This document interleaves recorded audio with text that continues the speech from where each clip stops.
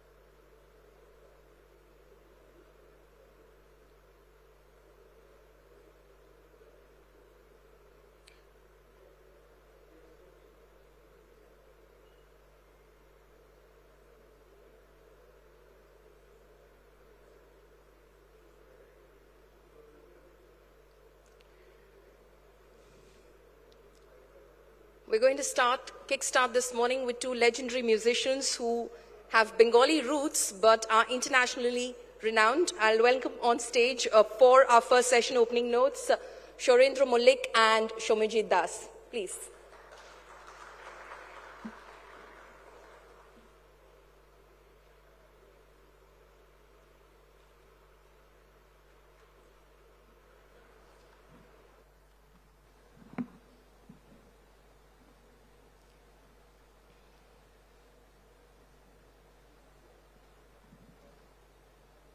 Thank you so much, both of you, for coming to the India Today Conclave East. It's a pleasure to have you over here. Thank you for having us. We are honored and obviously legendary duo, both of you. But there are many who possibly have still not heard your music, and I bet they want to hear you today. And I know you've got a great lineup of songs. But before that, just, asking you about your association, which goes back a long way, I believe. It does. It is 20 years, or maybe 18 years that we are working together. Don't try to guess our age with that. No, I will not. As long as you don't try to guess my age either. We'll keep it at that. But our relationship had been extremely musical. We are extremely rooted to the music of our country, of our land, of our soil. And what we found that when we perform these forms of music to different parts of the globe, it really makes us proud, and we explore our country in a far better way when we perform our traditional music, which dates back to centuries maybe. And the acceptance of Indian music globally today is really something heartwarming, because our classical forms have sporadic roots which can integrate with Western formats, explain have links with jazz, blues, and all other formats. And that makes us very proud as students of Indian music that our country has so much to give. Absolutely. And speaking of your roots, of our roots, actually, but the fusion that you create, can you give us a glimpse of that? Okay, so we thought that because you are, having this conclave here in the eastern part of the country, and there's this very, very popular song. It's almost a part of every Bangali's heart. It is a description of this beautiful land, so we thought we'll start with that. Perfect.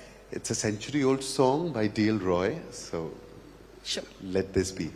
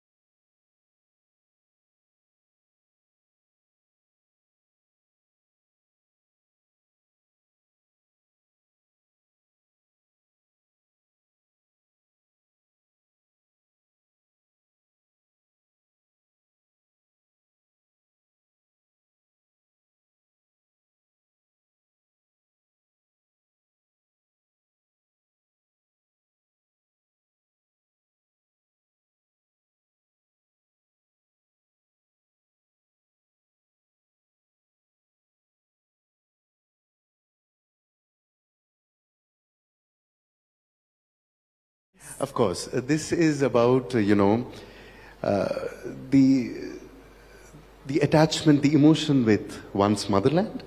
And because we are from this beautiful country, so this is for India, and it says about how beautiful the mountains are, and then the birds, and then this is something very unique that we have, this tradition of relationships, how a mother and a son, with all of that, and D.L. Roy being one of those great son of Bengal. This song, it lives, and that's why we thought that we'll welcome, your audience with this song. So basically, Tagore, Roy, and a generation of poets and songwriters in Bengal had a great influence on the freedom movement of India. And these are the songs which inspired our country. Today we are standing on the 75th year of our independence. But these are the songs which brought Indians together for the freedom movement. Be it Vande Mataram, an iconic song, was born in Bengal, which gave the spirit to the whole of the establishment of this movement. And we are very proud of these songs. And I think Vande Mataram is one of those, rare compositions that for the first time united the entire country during the movement. Before that, I don't know of any piece of music that could have united the entire nation. So, at a point of time, there was Chaitanya Dev who was singing kirtans and bringing the masses together to form a belief of his thoughts. probably Vande Mataram was a very important song which brought a huge set of Indians together. And Polu, you know, I just remember that I think it's 2 years from now, or maybe, 2 years, that we got to perform this song in Victoria Memorial, where the Honorable Prime Minister and Chief Minister were there. Yeah, the 125th birth anniversary of Netaji. Birth anniversary of Netaji. Right. That was January 2021, just January before the 2021. elections. Right, Yeah, right. that's right. Also, I saw you earlier practice some songs that seemed to be a remembrance of some legends, music legends as well. Would you want to pay some tribute to them? Of course, because pandemic has taken so many outstanding musicians from our country. So it's just a medley with some of your favorite songs, our favorite songs. I hope you enjoy it. Remembering these great voices.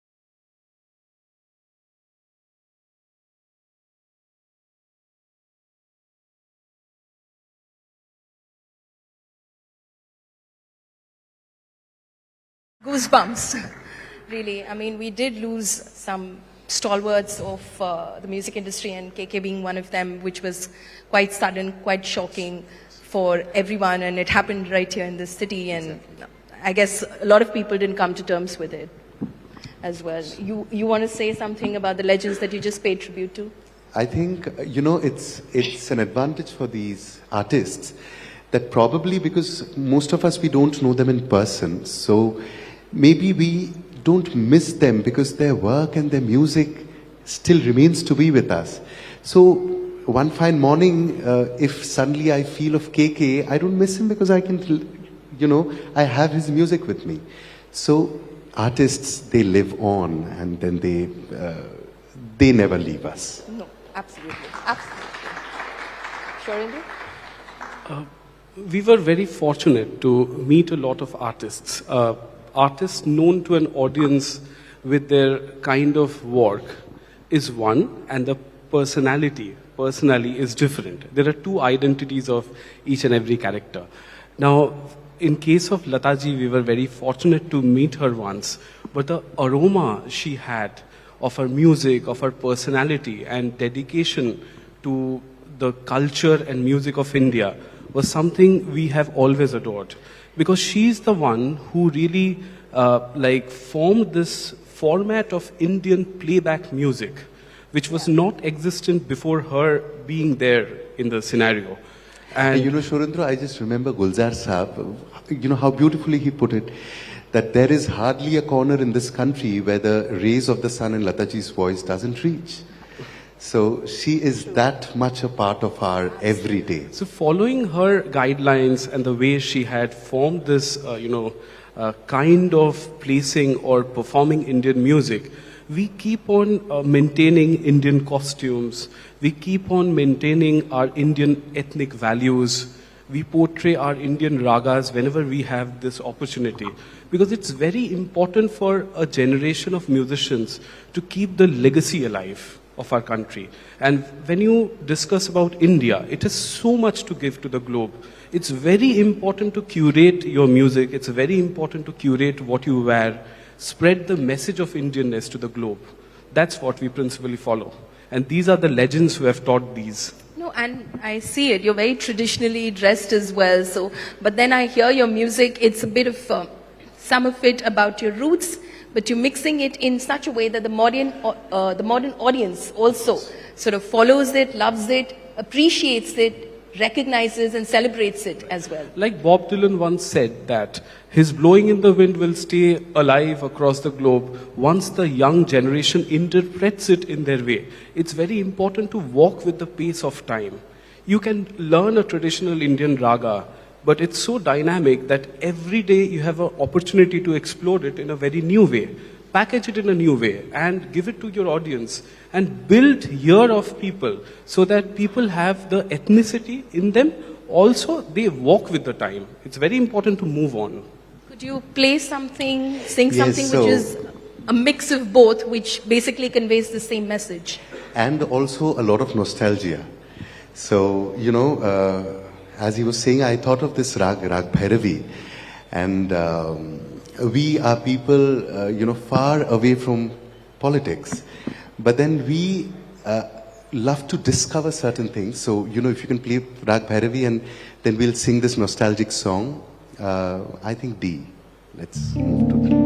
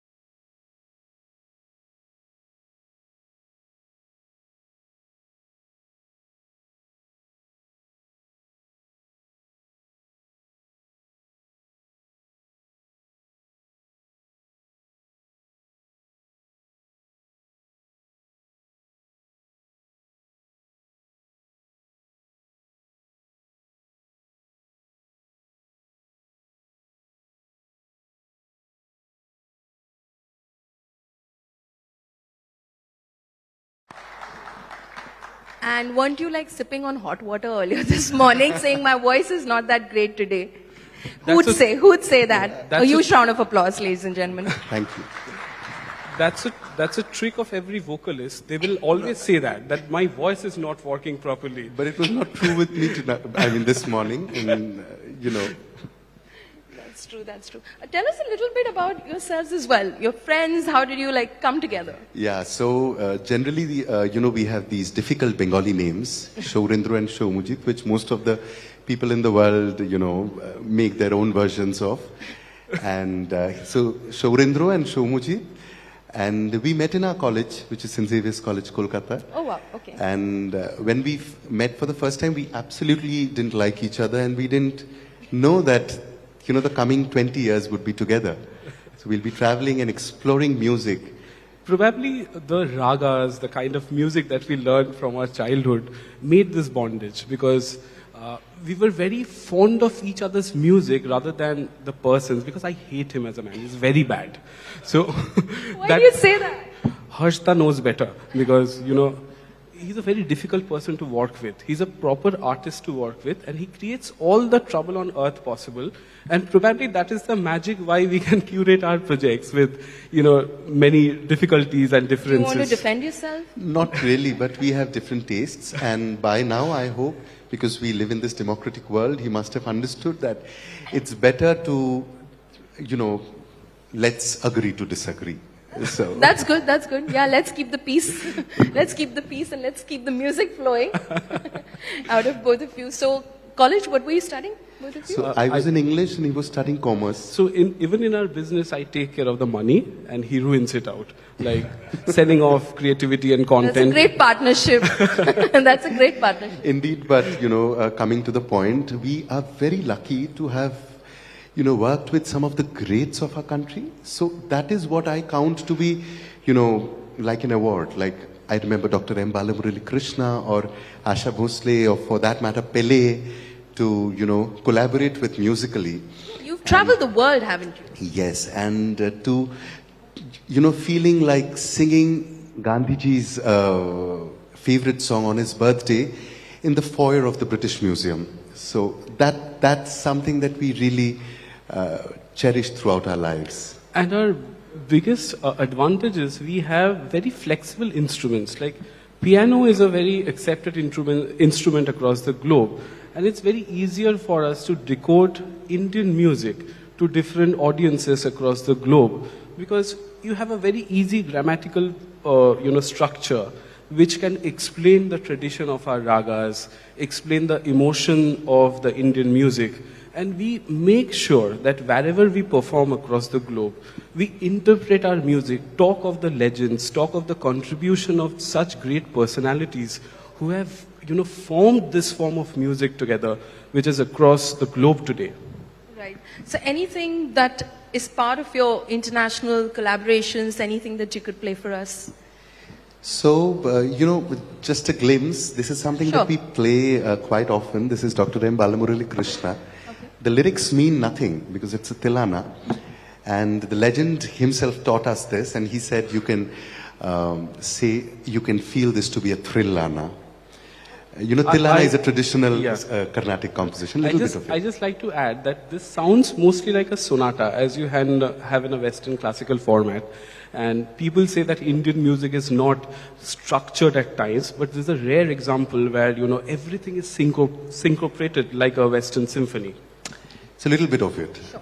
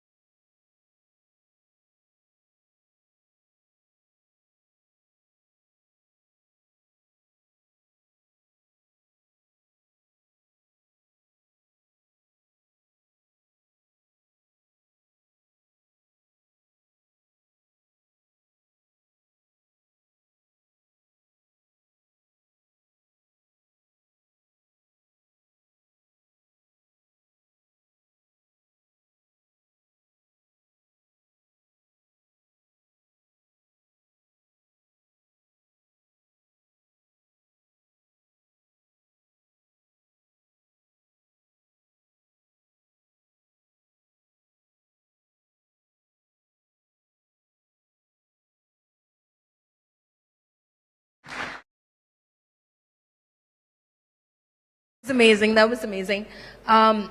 Before, of course, we have to close this session, you had some thoughts about how you would want to, sort of, Yeah, the note you would want to end on. Maybe we had a long song that we planned to end with, and Harshita is sitting here.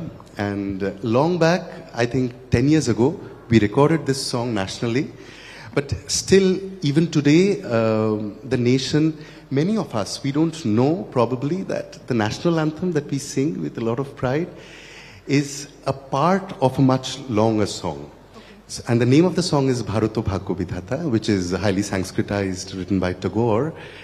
And, if someone reads this song out, so this controversy of, Tagore writing Bharato Bhagyo Vidhata, Janagan Man for George V and all, it actually, they come to know that it's nothing of that sort. Because this song describes that Snehamai Tumi Mata. So she's describing the motherland. So I wanted to sing a couple of stanzas from this song. Not the national anthem, but still because it has the, refrain of our national anthem. So I would request you all to please stand up and join me in the... I'm very sorry, since I'll play sitting, so I have to be seated. Yeah. D sharp.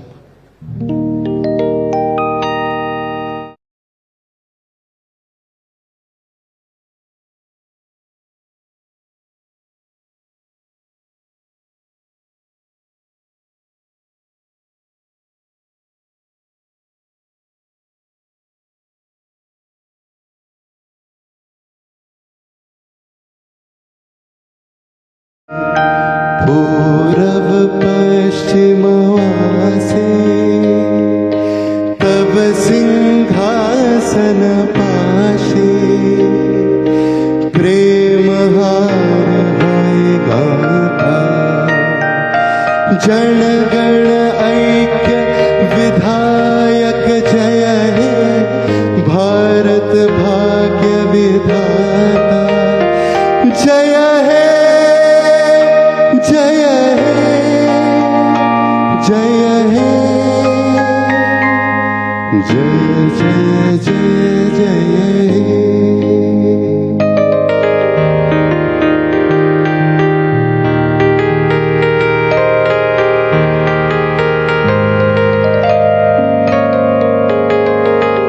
पतन अभ्युदय बंधुर पंथा युग युग धावित यात्री हे चिरसारथी तब रथ चले मुखरित पथ दिन रात्रि दारुण विप्लव माझे तब शंख ध्वनि बाजे संकट दुख त्राता जन गण पथ परिचायक जय है भारत भाग्य विधाता जय है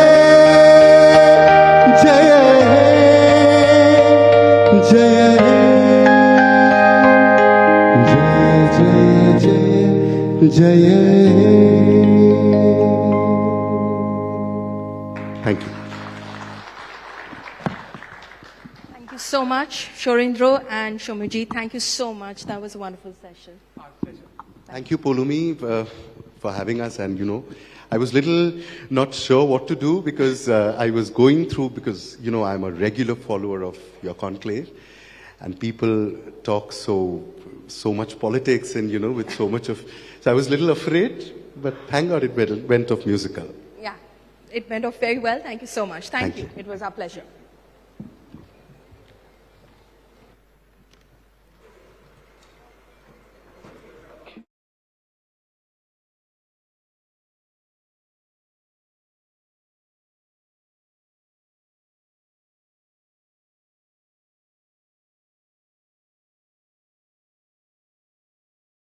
It's called Legislative Legacy, the Art of Building Consensus in an Age of Disruptions. I'd request our moderator for the session, Mr. Rahul Kanwal, News Director, India Today Television and Aaj Tak to come on stage and introduce our speakers.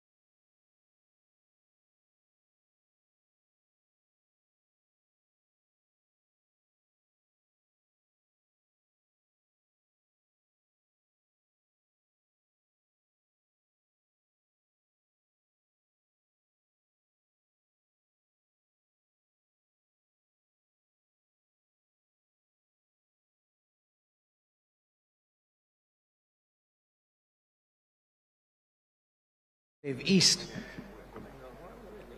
is the ruling government of the day at the center and in different state capitals losing the ability to forge a consensus by using the brute electoral majority to push through different forms of legislation which ultimately leads to protests out on the street, like we saw recently during the Agnipath protests, before that during the farm agitation, even before that during the CAA, Citizenship Amendment Act protests, and even before that during the land acquisition period. And is this dangerous for democracy? Are we losing the art of building a political consensus? To talk about this deeply vexed issue, we're joined at the India Today Conclave East, starting from my immediate left by Pradyut Bordolai. He's been a former cabinet minister in Assam, Congress member of parliament in the Lok Sabha. Flanking him, we've got Abdul Khalik, member of parliament from Barpeta in Assam. Next to him, we've got Shukendu Shekhar Ray, Trinamool Rajya Sabha member of parliament. And last but not least, representing the ruling government, we have a former IAS officer, now the member of parliament from Bhubaneswar in Odisha, Parajita Sarangi. So welcome to all of you. And I want to start by asking Ms. Sarangi about the protests that we're seeing on the street. If you look, the data suggests that fewer bills are being sent to standing committees for consultation. The whole process of trying to formulate a consensus now seems to consume time, it seems burdensome, and therefore the government says we have the majority and therefore we can push bills through without having to go through this time-consuming process, which is what leads to the kind of protest that we've seen recently. How do you respond to this? A very good morning. At the outset, I must say that it's my privilege, my pleasure to be part of this conclave of India Today. I'm thankful that all the esteemed panelists, whom I respect very much, are here. Now, as far as building consensus is concerned in the age of disruptions, I would like to say very emphatically, but with tremendous humility, that from 26th May 2014, the day Prime Minister Modi has taken over till date, these 8 years should not be termed as the age of disruptions.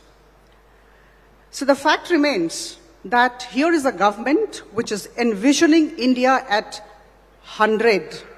We are into Amrit Kal, and for that matter, we have to think ahead. And when we think ahead of our time, we know there would be resistance, there would be opposition. And in these 8 years, to every action, rather positive action of Prime Minister Modi, there is an equal and opposite negative reaction from the opposition. Now, I'm a member of the Lok Sabha. I sit there during the parliament session. I'm also part of the standing committees, and I must mention with all humility that I'm part of the 3 joint parliamentary committees. Now here, 11 bills have been sent in the 17th Lok Sabha to the various standing committees, major bills, important bills. And there are 3 joint parliamentary committees. I would definitely like to mention them, if Rahul you can permit, if there is time. Number 1, of course, is the Personal Data Protection Bill. I'm a member of that, and I must say, with all conviction at my command, that all the members belong to different political parties, and this particular committee was constituted in 2019, and 78 times this committee had met.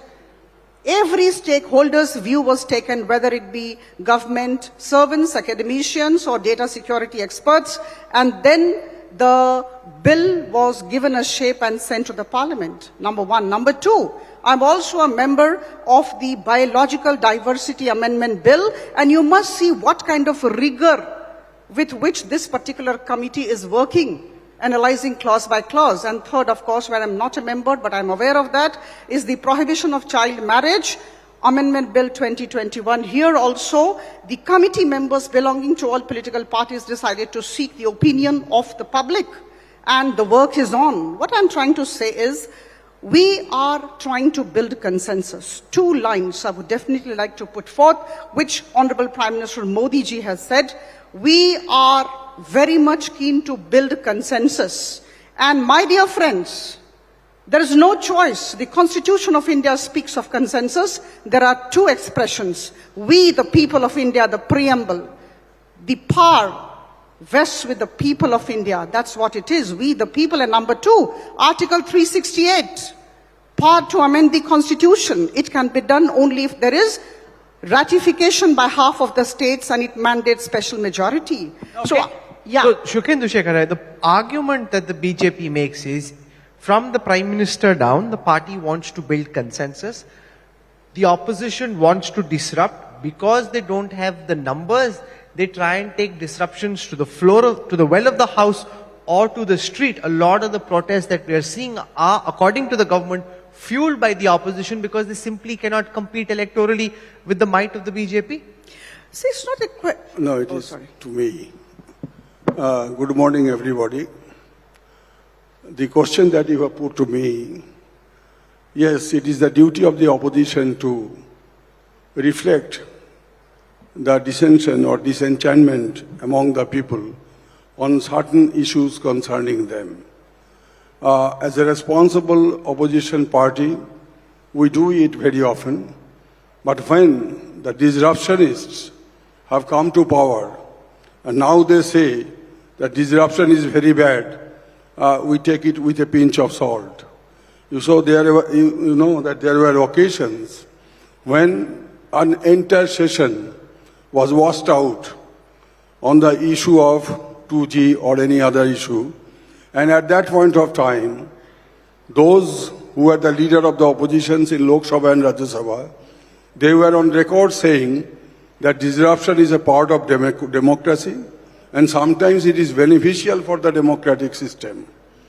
So we are not on that blaming anyone, but it depends upon the mindset of the people at the helm of the affairs, how to arrive at a consensus. It is not a fact that we never arrived at any consensus. There was a time when on the issue of Lokpal, or for that matter GST, different political parties at the request of the then ruling party or present ruling party, consensus was arrived at. So there are both the pictures.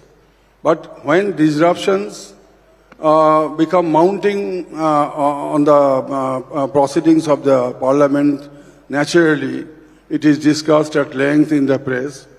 But what is the root cause for disruption? We'll have to go to the root cause. What do you think is the root cause? According to me, there are 3-4 elements or the root causes for the disruption by the opposition. First of all, the time constraint. Opposition do not get much time to ventilate the grievances of the people. There was a time, in the 1950s, where this parliament had sessions for 140 days, 50 days, 60 days. Now it has been reduced to half. So naturally there is a time constraint.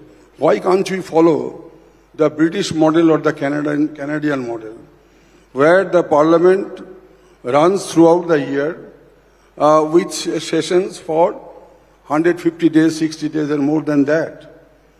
But and 20 days out of that 150 days or 160 days in UK particularly, 20 days are earmarked for the opposition. They decide what will be the business in the House, what would be the private members' bill to be discussed, etc. So opposition gets a space.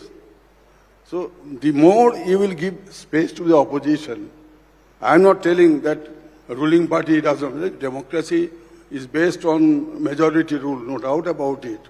But at the same time, the role of the opposition is no less important. So time constant is one factor. Okay. The other things is that most of the bills are not nowadays referred to the parliamentary committees. When this system was introduced in the 1990s, when the parliamentary committees were set up for the first time, those days 70% or 75% of the bills used to be referred to the standing committees or other committees. Now this has been almost done away with. The parliamentary committees have almost become redundant because most of the bills are not referred to them. I can name so many bills, but you see, due to paucity of time, this is the second shortcoming. The third shortcoming is that there is no attempt on the part of the ruling party or the ruling dispensation to have dialogue with the opposition, various opposition parties. Okay. Let me put that question back to Aparajita. I'm giving one example. Yes. When Atal Bihari Vajpayee ji was Prime Minister, there was always an attempt on the part of his government to have a discussion with the opposition to arrive at consensus. We have seen a troubleshooter like Mr. Pranab Mukherjee. We have seen Mr. Arun Jaitley as leader of the Rajya Sabha and Madam Sushma Swaraj as leader of Lok Sabha. Both of them used to, when they were in power, in ministry, they used to speak to different political parties. But nowadays, it is almost absent. Okay, so let Aparajita respond to this. The paucity of time, the lack of a desire to build consensus. Mamata Banerjee was here at the same stage yesterday. She said, if the BJP had told us who their presidential candidate was, maybe we could have found consensus around a tribal Adivasi woman from the east. Yes. But you never did it. They're not trying to build a consensus because the BJP of Shah and Modi is different from the BJP of Vajpayee, Jaitley and Sushma. Yes, Mamata Banerjee got a call from Mr. Rajnath Singh that let us have a consensus. Then Mamata ji asked, who is your candidate? Or what is your plan of action? He did not say anything in details. Aparajita. He was asking her suggestion. See, I would say that let's not make general statements. Let's support our arguments with facts and figures. As far as the productivity rate is concerned, from 14th Lok Sabha to the 17th Lok Sabha where I am in and my colleagues are there, let me tell you that the productivity rate has been 86%, 85%, 95% and now 106% respectively, number one. Number two, I think all of us have read the interview of Honorable Speaker Om Birla, which had come out in one of the major newspapers a couple of days back. He said the 17th Lok Sabha has performed extremely well and the number of participants in various debates And when I say number of participants, I mean participants belonging to various political parties have been given time and have been given chance to speak much more than what it was in the 16th Lok Sabha or before that. And you know, discussions have gone into the night. We have held discussions on various bills which have gone into the night. And let me tell you that the Honorable Speaker and others have tried very hard to talk to our members from the opposition, from outside the parliament also, outside the Lok Sabha also. I remember when the farm laws were being discussed, the farm bills were being discussed, there was a time when everybody was invited for discussion. Everybody came, all the opposition parties came, I have the but data Rahul Gandhi did not come. Budget session of 2022, the productivity of the Rajya Sabha was 90%, Lok Sabha 114%. Parajita cites this data to say opposition is being given an opportunity to speak. People like Rahul Gandhi don't come because they prefer agitational politics on the street rather than debating and discussing on the floor of the House. What about budget session of 2021? Out of 15 bills passed in Lok Sabha, 11 bills were discussed for 10 minutes each. And it was passed. And in Rajya Sabha, within half an hour, 10 bills were passed. So hey, Rahul, I just wanted to point out, you also spoke about statistics. When you talk about budget session last time, do you know 73% of the budget provisions were passed without any discussion? And 7 bills were introduced in the budget session. 5 bills were passed without any discussion. And coming to statistics, you have mentioned, see, there are regions why disruptions have taken place of late. Because when you don't have sittings of the parliament for 3 decades, from 50s, 60s and 70s, the average days of sitting of the parliament was 121 days. But it has been gradually declining. Now, in the current Lok Sabha, the average 70 days in a year, the sitting takes place. So the opposition do not get opportunities to ventilate. And not only that, I want to give you another example. You said about parliamentary committees. Parliamentary committees are obviously enshrined in the constitution. So in UPA 2 regime, this is statistics. I just want to tell you this. 71% bills which were introduced during the UPA 2 regime, 71% bills were referred to select committees and standing committees for discussion. That came down to the 16th Lok Sabha, it came down to 27%. And now in the current Lok Sabha term is not over. Barely 11% bills are referred to the standing committees. These are facts. So you can see that, you know, the opportunities, the time for the opposition, that is not there. So the point is very clear. The more you sweat in the parliament, the less you bleed on the streets. Because you have to give time. All our MPs are representatives of the people. So you have to give time. We have to articulate. We have to ventilate. If that opportunities are not given, there are bound to be disruption. There are bound to be, you know, agitations everywhere. So all these things have to be addressed. Consensus has to be built. I want to give you another example because we were talking about consensus also. I just want to give you one example. The Chinese aggression, 1962, when the national emergency was promulgated, there was a young opposition MP who went to Pandit Jawaharlal Nehru. That young opposition MP was none than Atal Bihari Vajpayee ji. He was barely 36 years. He went and met Pandit Jawaharlal Nehru, saying that it's a national emergency, the Chinese have started attacking India, the parliament session must be convened, special session. Nehru ji agreed immediately and special session was convened. And that time, there was another independent MP, Dr. L. Singhvi. He went to the Prime Minister saying that, this is all in the books. He went to the Parliament, to the Prime Minister saying that this session should not be open. there should be secret sessions so that, it should be confined on the national interest. Jawaharlal Nehru ji didn't agree. That special session took place and 165 MPs of various hues of all parties, they took to the floor. It was an open thing. And a lot of attack on Jawaharlal Nehru ji. Attack, vitriolic attack. But it was, Jawaharlal Nehru ji was there. See, this was the consensus. You have to respect the opposition. You have to allow. And B.R. Ambedkar ji said in the Constituent Assembly, when Constitution was walked out, saying that Parliament should belong to the opposition. If you don't give opportunities, if you try to skirt the issues, don't allow questions. I am telling you with lot of conviction. For last 2 years, we know that our neighborly state is Arunachal Pradesh. Chinese incursions have taken place. Forget about Congress. I belong to the Congress. My friend, another BJP MP from Arunachal Pradesh, he himself has raised it. And I have been filing at least 10 to 12 questions in last 2 years. All my questions on Chinese incursions have been disallowed. Why are we disallowed? Okay, that's interesting.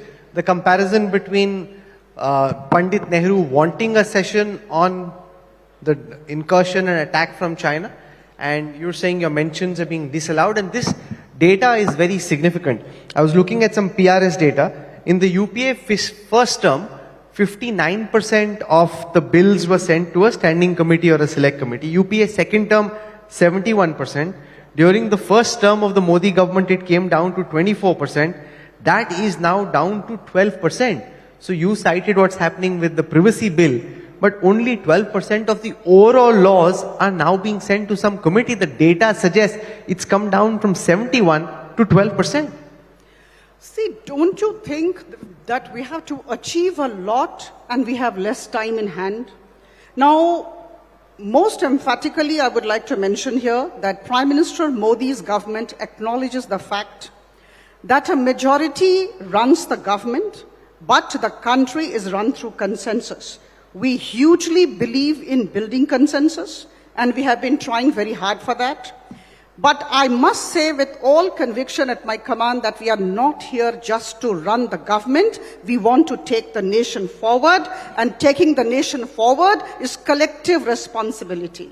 To run the parliament, to run Lok Sabha and Rajya Sabha, not to have disruptions, not to create problems unnecessarily, shouting with no facts and figures.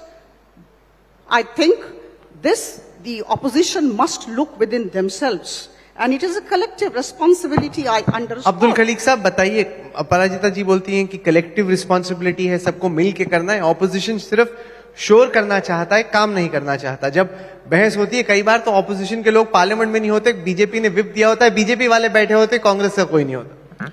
पहला बात तो सुखेंदु शेखर जी जरा hint दिया.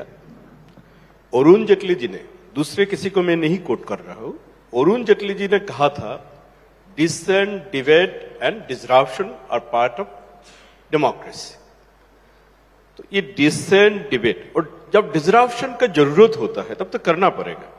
लेकिन disruption कब होते हैं? हाँ, 2-4 अपराजिता जी ने डाटा दिया, कुछ बिल सिलेक्ट कमेटी में, स्टैंडिंग कमेटी में भेजा है. लेकिन जो इंपॉर्टेंट बिल है, जैसे फार्म लॉ, विपक्ष इतना दावा किया इसको कमेटी में भेजना चाहिए, नहीं भेजा. इन लोगों का मेजॉरिटी है, संख्या है, संख्या का अहंकार में बिल पास कर दिया, बाद में वापस कर लिया. जो हम लोग जो बोला था, विपक्ष ने जो बोला था, जो आर्गुमेंट दिया था, वही सही निकला. अभी अग्निपथ लेकर, ये बिल नहीं है, दूसरा बात, अग्निपथ लेकर सारा देश में इतना धरना प्रदर्शन हो रहा है, ये आपस नहीं ले रहा है. लेकिन आखिर में ये भी आपस लेना होगा. तो ये लोग कंसेंसस का बात जरूर कहते हैं, लेकिन करते नहीं. और अभी तक ये 17 लोकसभा का 3 पार्लियामेंट बजट सेशन गया. तीनों बजट सेशन आप अगर देखेगा, तीनों बजट सेशन जो कैलेंडर था वो आखिरी दिन का बहुत पहले ही तीनों सेशन खत्म किया था. तो ये लोग डिस्कशन नहीं चाहते हैं, अपना जो एजेंडा में जो बिल है वो पास होने से ही वो पास कर लेते हैं. सिर्फ यही नहीं, जो राष्ट्रपति का कैंडिडेट, प्रेसिडेंट का कैंडिडेट, वो कॉन्सेंसस का बारे में जरूर बोला, लेकिन नाम आगे नहीं रखा। और जैसे सुप्रीम कोर्ट का जो जजमेंट आते हैं, जब ट्रिपल तलाक का जजमेंट आया वो लोग तुरंत कानून लेकर, ठीक है, मुस्लिम वुमेन को एम्पावर कर, ठीक है। जब सबरीमाला लेकर जजमेंट आया तब गृह मंत्री, देश का गृह मंत्री दूसरा बात बोला, तब वो सुप्रीम कोर्ट को कानून रिव्यू करना पड़ा। तो ये अगर आप कानून को रेस्पेक्ट करोगी तब सब कानून को, सुप्रीम कोर्ट का जो भी जजमेंट आते हैं वही जजमेंट को आप रेस्पेक्ट करना होगा। लेकिन आपका पक्ष में जो जाएगा उसको आप रेस्पेक्ट करेगा, उनको लेकर आप कानून लेके आएगा। जब महाराष्ट्र को लेकर कोई जजमेंट आएगा उसका आप स्वागत करेगा, और वो जजमेंट में स्पीकर का जो पावर है उसको भी कार्टेल करेगा, तो भी स्वागत करेगा, उसको प्रेज करेगा। और जब नुपुर शर्मा लेकर कोई ऑब्जर्वेशन आएगा सुप्रीम कोर्ट, जब देश का कानून मंत्री, दूसरे कोई मंत्री ना हो, देश का कानून मंत्री जब बोलेगा I have strong observation, strong reservation, तब क्या होगा? इसीलिए जब आप कंसेंसस के बारे में बोलेगा, कंसेंसस का ज्यादा जिम्मेवारी है सत्ता पक्ष का, विपक्ष का नहीं। विपक्ष जरूर सहयोग करेगा, लेकिन सत्ता पक्ष का जरूरत ज्यादा है। अभी जो आर्टिकल 370 एब्रोगेशन, इतना जल्द में ये बिल पास किया, अभी क्या हुआ कश्मीर में? जम्मू एंड कश्मीर पहले जैसा जो हालत था उससे ज्यादा खराब हो गया। You make a very important point, and his argument is because there isn't enough discussion. एक सेकंड राहुल जी, और ये CAA सिटीजनशिप अमेंडमेंट एक्ट जो 2019 का कानून पास कर दिया, बिल से कानून हो गया, लेकिन अभी तक रूल ही नहीं बना पाया। अभी कितना लोग अफगानिस्तान से जो आया था, पाकिस्तान से आया था जो हिंदू, वो चला गया, यहां उन लोग को सिटीजनशिप नहीं मिला। आपका इतना प्रेम है, आप इतना चाहते हैं, लेकिन अभी तक रूल नहीं बना पाया, तो इतना जल्दबाजी का क्या जरूरत? Because you're pushing things through in a hurry, जल्दबाजी में push कर रहे हो, which is why you have to take the law back. If I look at the data, the number of bills pushed through by an ordinance in the first term of the second NDA government was 76, much more than the number of bills pushed through between 2004 to 2014. So what they didn't do in 10 years, you've done much more than that in just 5 years. I think we need compliment for that. We need a pat on our back. And it's a collective responsibility, I must say. We have to take the nation forward. We are not just here to run the government. Now here, I would just request for a few more minutes to me. 3 very solid, concrete examples I would like to put forth. Number 1, the GST bill, which became an act, passed in April-May 2017. And let me tell you, all of us are aware, I would be reiterating that before we brought the GST thing to the Lok Sabha and the Rajya Sabha, there was tremendous homework done by the BJP government and the central government. 2 years of very hard work we had put in. We had talked to all the stakeholders all along, and then we brought it. Number 1. Number 2, let's talk about the farm laws. I don't have to look into my papers, or rather these things are at my fingertips. I remember, these people kind of created unnecessary law and order problems in the country. Remember the Lal Killa thing which had happened. Remember the Shaheen Bagh incident post-CAA. All these things had happened, but let me tell you about the farm laws. Now, December 2000, there was an inter-ministerial task force that had been created. Now, July 2001, again, there was a small group of ministers which had been created, and they were working on it. Then I will talk of 2010. There was a group of 4 chief ministers which had been set up. It was headed by the Haryana chief minister, West Bengal, Bihar and Assam. These chief ministers were also members. What I'm trying to tell you is, there has been lot of deliberation, discussion, consultation. So to say that, homework has not been done, we have not been consulted, these are far from the truth. And I must say with all confidence, all conviction, that there is anti-growth and anti-India agenda. There are sinister designs. Many of these people we would not like to name have their own viewpoints, and they want to kind of halt the progress of Prime Minister Modi. Okay, Sourendro da. देश आगे जाइए, ये हम लोग सब चाहते हैं, लेकिन अगर जो CAA इतना जरूरत था, अभी तक रूल क्यों नहीं बने? अभी तक जो माइनॉरिटीज वहां से आया, हम लोग खिलाफ तो बात अलग है, उसको क्यों नागरिकता नहीं मिले? ये जवाब दीजिए.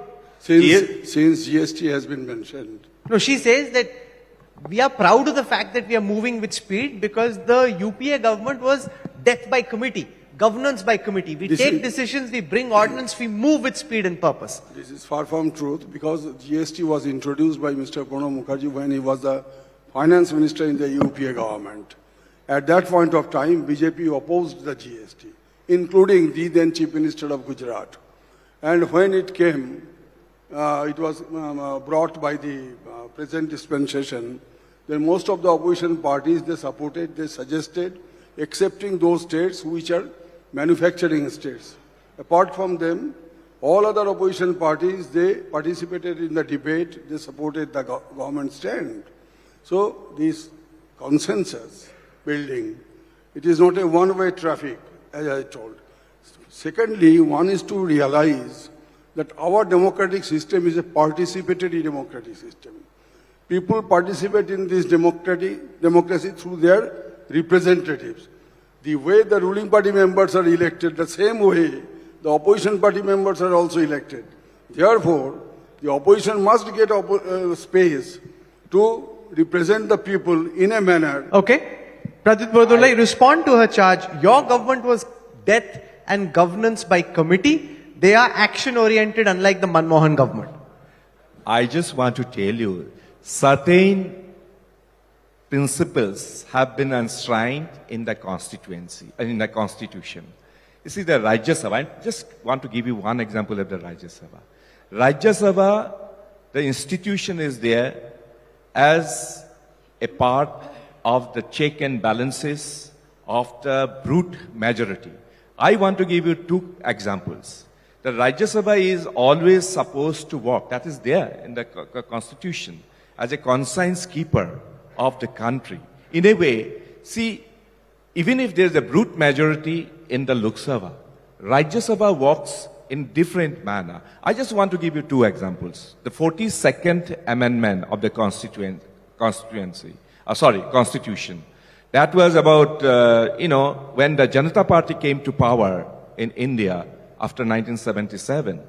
They wanted to repeal the Emergency Act and they moved the 42nd Amendment.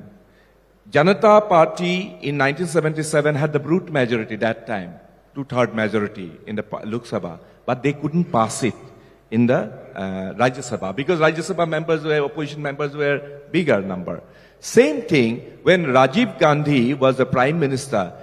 Rajiv Gandhi government has the largest ever majority in the Lok Sabha.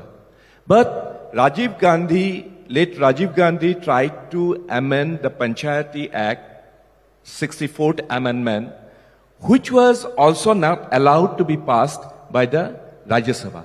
And in both the occasions, the presiding officer of the Rajya Sabha actually worked in such a impartial manner that unlike this time, just I want to give you one example. Aparajita ji is talking about bill, farm laws. Farm laws, there's a provision under Rule 252 of the rules of the parliament that any member, because there's a very popular device taken by the presiding officers, both Lok Sabha and Rajya Sabha, is a voice vote. Now in Rajya Sabha, when the farm bill was being discussed, the presiding officer insisted that there will be voice vote. There were innumerable, about 10 to 20 members raised that there should be a division. But presiding officer just bulldozed him. There was no division.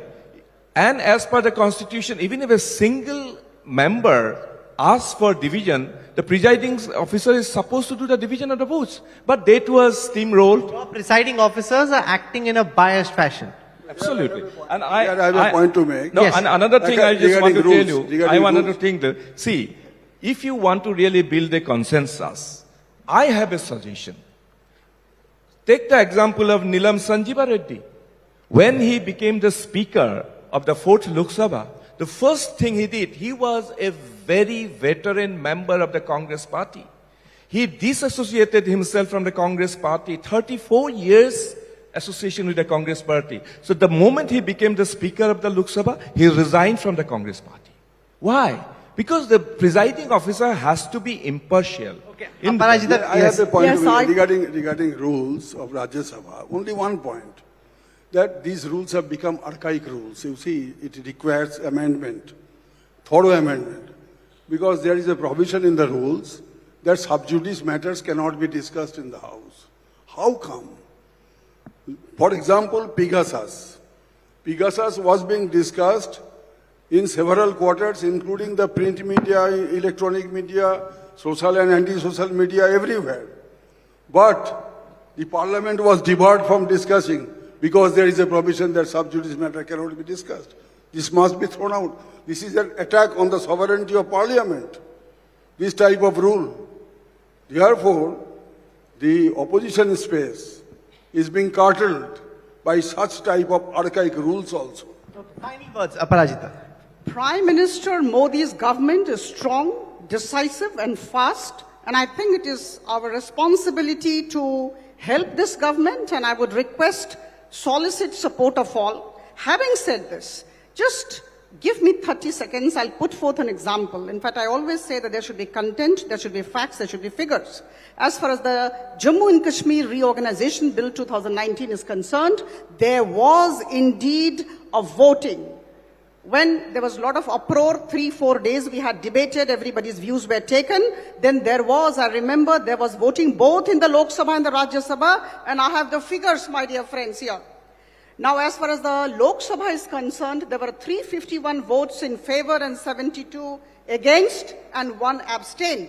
And as far as Rajya Sabha is concerned, 125 votes in favor, 61 against, and 1 abstained. So to say that we are not listening to our fellow members, to say that we do not build consensus, this is far from the truth. Wherever they have wanted division, we have gone for division, we have allowed division. Thank you. Jammu Kashmir में जरूर voting में तो पास हुआ, लेकिन मैं जो कहा था कॉन्सेंसस कहाँ हुआ? कॉन्सेंसस इसलिए चाहे ताकि देश का भला हो. अभी तक तो कश्मीर में नॉर्मलसी नहीं आया, तो जल्दबाजी में जो करते हैं वो देश के भला नहीं होते. There are many things actually that you are trying to bulldoze the democratic provisions of the Constitution.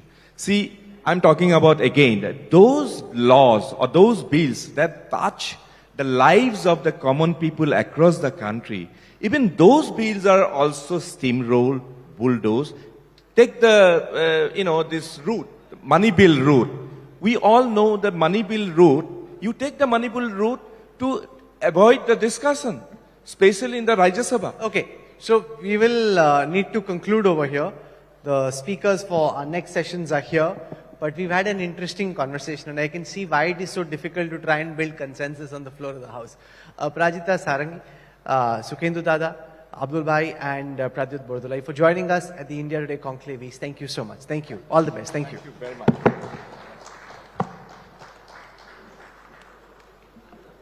Thank you to all our speakers.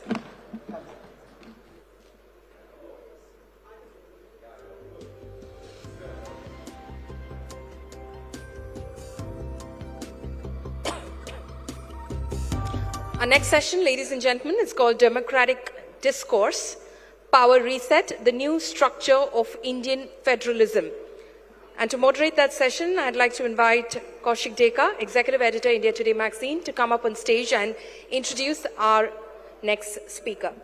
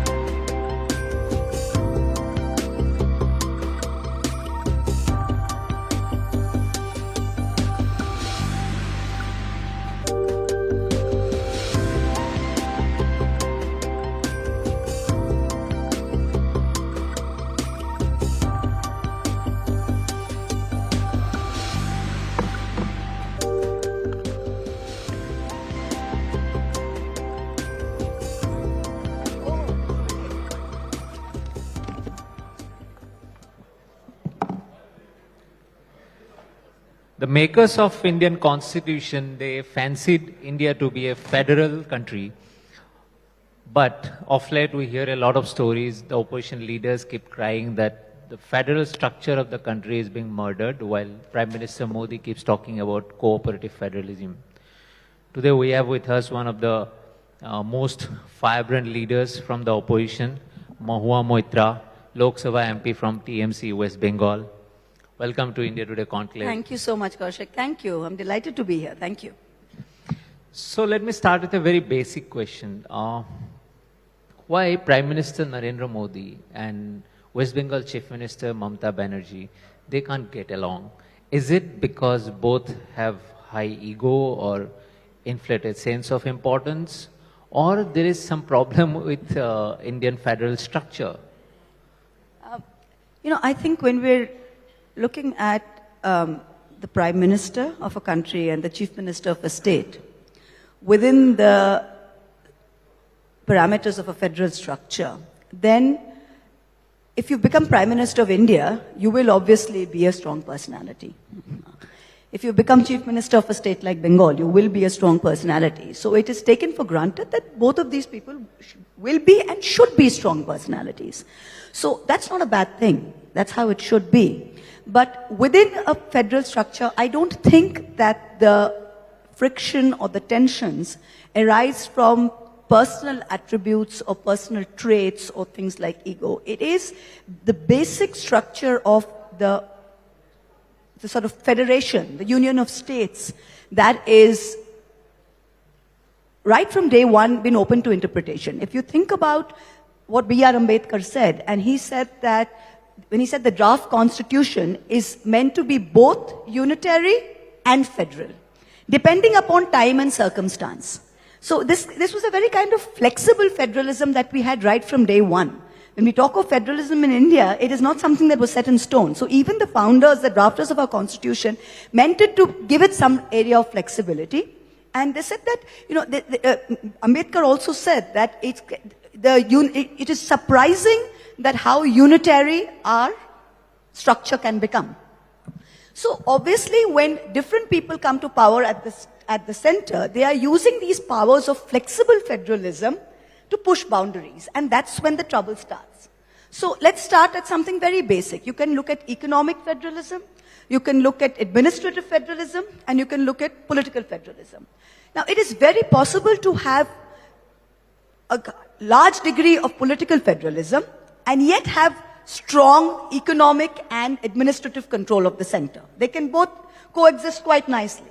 I mean, if you look at, say, YSR and the BJP there, they have political federalism, but at the same time, administrative and economic is flowing quite nicely from the center. So that is possible. But if you look at, otherwise, if you look at, in 2014, that was, I would say, as we knew it, federalism's first big blow came in 2014, when the Planning Commission was done away with. For 65 years, we had the Planning Commission, which basically dealt with the disbursement of grants on a consensual agreement basis to the states. So when Mr. Modi came in, the government did away with the Planning Commission, brought in the Niti Aayog. What did we have before that? We had the Gadgil formula. According to the state's GDP, per capita income of the state, population of the state, that's how the plan's allocation would be done. Now the Niti Aayog comes in, what happens? It's based on discretion. So whenever you have grants or assistance based on discretion, then the trouble starts. So what, in the last sort of, I would say 5 years or 4 years or even 3 years, especially during the pandemic, the center frankly has had a very bad fiscal run. Huge mismanagement, they've got their back to the wall. So what do? They squeeze the states. They increase cess, where the states get no thing. They've increased cess.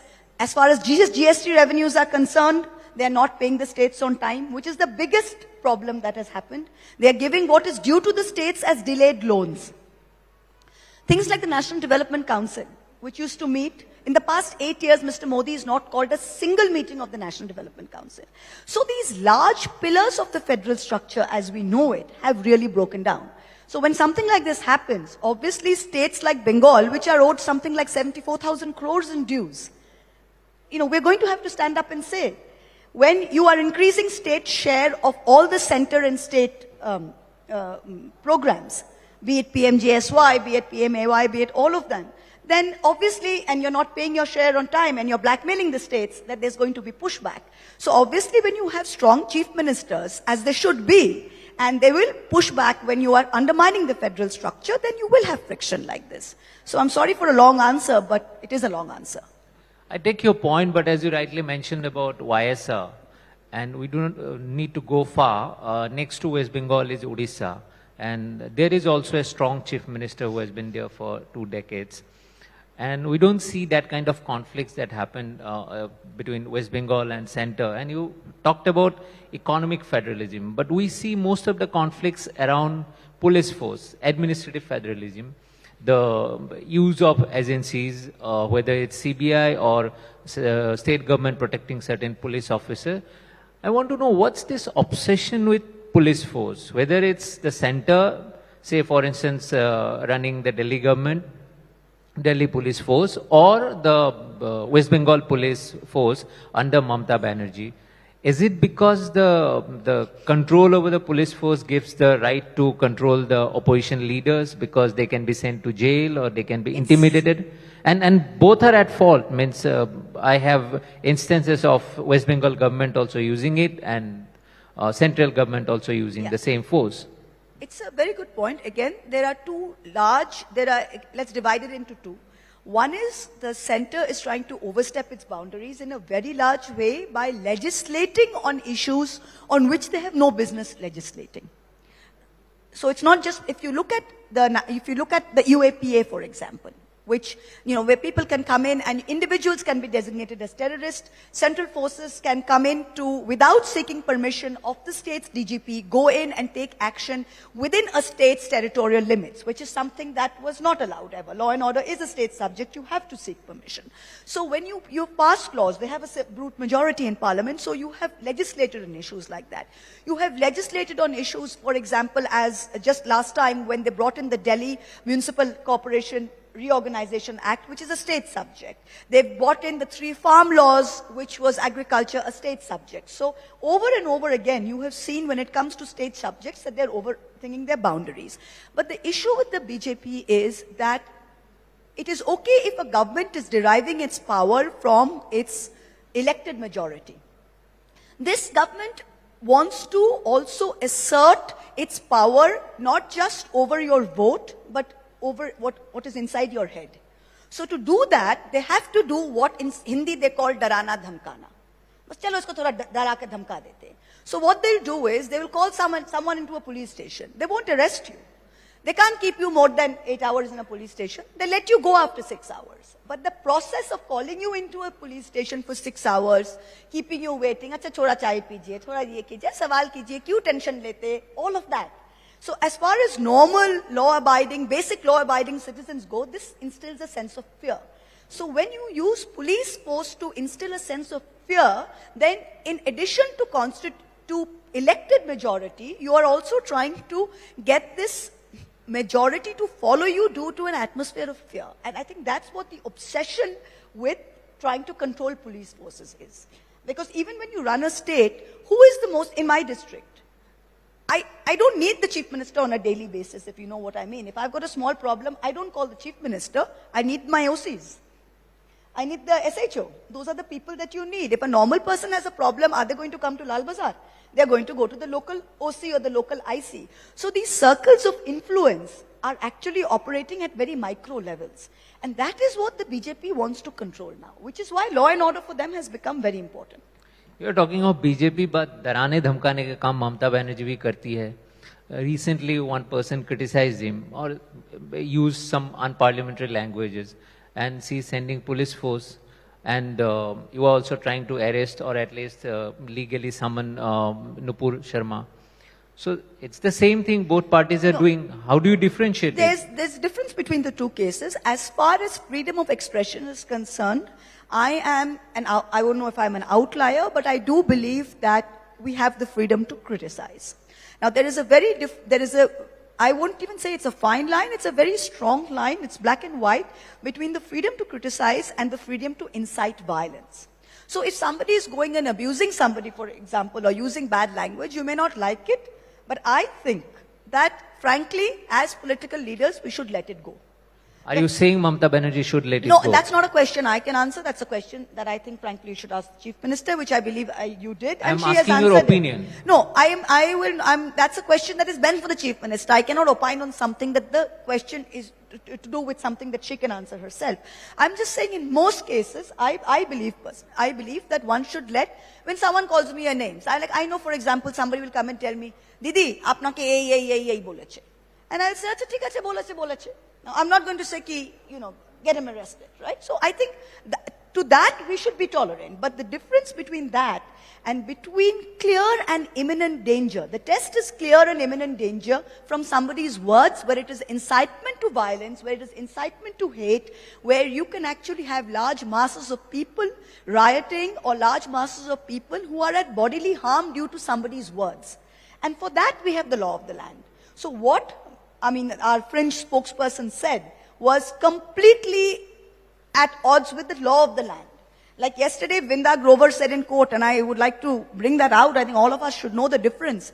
She said, we are not talking about the hurting my sentiments code, we're talking about the Indian Penal Code. There's a lot of things that we can say that can hurt my sentiments, but they may not necessarily be illegal. So let us try and stick to what the Indian Penal Code is and not this hurt my sentiments code. Now, some people may get hurt by sentiments by, I'm not eating vegetarian food and I'm drinking whiskey. But I may be a Kali worshipper where I go to Tara Peeth and I'm giving Ma Tara whiskey and I'm giving her mangsha jhol. So where does one draw the line? So let's not get into the hurt the sentiments kind of thing, but let's go into what is against the law. So if somebody has said something that is against the law, that is directly incitement to violence, then of course she should be arrested. And there cannot be double standards. You cannot have Muhammad Zubair, for example, for exactly the same section, 295, 295A, when he has tweeted from an Android phone, being picked up and harassed and his laptop confiscated, and the other person being given security at taxpayers' expense. That's not compatible. I'll come to that, but before that, what's your opinion about projecting that film director who projected Goddess Kali smoking? Now, many are claiming that it hurts religious sentiment. You were saying that something.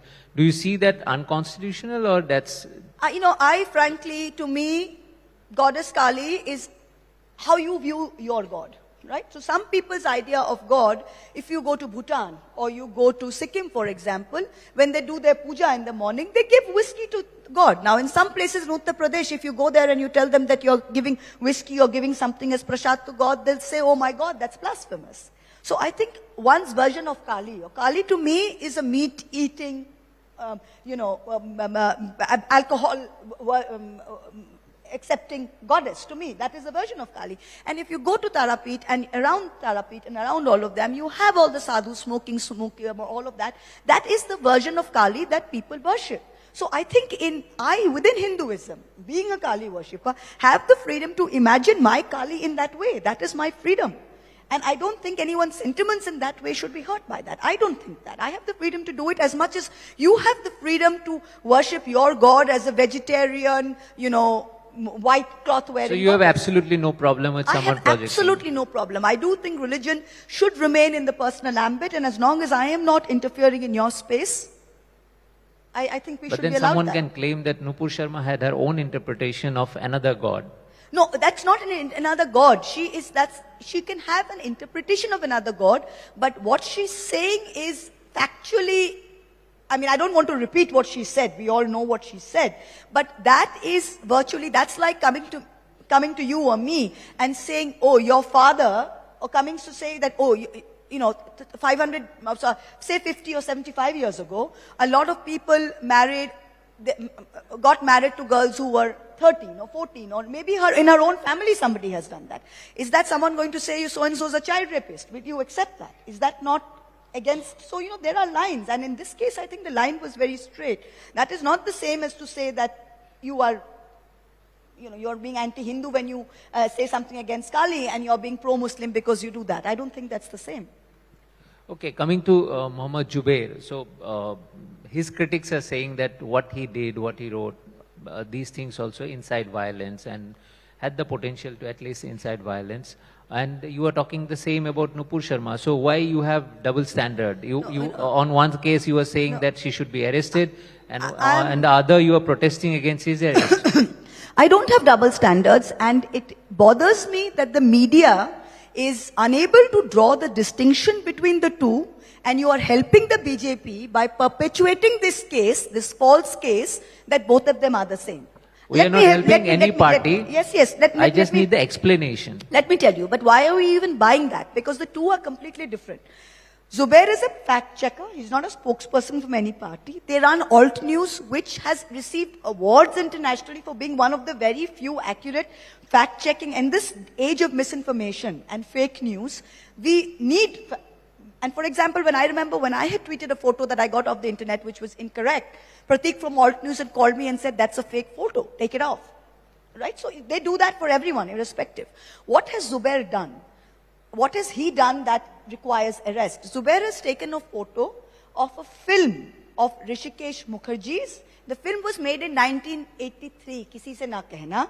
He's taken the film poster as it was, which was passed by the censor board, taken a photo of it, which says Hanuman versus Honeymoon Hotel, and he's put pre-14 and post-14. This tweet was done in 2018.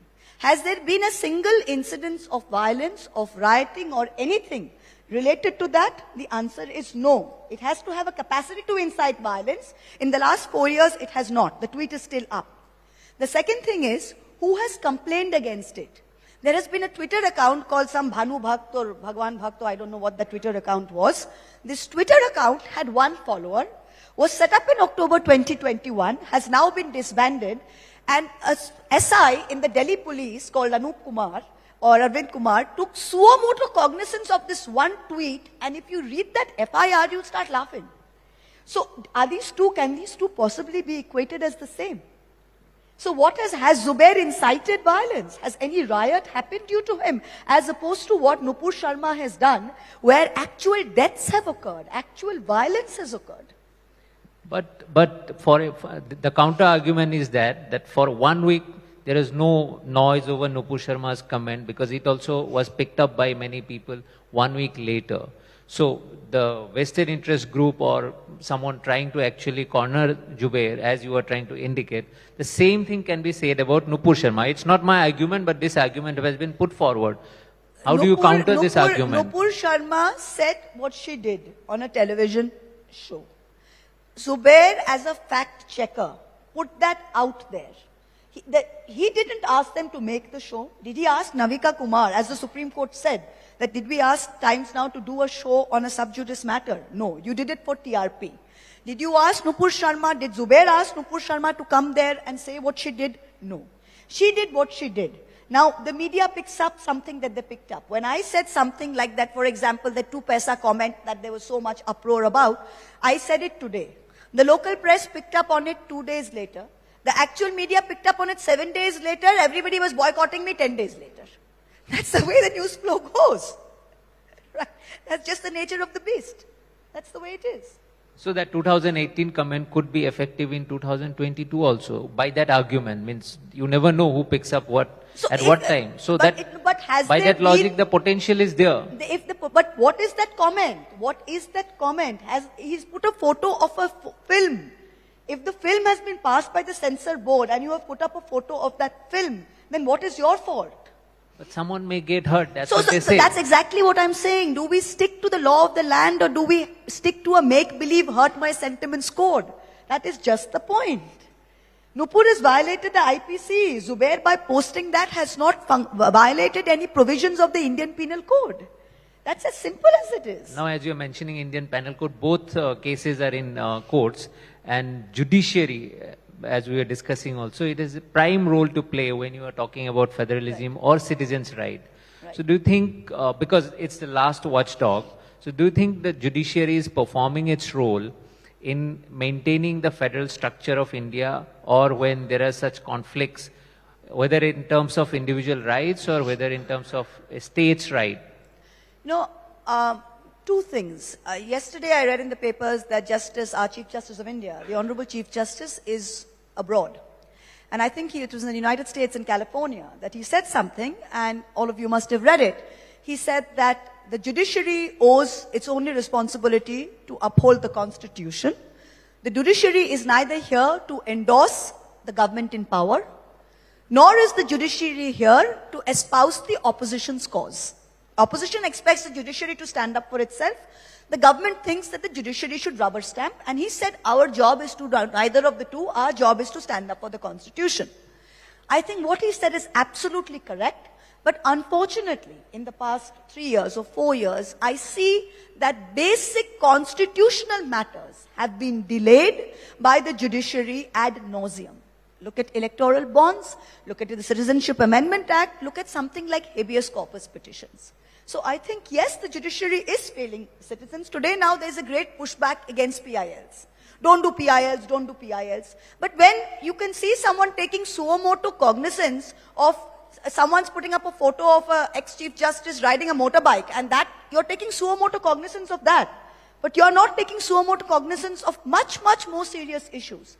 The entire PIL revolution happened because, frankly, after ADM Jabalpur, because they were siding with the emergency, after ADM Jabalpur, it was the judiciary's way of kind of trying to compensate to the people of India that, look, we are here to listen. You know, this PIL revolution happened. Now again, what's happened is they're saying that PILs have gone too far and now let's push back. They don't want to hear PILs. They're trying to cut down on the number of PILs. They're very strict as to you have to have locus to file PIL, all of those issues.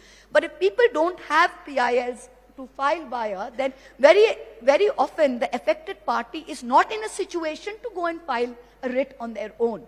So if the Supreme Court is not awake to these constitutional issues like electoral bonds, like the Citizenship Amendment Act, like these very pressing issues which have been waiting for a constitution bench for years now, then I think it's really not fair. And the judiciary is not a sacred cow. We have the right as citizens to question, to be able to speak. This is not contempt. I mean, to say something against the judiciary, oh, don't say against the judiciary. There's nothing like that. The judiciary is here to uphold the constitution. We as the public have a right to have our constitution upheld, and we have the right to question. Now, TMC was post-2021 victory in West Bengal. You were on an expansion mode, and you were also part of that process. Probably national ambition was there, but the exploits and the results were on the lines of the box office exploits of Prithviraj Chauhan. So, what happened? Means, are you still on that process? And one thing is very curious is that the whole process was based on poaching leaders from other parties instead of an organic growth. And you criticize BJP for doing that. Why is it correct with TMC and not correct with BJP? So I think there are two things. When you look at defections or people joining parties, there are two ways. Now, suppose you are in Congress, you can feel upset at Congress and you can go to the BJP, you can come to TMC. Individual MLAs or individual public representatives some do it for personal ambition, some do it because they genuinely can't work within their parties, some do it for a lot of reasons. Individual public representatives always have the right to join parties to switch. For example, if TMC wins a very large mandate as we did, and some BJP MLAs feel that they feel that, oh, I'm better off with the TMC, and 5 people come or 6 people come, there's nothing wrong with that. If 2 people in the TMC for whatever reason go to the BJP, there's nothing wrong with that. What is scary for Indian democracy is when there are engineered, organized mass defections in order to make or break governments. That is the dangerous part. It is not 4 people poaching 1 person or poaching 2 people. See, you can't poach someone against their own will. So Right? the validity of poaching is dependent on the quantity. No, it's not. It is yes, it is depend on the quantity, because per quantity is depend per se on the organized manner of it, because as an individual MLA, how can you ever prove that it's poaching? In a democracy, as an individual MLA, if I've been elected and today I don't want to stay in the party, I believe the Congress has treated me badly, I want to go to Trinamool. It is my fundamental right to do that. Who is going to prove that Trinamool has given me X or Y or Z? For individual MLAs, it is extremely difficult, or individual MPs, it is extremely difficult. But when you are doing it to make or break a government, for example, what we've seen in Maharashtra, what we've seen in Madhya Pradesh, you have done it to change governments. When you do it to change an elected but in government... Maharashtra, technically nobody defected actually. No, there's no They are all defected because citizens. our anti-defection law has no teeth. Our anti-defection law in Maharashtra, our current anti-defection law has no teeth, because if 2/3 do it, then they're not facing anything. So there is no, but the point is... That's a very valid thing also. No, it's not a valid thing, because if you think about it, that yesterday, Mr. Shinde, after taking oath, did you hear what he said in the assembly? I actually tweeted it. He said, and in Marathi, and I've tweeted it, he says, Mr. Modi has congratulated me. He was behind us the whole time. Mr. Shah has stood behind us like a rock, and the real Kalakar is here. And he pointed to Mr. Fadnavis. He is the one who has done everything. Now imagine the Chief Minister of Maharashtra is standing in the Maharashtra Assembly, pointing to the ex-BJP Chief Minister and saying, herein is the real Kalakar. Now, do you mean to tell me they have dislodged a Chief Minister, they have taken over a government with the help of the BJP, when they were not in power, they have dislodged a government, and do you mean to tell me that that is not an organized I give you a very hypothetical question. Suppose tomorrow, 2/3 of your party members, or more than that, maybe majority of your party MLAs, and they believe that it's important for the TMC to have friendship with, say, Congress, and Mamata Banerjee disagrees.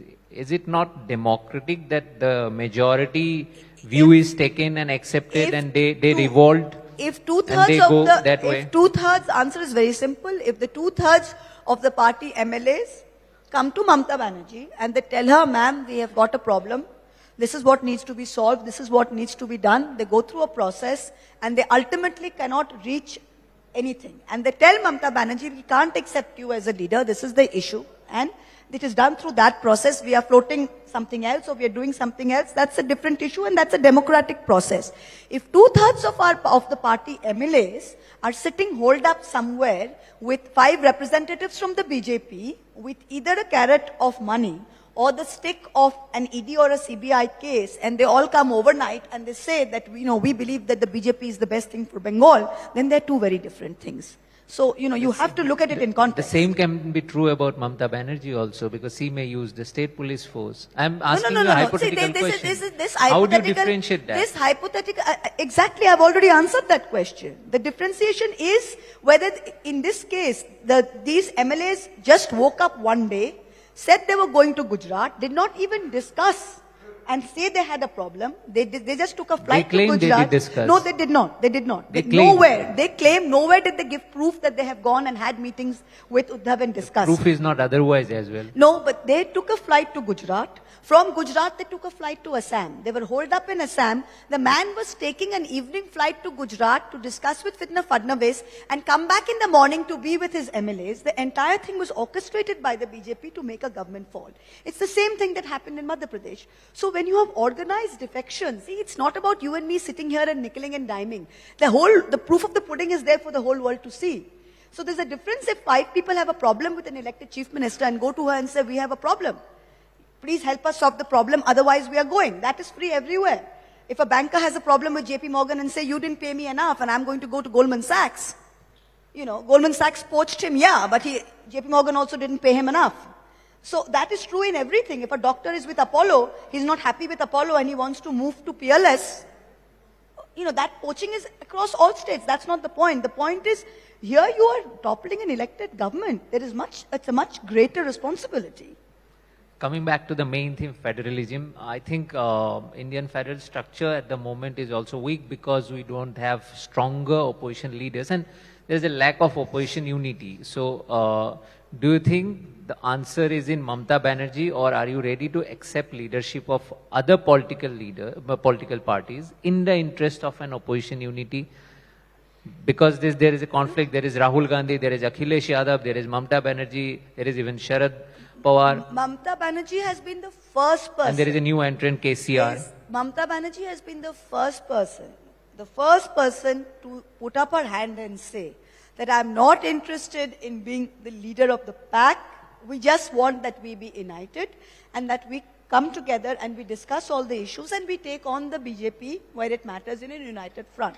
So that's a question that she said from day one. So there's no question of sort of, her insisting on that. She's been the first person to say this, even when on any meeting that is convened. I mean, she is one among equals. And I think that is very clear in terms of opposition unity. And I don't think it is correct to say that there are no strong leaders. So we don't want to be a... She is ready to accept Rahul Gandhi as the leader if others also... No. See, these are questions. accept the same When you have a session proposition. with Mamta Banerjee, then you don't have the guts to ask her this question.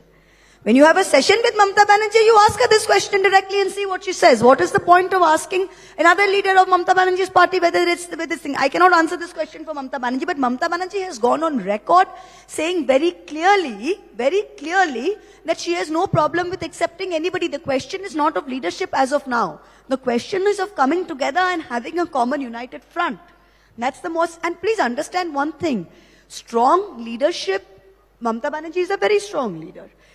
Stalin is a very strong leader. BJD, Mr. Patnaik is a very strong leader. So there are strong leaders in everything. You don't have to have a 56-inch chest and beat your chest every day and say, I'm great, and this is Amrit Kal, to be able to be a strong leader. So I think this myth that you keep perpetuating, that there are no strong opposition leaders, is correct.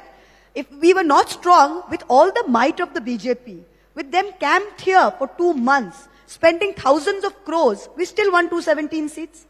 Look at what Stalin, they ran with their tail between their legs in Tamil Nadu. Look at Odisha, with everything that they're trying, Naveen Patnaik is winning election after election after election. So it is not true that there are not strong opposition leaders. There are. That's not true. Ms. Moitra, thank you very much for this candid conversation. You answered most of the questions. You evaded one or two, but it was Only one or two. delightful.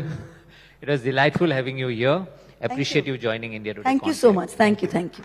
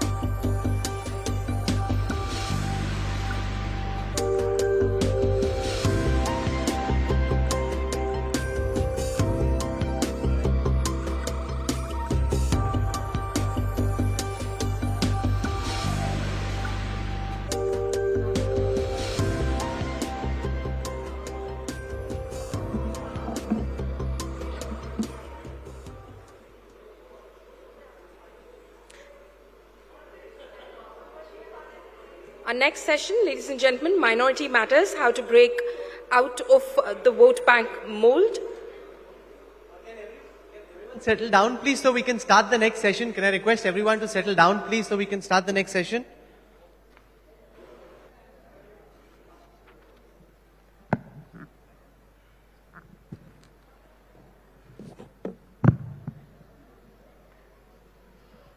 One of the big charges against the Narendra Modi government at the center is its inability to take the minority communities of this country along. And who better than the Minority Affairs Minister to talk about what's happening in the country at this moment. We are delighted to be joined at the India Today Conclave East by Mukhtar Abbas Naqvi. Thank you very much, sir, for joining us at the India Today Conclave here in Kolkata. मैं शुरू करना चाहता हूं उदयपुर और अमरावती के वाक्य से, जहां पे हमने देखा कि किस तरीके से लोकल कम्युनिटी के दो लड़कों ने, जो कि ऐसा नहीं है कि आईसिस के किसी कैंप में गए या लश्कर के किसी कैंप में गए, वहां पे ट्रेनिंग ली, लेकिन उन्होंने एक इस तरह के वाक्य को अंजाम दिया जिसको देखकर देश भर में लोग एकदम भयभीत हो गए कि ये आखिरकार आईसिस स्टाइल बिहेडिंग हिंदुस्तान में कैसे हो सकती है। आप देश के माइनॉरिटी अफेयर्स मिनिस्टर हैं, अगर मैं आपसे ये जानना चाहूं शुरुआत में कि इस वक्त माइनॉरिटीज की स्थिति और इस टेरर एक्टिविटी को आप किस तरह से देख रहे हैं? देखिए, 8 साल से ज़्यादा हो रहा है नरेंद्र मोदी जी की सरकार को, और development with dignity, empowerment without appeasement के संकल्प के साथ ये सरकार चल रही है। ये बात सही है कि हम इस सरकार ने डेवलपमेंट में डिस्क्रिमिनेशन नहीं किया, लेकिन जो समाज का हिस्सा इससे लाभान्वित हुआ, उसका एम्पावरमेंट हुआ, वो थोड़ा वोटों में डिस्क्रिमिनेशन ज़रूर करता रहा, और इसीलिए हम और उन तक पहुंचने के लिए काम कर रहे हैं। लेकिन जहां तक सवाल है कि अगर इन 8 सालों का ज़मीन की हकीकत देखें, तो इसमें मैं ये नहीं कहता कि ये जो आपने घटनाएं बताई ये घटनाएं नहीं हुई हैं, लेकिन इस देश में आतंकवाद से लेकर के और सांप्रदायिक उन्माद और दंगों का जो इतिहास रहा है, अगर उसको देखेंगे तो भागलपुर का दंगा 1.5 साल से ज़्यादा तक चला, हजारों लोग मरे, लोगों ने पलायन किया। भिवंडी का दंगा, सारे के सारे लूम का हिंदुस्तान का सबसे बड़ा व्यापार था, वो खत्म हो गया था। भिवंडी से लेकर के आप मलियाना देख लीजिए, मलियाना में जिंदा लोगों को जो है वो ट्रकों में लाद करके और नदी में फेंक दिया गया था, वो सारे के लोग मर गए थे। यह एक लंबा 5000 से ज़्यादा दंगों का इतिहास है। इस दौरान 8 सालों में सांप्रदायिक दंगों का पर कंट्रोल और साथ ही साथ आतंकवाद पर कंट्रोल, अगर आप देखें तो कश्मीर के कुछ जगहों पे जो घटनाएं हुई उसको छोड़ करके देश के किसी हिस्से में आतंकवादी घटनाएं नहीं हो पाई। पहले होता था कि कभी साहब कलकत्ता में हो रहा है, तो कभी जो है वो लाजपत नगर में धमाका हो रहा है, तो कहीं मुंबई में धमाका हो रहा है, तो कहीं हैदराबाद में धमाका हो रहा है, तो कहीं मक्का मस्जिद में हो रहा है, तो कहीं अजमेर में हो रहा है। धमाकों का एक हर 1.5 महीने 2 महीने के इंटरवल में और इस तरह की घटनाएं होती थी जिसमें सैकड़ों बेगुनाह लोग मारे जाते थे। एक शांति का माहौल, सुकून का माहौल बना। लेकिन अनफॉर्चुनेटली जो मोदी बैशिंग ब्रिगेड रही, उसके अंदर ये इसको बेचैनी का कारण बनता गया। और केवल ये मोदी बैशिंग ब्रिगेड हिंदुस्तान में ही नहीं बल्कि हिंदुस्तान के इर्द गिर्द भी बहुत एक्टिव थी। और आपने देखा होगा कि कोई भी इशू हिंदुस्तान में जो होता है तो उसके बाद रिएक्शन सबसे पहले आसपास के अड़ोस पड़ोस के होता है। अलकायदा तक उसमें कूद जाता है, पाकिस्तान तो उसकी तो खैर आदत है वो कूदने की। ये जो आपने बताया जो घटना उदयपुर की हुई या कहीं और भी हुई, वो बिल्कुल अनएक्सेप्टेबल है। हम ये नहीं कहते कि इशू नूपुर शर्मा का, नूपुर शर्मा ने जो कहा उसको किसी ने जस्टिफाई नहीं किया, किसी ने जस्टिफाई नहीं किया। लेकिन इसका मतलब ये नहीं है कि आप किसी के गला काट देंगे। ये कोई इस्लामिक देश नहीं है, ये हिंदुस्तान है, ये सेकुलर कंट्री है। आप कह रहे हैं कि कानून बराबर से है और आप कह रहे हैं कि जो डेवलपमेंट है उसमें कोई डिस्क्रिमिनेशन नहीं। तो ऐसा क्यों है कि 1983 की फिल्म के एक पोस्टर के बारे में ट्वीट करने वाला शख्स इस वक्त पुलिस की हिरासत में है, और नुपुर शर्मा ने जिस तरह की बातें कही प्रॉफिट मोहम्मद के बाद, मैं ब्लास्फेमी के लॉ से एग्री नहीं करता, लेकिन अगर ऐसा कानून है और 295A के तहत अरेस्ट होना है तो नुपुर शर्मा यहां है और जुबैर जेल में है। देखिए, ये हमारे देश की संस्कृति और संस्कार क्या है राहुल जी, सर्वो भवन्ति सुखना। तो सर्वो भवन्ति सुखना की जो संस्कृति और संस्कार है वो किसी मजहब के लिए सुख की बात नहीं कर रहा है, किसी जाति और किसी क्षेत्र के सुख की बात नहीं कर रहा, बल्कि इंसानियत की, मानवता के सुख की बात कर रहा है। और अगर जो लोग इस संस्कृति और संस्कार में हिंदुस्तान की में बढ़ करके, हिंदुस्तान में रह करके इस धरती में रह रहे हैं और इस संस्कृति और संस्कार को नहीं समझ पा रहे हैं, तो मुझे लगता है कि उनसे ज़्यादा नादान कोई नहीं है। दूसरी चीज़ ये कि जो आपने नुपुर शर्मा का इशू बताया, मुझे अफसोस हुआ था उस वक्त, क्योंकि मैं हुजूर सल्लल्लाहु अलैहि वसल्लम के प्रति मेरा जो है ईमान भी है, सम्मान भी है, और हमारी एक्सपेक्टेशन होती है कि दूसरा भी उनके प्रति उतना सम्मान नहीं करे लेकिन अपमान ना करे। उसी तरह से जैसे देवी देवताओं के प्रति जो आपका जितना सम्मान होगा, आपकी एक्सपेक्टेशन होनी चाहिए कि हम सम्मान उतना ना करें लेकिन अपमान ना करें। ये एक सामान्य सा ये मेरे देश का जो है वो कल्चर है। जो कहा पार्टी ने उससे अलग किया, FIR वगैरह हुई, जो कुछ भी कानूनी प्रक्रिया, लेकिन उसमें अलकायदा कूद जाता है, अलकायदा का बयान आ जाता है, पाकिस्तान का बयान आ जाता है, कुछ इस्लामिक कंट्रीज का बयान आ जाता है, पाकिस्तान के दबाव में आ जाता है। देखिए, ये निकालने का जो निर्णय हुआ है किसी के दबाव में नहीं हुआ है राहुल जी, किसी के दबाव में नहीं हुआ है।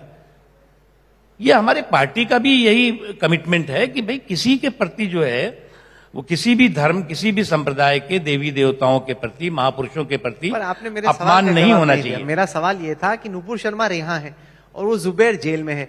अगर दोनों का गुनाह सेम है तो ऐसे आप कह रहे हैं कि कोई सिलेक्टिविज्म नहीं है, सब बराबरी से है, कानून बराबरी से है, डेवलपमेंट बराबरी से है, एक जेल में बैठा है, एक घर पे बैठा है।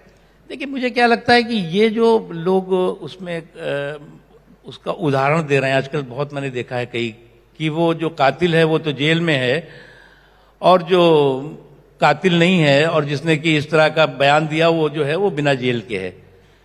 अरे भाई, उसके बयान को हम जस्टिफाई नहीं कर रहे हैं, सुन लीजिए आप, लेकिन उसका बयान आतंकवाद नहीं हो सकता। गला काट देना आतंकवाद है। बेगुनाह को जो है वो लाशें जो है बेगुनाह के सामने डाल देना आतंकवाद है। और मैं फिर वही कह रहा हूं, जस्टिफाई ना करते हुए जो उसने कहा बिल्कुल गलत है, कोई उसको स्वीकार नहीं करेगा। लेकिन यह नहीं हो सकता कि आप गले पे गले काटते रहिए और कहिए जी हमने इसलिए कर दिया। सुप्रीम कोर्ट की एक टू जज बेंच ने कहा कि उदयपुर का वाकया नुपुर शर्मा के बयान से जुड़ा है, नुपुर ने बयान दिया इसलिए देश में आग लगी। आप सहमत हैं इससे? नहीं, मैं सुप्रीम कोर्ट ने क्या फैसला दिया मैं उस पर कोई टिप्पणी नहीं करूंगा, लेकिन मैं अगर कोई और कहता तो मैं उससे वैसे सहमत नहीं हूं। आप हिजाब हरा हंगामा भूल गए क्या? हिजाब हरा हंगामा एक सुनियोजित षड्यंत्र के तहत होता है और उस हिजाब हरा हंगामे में कौन कूदता है? अलकायदा कूदता है, तालिबान कूद जाता है और मुस्लिम लड़कियों की तालीम और तरक्की पर तालिबानी ताला जड़ने की कोशिश करता है। उसका रिएक्शन देश में भी दिखाई पड़ता है और मुझे तो अफसोस है कि जो ग्रैंड ओल्ड पार्टी है उसके दो नेता उसमें सबसे पहले अग्रणी भूमिका निभाते हैं कि कोई भी कुछ पहने, बिकनी पहने, ये पहने, वो पहने, उसको पहनने दो। अरे भाई, वो एक इंस्टीट्यूशन के ड्रेस कोड का इशू है, ये देश का कोई ऐसा नहीं है। देश में तो सभी लोग अपने अपने क्या खाओ, क्या पहनो, कैसे रहो, वो सब लोग स्वतंत्र हैं। तो ये जो चीजें हैं, ये चीजें एक के बाद एक अगर आप 2014 के बाद देखें तो ये जो पिटे हुए पॉलिटिकल प्राणी लोग हैं ये एक दिन भी चैन से नहीं बैठे हैं और उनको लगता था कि ये मोदी कैसे जीते जा रहे हैं, मोदी को कैसे जो है वो जनता जनादेश दे रही है। तो ये मोदी बैशिंग की जो सनक है वो भारत बैशिंग की साजिश तक पहुंच गई और चिट्ठी लिखना, दुनिया को ये बताना कि भारत में तो बिल्कुल इंटॉलरेंस है, असहिष्णुता है, माइनॉरिटीज अनसेफ है। कैसे अनसेफ है साहब? नहीं, पर ये जैसे उदयपुर के वाकये ने दिखाया कि आप मानते हैं कि देश में रेडिकलाइजेशन बढ़ा है, क्योंकि 200 मिलियन से ज्यादा, 20 करोड़ से ज्यादा मुसलमान हैं इस देश में, 14% से ज्यादा आबादी है हमारी।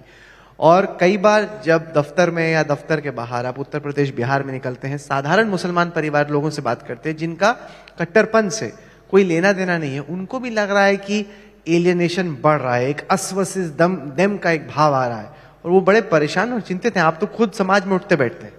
देखिए राहुल जी, मैं बहुत सकारात्मक सोचता हूं। 2000 में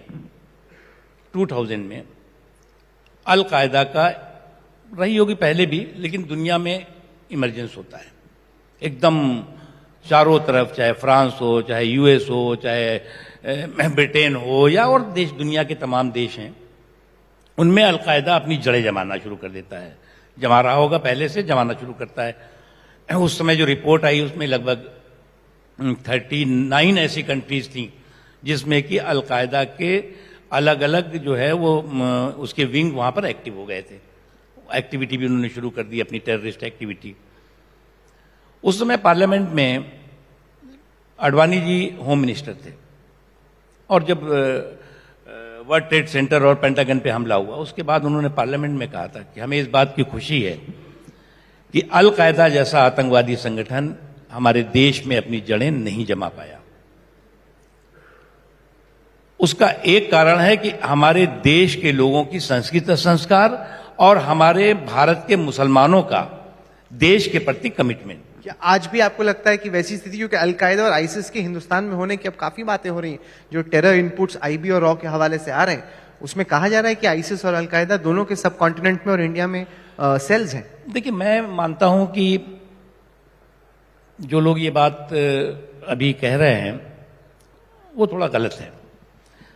ये जो टेररिस्ट ऑर्गेनाइजेशंस हैं, जड़ें तभी जमा पाते हैं जब लोगों का लोकल सपोर्ट होता है। और यहां पर जो है वो मुसलमान भी हमेशा यही बात कहता है कि हो लाख जुल्म मगर बद्दुआ नहीं देंगे, जमीन माँ है जमी को दगा नहीं देंगे, रवायतों की सफ़ें तोड़कर बढ़ो आगे, जो तुमसे आगे हैं तुमको जगह नहीं देंगे। तो ये जो एक कमिटमेंट है वो है। ठीक है, सरकार है और पिछली सरकार रही हो, तमाम शिकायतें भी हो सकती हैं, लेकिन शिकायतों का मतलब ये नहीं है कि मैं अपने घर में आतंकवादियों को बैठाल दूं कि आजा भाई तू और देश को तबाह कर दे। अरे भैया, देश रहेगा तो शिकायत भी करोगे। और ये देश हमारा कॉन्स्टिट्यूशन से चलता है, संविधान से चलता है। अब इस देश में राहुल जी बंटवारे के बाद कितने अल्पसंख्यक थे? 8%, 7%। आज जो है वो 2011 की जनगणना दीजिए तो 22-24% है। पाकिस्तान में कितने थे? 24%। आज की देखिए तो 2% भी नहीं रह गए। तो यहां पर अल्पसंख्यक फल फूल रहा है, मुसलमान फल फूल रहा है, या आपके पड़ोस में जो इस्लामिक देश है वहां फल फूल रहा है। आप फिर मेरे सवाल से थोड़ा सा किनारे निकल गए। मैं पूछ रहा था कि क्या आपके हिसाब से रेडिकलाइजेशन पिछले 8 साल में बढ़ा है? क्या आप इस बात को मानते हैं? क्या है कि अस वर्सेस दम, जैसे यूपी के चुनाव में हमने देखा, आपके चीफ मिनिस्टर कैंडिडेट ने कहा कि 80-20 का चुनाव है, तो जब उससे पहले पीएम ने कहा कब्रिस्तान शमशान, जो कि पिछले चुनाव में उन्होंने कहा, तो जब इस तरह के बयान आते हैं, शीर्ष नेताओं से इस तरह के बयान आते हैं, तो क्या एक अस वर्सेस दम की एक भावना है वो बढ़ती है? देखिए, 80-20 का मतलब आपने ये कैसे लगा लिया कि 80-20 का कह दिया तो इसका मतलब कि हिंदू मुस्लिम की बात कर दी? अरे भाई, 20% और लोगों को भी तो वोट मिल सकता है। वो 80% के लक्ष्य के साथ। पर आपको तो 38% वोट मिलता है ना, 38 से 80 के लक्ष्य 80 का रखा जाएगा, तब जाके 40 मिलेगा ना। तो ये मैं नहीं मानता। देखिए, जो रेडिकलाइजेशन है वो ना ईमान वाला आदमी कर सकता है, ना इस्लाम वाला आदमी कर सकता है, ये शैतान वाले लोग करते हैं।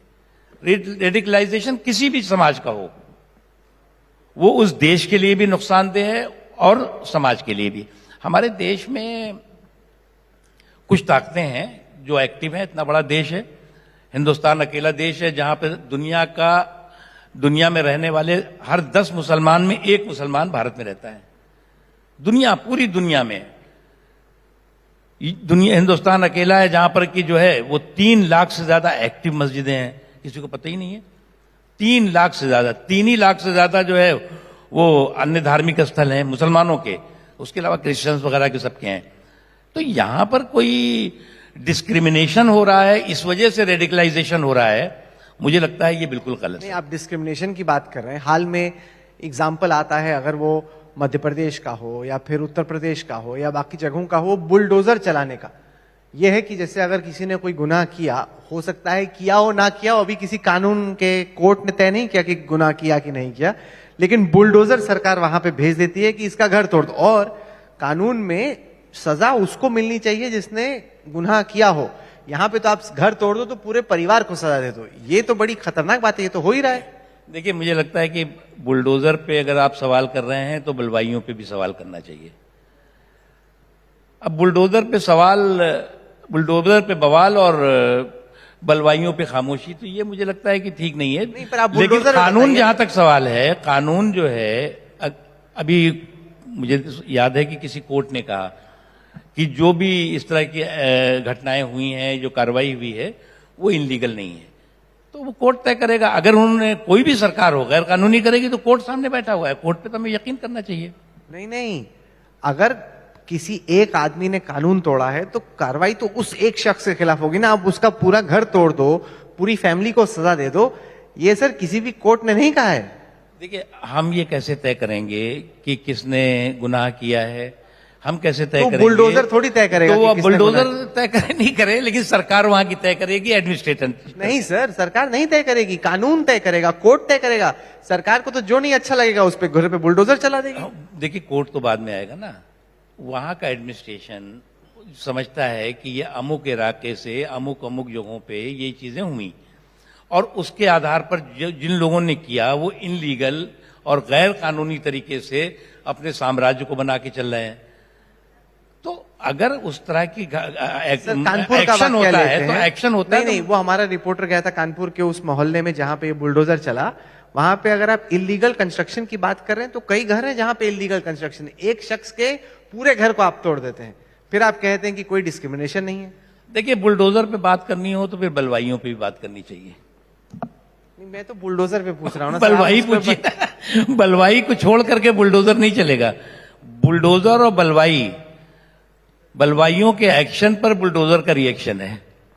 ये जो पूरे मिड ईस्ट में हमने देखा किस तरीके से कई सारे जो इस्लामिक देश हैं उन्होंने हिंदुस्तान के खिलाफ या तो कोई समन जारी किया या ऑनबॉय को बुलाया या चिट्ठी लिखी, उसको आप किस तरीके से देखते हैं माइनॉरिटी अफेयर्स मिनिस्टर होने के नाते? देखिए, मैं जिस वक्त मैं कहीं बाहर था, जब दिल्ली पहुंचा तो शाम को मैं इजिप्ट जो अल अज़हर यूनिवर्सिटी है, बहुत बड़ी यूनिवर्सिटी है, वहाँ के बहुत बड़े आलिम हैं, उनका मेरे पास फ़ोन आया था।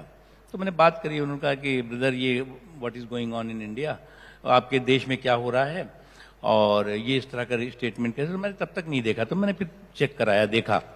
उसके बाद मैंने उनको प्राइम मिनिस्टर नरेंद्र मोदी जी के तीन स्पीचेज, एक जो है वो पार्लियामेंट की शॉर्ट स्पीचेज थी, एक जो है वो पार्लियामेंट्री पार्टी की मीटिंग में, और एक तालकटोरा स्टेडियम में, तीनों भेजा मैंने। उन्होंने पढ़ा उसको, अरबी में ट्रांसलेट करके पढ़ा उसको। उसके बाद उनका दूसरे दिन फोन आया कि योर गवर्नमेंट, आपकी सरकार तो बिल्कुल स्पष्ट है, क्लियर है, फिर ये लोग क्यों ऐसे कर रहे हैं? और उन्होंने ये कहा कि ऐसे, चाहे वो इधर हों चाहे उधर हों, ऐसे एलिमेंट्स को हमें किसी भी तरह से न प्रमोट करना चाहिए और न सपोर्ट करना चाहिए। बात खत्म हो गई। फिर मैंने देखा कि कई देशों ने उस पर अपने अपने रिएक्शन दिए, पाकिस्तान ने दिए, अलकायदा ने दिए, इसने दिए, तालिबान वालों ने दिए, फिर और देशों ने दिए। तब तक यहां पे कार्रवाई हो गई थी। मैं एक बात स्पष्ट कहना चाहता हूं कि कई लोगों को गलतफहमी है कि हिंदुस्तान ने कहीं किसी के दबाव में कार्रवाई की। इससे पहले भी जब भी इस तरह का किसी ने समाज को में बिखराव और टकराव पैदा करने वाली बात की है तो पार्टी ने एक्शन, इमीडिएट एक्शन किया है, फौरन एक्शन किया है, चाहे कोई भी कितना से बड़ा व्यक्ति हो। हाल ही में हम देख रहे हैं कि काफी एक आंदोलन खड़ा होता नजर आ रहा है वाराणसी के ज्ञानव्यापी मस्जिद को लेके। हम इसी तरह की मांग अब सुन रहे हैं मथुरा में, बाकी जगहों पे। पहले जब अयोध्या में राम मंदिर का निर्माण शुरू हुआ तो ये उम्मीद हुई कि अब किसी मस्जिद के खिलाफ कोई कार्रवाई हो, वहां मंदिर बनाने की कवायद हो। ऐसा नहीं होगा। इसको आप किस तरह से देख रहे हैं? मैंने आपको बताया कि असल में कई लोग ये कहते हैं कि साहब बस अब ये जो 2-3 हैं जो उस वक्त के विदेशी आक्रमणकारी थे, औरंगजेब जैसे लोग, जिसकी क्रूरता, कम्युनल क्रूरता इतिहास का हिस्सा है, सच्चाई है, उनको लगता है कि साहब यही 2-3 जो है यही हमारे लिए आदर्श है। अरे भैया, मैंने बताया ना, 3 लाख एक्टिव मस्जिदें हैं, पाकिस्तान में भी नहीं है, किसी इस्लामिक देश में भी नहीं है। 3 ही लाख से ज्यादा दरगाहें हैं, इमाम बाड़े होंगे और भी ईदगाहें होंगी और धार्मिक स्थल, यानी 6 लाख से ज्यादा जो नमाज पढ़ने के लिए हैं। तो आप जो है कहेंगे नहीं, जिद हमारी ये है कि 6 लाख होने दो, ये हमारे लिए इंपॉर्टेंट है। तो इसलिए जो वो मैटर कोर्ट में है उस पर मैं स्पेसिफिक उस पर नहीं बात है, लेकिन जरूर जाकर के आपको ज्ञानवापी की बात कर रहे हैं तो ज्ञानवापी को आपने देखा होगा। आप आगे का हिस्सा भी देख लीजिए, पीछे का हिस्सा भी देखिए, आपको पता लगेगा कि विदेशी आक्रमणकारियों के क्रूरता का शिकार हुई थी कि नहीं। नहीं हुई थी तो अब क्या किया जाए, क्योंकि ये तो 500 साल पहले हुआ था। अब क्या 500 साल पुराने किसी वाक्य को आज बदलने की कोशिश की जाए या जैसा है वैसे रहने दिया जाए? मुझे लगता है ये तो कोर्ट को तय करना है। आपको क्या लगता है? हमें कुछ, अभी तो कोर्ट मैटर है तो हमें कैसे लगेगा?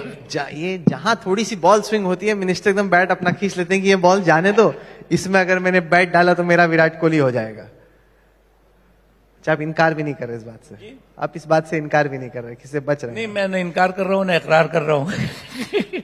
आप लोगों ने ये सुना होगा कि इस वक्त दिल्ली के राजनीतिक गलियारों में इस बात की चर्चा गर्म है कि नकवी जी को एक बड़ा प्रमोशन मिलने वाला है, और हो सकता है कि इस वक्त जो नाम चल रहे हैं उपराष्ट्रपति पद के, उसमें आपका नाम एकदम ऊपर की तरफ चल रहा है।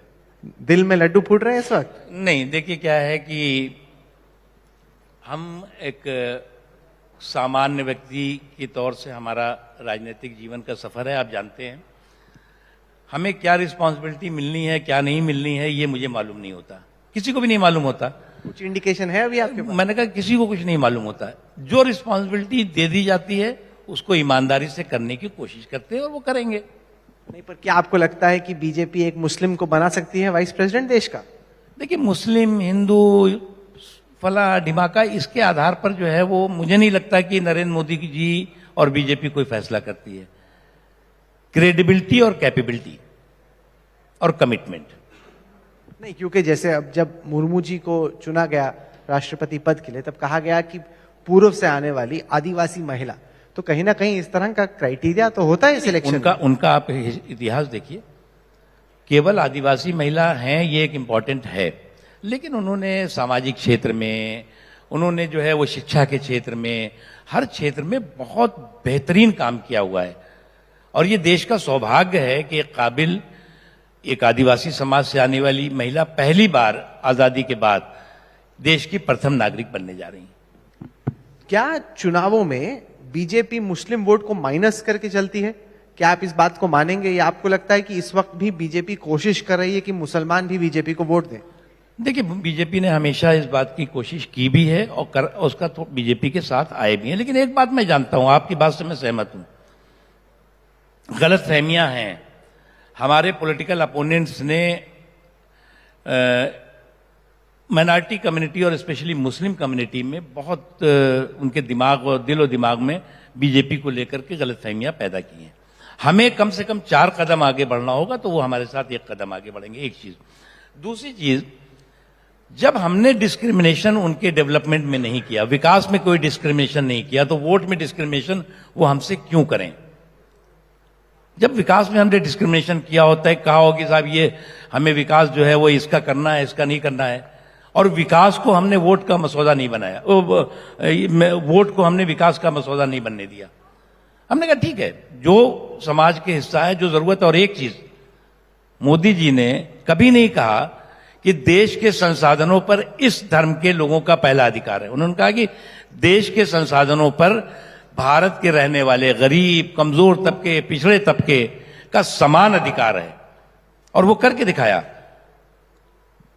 नहीं, तो क्या आगे चल के आपके हिसाब से अगर डी रेडिकलाइजेशन की दिशा में हमें बढ़ना है, ये जो युवा पीढ़ी है मुसलमानों की, वो देश की मुख्य धारा से अलग ना हो, ना अपने आप को महसूस करे, उन्हें लगे कि ये हमारा उतना ही देश है जितना कि हिंदुओं का है, इस दिशा में आगे बढ़ने के लिए आपने 4 एक्स्ट्रा कदम लेने की बात की, क्या करना होगा सरकार की तरफ से? देखिए, जैसे हमारा मानना है कि जो फॉर्मल एजुकेशन है या मेन स्ट्रीम जिसे आपने कहा एजुकेशन है, उसमें गरीब, कमजोर तबकों के, माइनॉरिटी कम्युनिटी के लोगों के बच्चों का, बच्चियों का ज्यादा से ज्यादा जाए। और वो आर्थिक कारणों से जो परेशानी थी, तो मोदी जी ने आजादी से लेकर अब तक 3 करोड़ 20 लाख, यानी कि 70 सालों में 3 करोड़ 20 लाख स्कॉलरशिप माइनॉरिटी या मुस्लिम्स को मिली। मोदी जी ने 8 सालों में 5 करोड़ 20 लाख से ज्यादा स्कॉलरशिप दी, और जिसका नतीजा हुआ कि जो ड्रॉप आउट रेट था खासतौर से लड़कियों का, वो 72% से घट करके 32% रह गया। और लोगों और जो इनरोलमेंट है, प्रवेश लेने की जो दर है, वो लगातार बढ़ी है। अभी जो एजुकेशन मिनिस्ट्री है उसका सर्वे आया है। इसी तरह से जो पिछड़े हैं, दस्तकार हैं, शिल्पकार हैं, कारीगर हैं, उनको जो है वो उनकी जो विरासत है उसको कैसे मौका मार्केट मिले। हुनर हाट जैसे कार्यक्रम हुए, 10 लाख से ज्यादा रोजगार के मौके मिल गए, और भी तमाम एक लंबी श्रृंखला है। तो इसीलिए समाज के सभी वर्गों के साथ साथ, अब मैंने एक अभी सर्वे कराया था, मैं जरूर आपको बताना चाहूंगा कि जो मोदी जी की तमाम योजनाएं हैं उसमें जो है वो मुस्लिम्स को कितना फायदा हुआ है। लोग समझते हैं कि ठीक है माइनॉरिटी मिनिस्ट्री है, जो घर दिए हैं मोदी जी ने, मतलब ये जमीन का ग्राउंड सर्वे है, घर जो दिए हैं मोदी जी ने गरीबों के लिए, उनमें 2,45,00,000 घर दिए। उसमें जो 31.3% जो है वो अल्पसंख्यक विशेषकर मुस्लिम समाज के लोगों को मिला। ये तो तय करके मोदी जी ने दिया नहीं कि तुमने वोट दिया नहीं दिया तो तुम्हें हम घर नहीं देंगे। उसी तरह से 12 करोड़ किसानों को सम्मान निधि मिली। अब कहते हैं कि जो किसानों को जो सम्मान निधि है वो तो मुसलमान कहाँ किसान होते हैं, उन्हें यही नहीं मालूम कि मुसलमान भी बहुत बड़ी तादाद में किसान है और गरीब किसान है, उनको 33% सम्मान निधि का फायदा हुआ। उसी तरह से जो रोजगार है, रोजगार में 36 करोड़ लोगों को मुद्रा का फायदा हुआ। उस 36 करोड़ में मुद्रा मतलब कि छोटे छोटे काम करने वालों का, उसमें जो है वो लगभग 36% लोगों को, एक लंबी श्रृंखला है। तो यानी कि जो अन्य योजनाएं हैं उन योजनाओं में भी बिना तुष्टीकरण सशक्तिकरण का जो फार्मूला मोदी जी का है वो उन्होंने अपनाया। एक आखिरी सवाल, इस वक्त एक बड़ी बहस चल रही है मदरसों में जो तालीम दी जा रही है उसको लेके।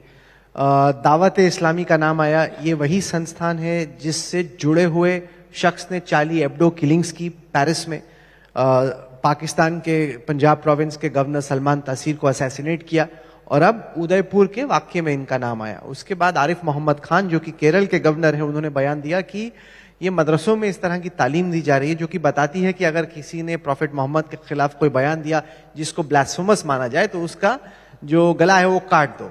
आप इस बहस को कैसे देखते हैं? देखिए, मैं ऐसे किसी मदरसे में न पढ़ा हूं जहां पे इस तरह की शिक्षा दी जाती है, और न मैंने सुना है। मेरे तो डिपार्टमेंट में मदरसा भी आता है, मैंने अभी सुना नहीं ऐसा कि कोई ऐसा मदरसा है जो शिक्षा दे रहा है कि किसी का गला काट दो। लेकिन हाँ, मदरसों का अपना इतिहास है, मदरसों का आज़ादी से लेकर अब तक अपना इतिहास है। हम उन्हें आइसोलेट नहीं कर सकते, हम उन्हें प्रोग्रेस के साथ साथ एजुकेशन की मेन स्ट्रीम का हिस्सा बनाने की हमें कोशिश करनी चाहिए, जो अटल जी ने किया था और वही मोदी जी ने भी किया।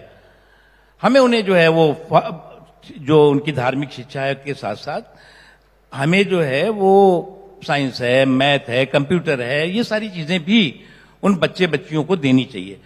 और मदरसों में बच्चे कैसे जाते हैं? जो आर्थिक रूप से कमजोर होते हैं, पिछड़े समाज के लोग होते हैं, वो ज्यादातर वो मदरसों में जाते हैं। लेकिन आप अगर उनको जो है वो फॉर्मल एजुकेशन की सुविधाएं देंगे तो वो फॉर्मल एजुकेशन की तरफ जाएंगे। इसलिए मैं मानता हूं कि मदरसों का मॉडर्नाइजेशन जो अटल जी के समय में हुआ, मोदी जी के समय में चला, वो होना चाहिए।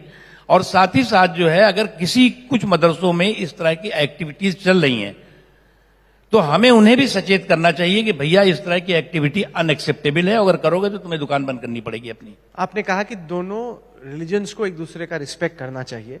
हमने हाल ही में देखा एक फिल्म मेकर ने एक फिल्म बनानी चाहिए जिसकी पोस्टर में काली जी जो है वो मतलब इस तरह की चीजें कर रही हैं जो कि साधारण तौर पे आपको नहीं दिखाना चाहिए क्योंकि किसी ना किसी को इससे आपत्ति होगी। तो आपको लगता है कि ये दोनों तरफ पे जरूरी है कि एक दूसरे के रिलीजन्स का एकदम रिस्पेक्ट किया जाए?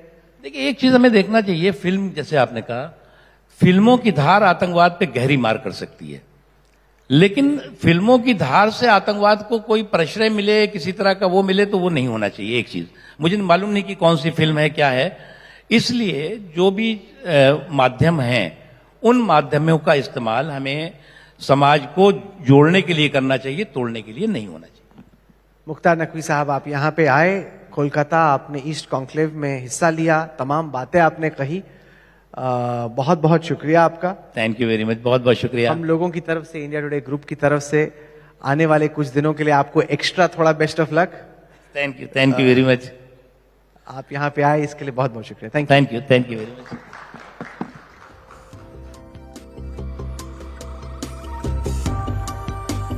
Naqviji, I'd request you to stay on stage. I'd invite Mr. Rahul Shaw, CEO of TV Today Network. Naqviji, to hand over our token of appreciation.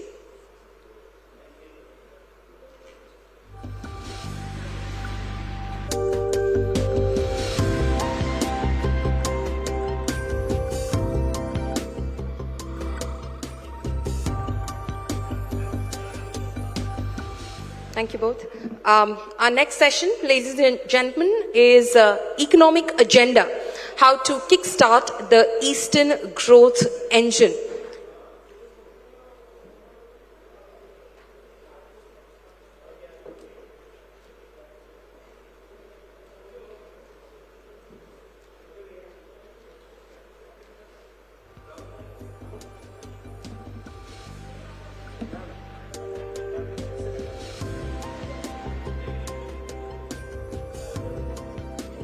I'd request Raj Chengappa, Group Editorial Director, Publishing, India Today Group, to come on stage and introduce our speakers for our next session, Economic Agenda, how to kickstart the Eastern Growth Engine.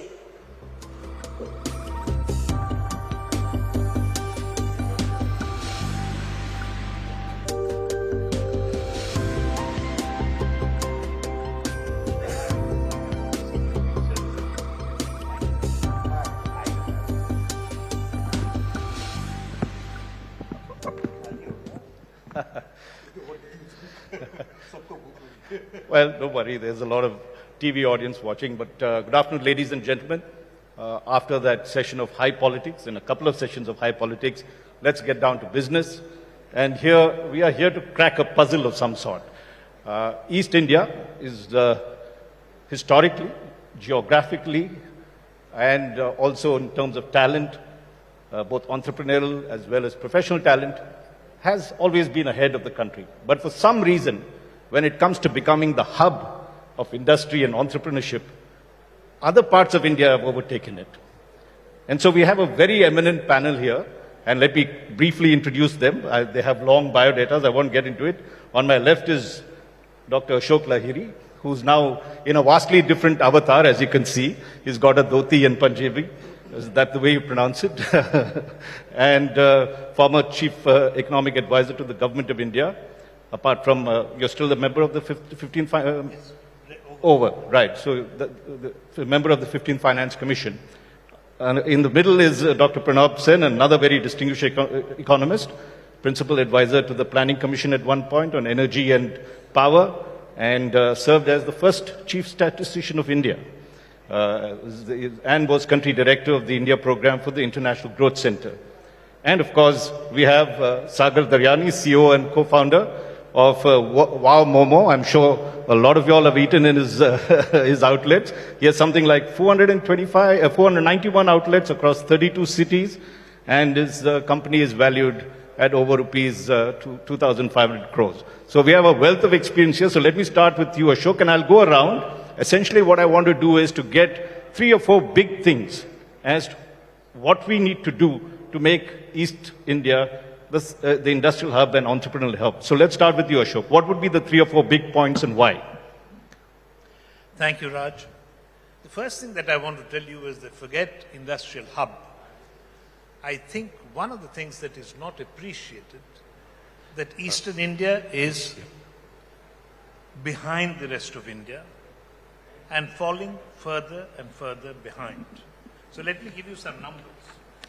It seems at times that either we are in denial or it's a best kept secret. So the annual average growth rate of Gsdp during 2012 to 2019 at constant prices was 5.2% in West Bengal, 6.0% in Jharkhand, 6.2% in Bihar, and 7.3% in Odisha. So during this almost 10 years, Eastern India, by which I mean the Bengal presidency of 1912, it grew slower than India. So now the question is, your thing about what do you do to become the industrial hub? The first question is that Eastern India must run the course and catch up with the rest of India. It shouldn't fall further behind. But I have evaded your question. what to do. First is that if you look at the country, Eastern India, because of several reasons, Your mic. several reasons, is the most densely populated area in India. I think it's around 650 odd compared to 384 in India. So first thing, again, we cannot but industrialize. Unless we industrialize, there is no way we can do a good job in economic development. And for industrialization, I will not take more time. My point is, there is an infrastructural deficit which was recognized as long back as in 1990, when the left front government at long last realized that it has to do something, and it appointed an international consultant who said that infrastructure needs improvement. And I will rest my case by just saying that many of you must have traveled from Mumbai to Ahmedabad, or Delhi to Agra, or Delhi to Jaipur. Just take a ride from Kolkata to Siliguri, some 540 odd kilometers. If you can make it in less than 16 hours, I'll give you 10,000 rupees as a reward. Thank you. Well, it's an open offer. 10,000 rupees for that. But Dr. Amit Mitra will sort of dispute some of the statistics that you threw. I was speaking to him this morning. He's in Los Angeles, talking about how West Bengal has grown. And he contests your figures in the sense, he said this morning that West Bengal was growing at the current prices, what you quoted, at 12%, much higher than the growth rate that was. Okay, all right. All right. And the other thing he talked about was that in the last couple of years, West Bengal government has made rapid strides to industrialize in particular areas. And he pointed to the Silicon City, the new town or whatever that's called at the moment, where a lot of big industries coming. He talked of leather, it becoming a hub of leather, and also the deep port that is coming up in Tajpur. So is that the right spelling? Tajpur, yes. So there is development. So Pranab, how would you see, I mean, what would be the three things? I mean, I know that chief statistician, you can dispute all these figures, but what would you lay emphasis on? Raj, let me be very clear on one thing, which is that quite often the way we look at development is colored by our perceptions about the rest of the world. And when we talk about industrialization, we're usually talking about large industries catering to a national market. Now, that's not necessarily the only model that can or should be followed. And one of the things, as a chief statistician, I'm making this very clear. While we have very good data on organized sector, whether it is industry or services, our database on the unorganized sector is exceedingly poor. But whatever little information that we do have tends to suggest that the development pattern that we are seeing in the East, and this, by the way, includes not only the states that Ashok talked about, but includes Assam as well, has been really small industrialization catering to local markets. Now, if you put it that way, there is a natural restriction on how large these industries or these service entities can grow. And the only way to expand, the only way to make your presence felt at the national level is to be able to address larger and larger markets over time. Which means we have to think about integration. Now, if you think about the way you have phrased this particular session, you've talked about Eastern India and the need to integrate Eastern India. Right? That's not good enough. Mm-hmm. It certainly is an important starting point because, again, if you look at the history of development, it rests on two pillars. The first pillar is trade happens between countries or communities which have similar consumption patterns. The second is for that to benefit everybody, there must be differences in production structures. Well, now what has happened all over East India is the consumption patterns are roughly similar. However, the production patterns are roughly similar as well. So we are competing for the same markets over and over and over again. Right. We need to break out of that. So now the question really comes, we've talked about infrastructure, and infrastructure really is the starting point of any of these discussions, because what infrastructure does is it widens the market that's available to you. The point is what kind of infrastructure and infrastructure connecting who to whom. That's the question we don't seem to ask. So again, if you look at what has happened historically in India, national connectivity has improved by leaps and bounds over the last 30 years. A lot of areas, particularly the South and the West, have actually had state-to-state cooperation in building up interstate connectivity. Eastern India has had none of that. So Eastern India has national connectivity, but which doesn't mean very much unless you have a counterparty in the north or the west or the south. Now, creating those counterparties are not so easy. So we really need to, so when we are talking about the process of development, and mind you, we are growing, it's not that we are not growing. Now, the process of development essentially means that we really need to recognize this commonality that we have in consumption, and then ask the question, is what should each of us specialize in, rather than each of us doing exactly the same thing at the same point of time. Excellent point. That's a losing proposition, which is what we are doing today. Right. Excellent point. And that brings me to Sagar, and you've got now experience across the rest of the country. You have outlets in 32 cities. So when you work in those cities, in the south and the west and north, what is the difference you find in terms of entrepreneurship, initiative, and what would your suggestions be for East? So, I to an extent agree with what Ashok sir and Pranab sir said, but I also feel that a lot of it is in the past. It's history, because today, me being a millennial, I'm talking about the current age, the current generation, and I see a huge surge, a lot of robust aspiration when it comes to startups coming up in Eastern India. To be very honest, yesterday, the third startup ecosystem rankings were announced by the government of India, and Odisha and Meghalaya were the top performers there. Meghalaya for growing the fastest when it comes to, giving startups to the country. I think, yes, there is this perception of, East being backwards, and it's a perception which is, backed by a lot of facts and statistics and data in the past. But if you look at the new age entrepreneurs, if you look at the way entrepreneurship, the startup ecosystem today, it's gone omni-channel. It's no more about physical, digital. It's more of phygital. The businesses, the way they are sharpening. Personally, I feel that, the juice now is here in East to completely get derived off.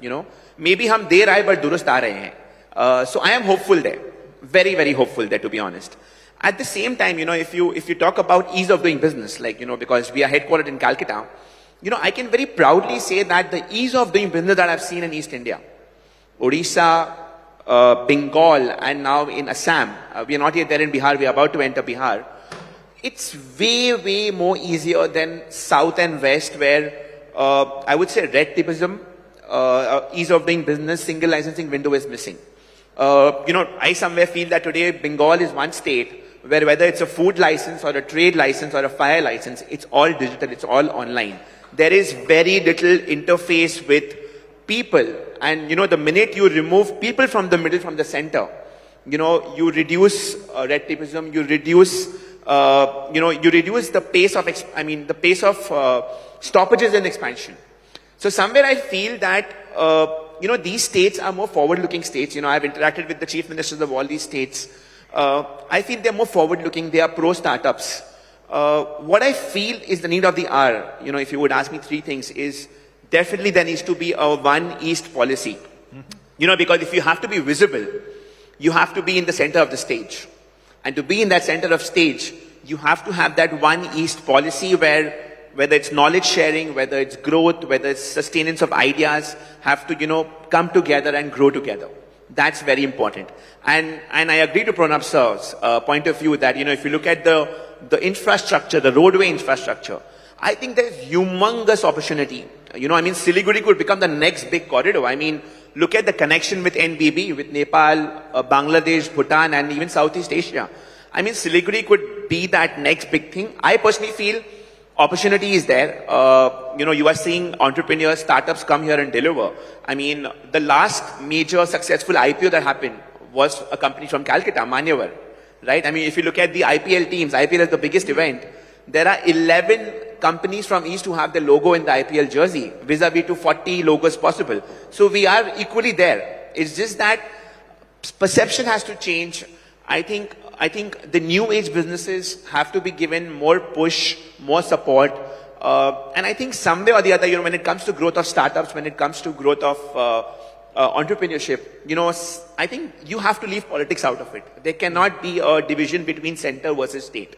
It has to be entrepreneurship, and center and state promoting it together, which is missing, to be very honest. Excellent point, Sagar, and I'll come back to you on that. But let's look at the point that you made, which is that Kolkata and much of East, right, is a gateway to India, looking at whether it's Thailand, Myanmar, and coming to Nepal and Bhutan. Why isn't it not the hub of exports? You've seen Bangladesh, textile exports have been enormous. And, the sister or the partition sister is not doing as well as that. So, Ashok, let's come to that. What does the state or the East need to do to boost exports? I think the total exports of all these states put together is hardly 8%, whereas a state like Maharashtra is 20%, Gujarat is 20%. Why is that happened? Raj, allow me to first address a couple of points that have come up before I come to exports. The first thing is, I always get very excited by what Sagar said, is that now things are different. We have changed. But we must not forget history. Don't forget that recently, in terms of per capita income, can hold it like this. Bihar is the poorest of all states. Jharkhand is the third poorest. West Bengal and Odisha are 10th and 11th. I must accept that in the East, the sun is rising in Odisha. Odisha has done the best of all these states.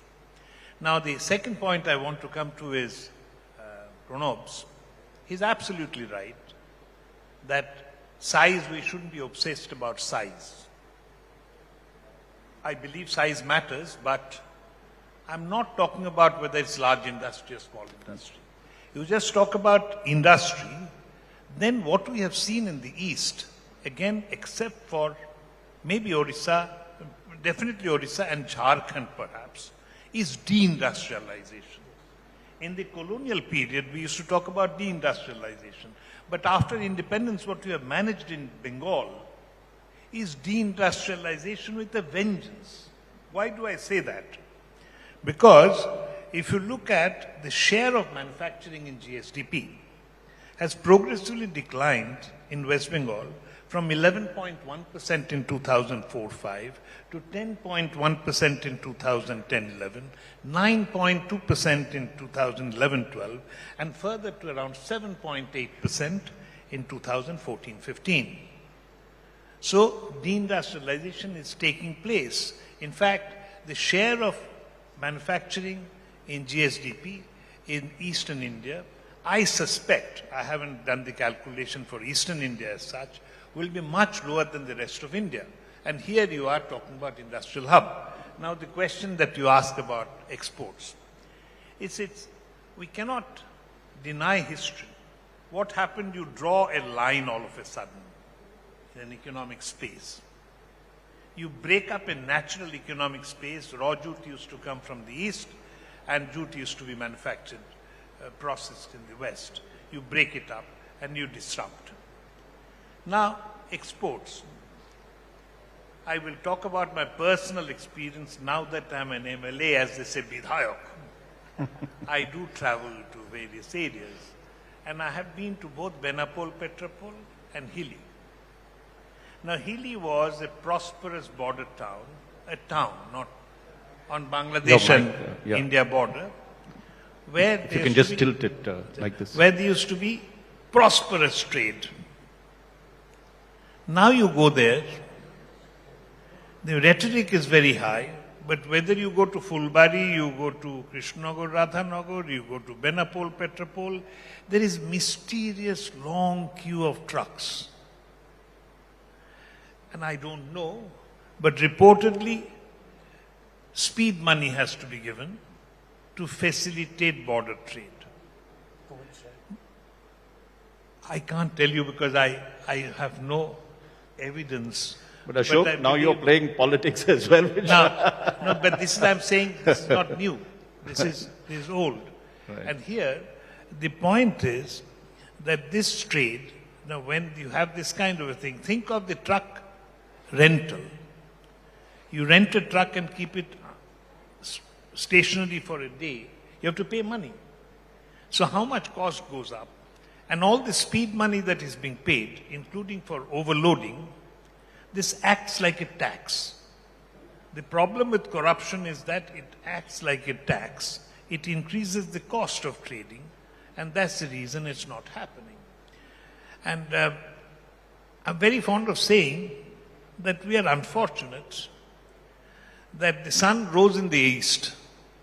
It started from Japan, and it kept, the beams started coming, but it somehow stopped in Thailand.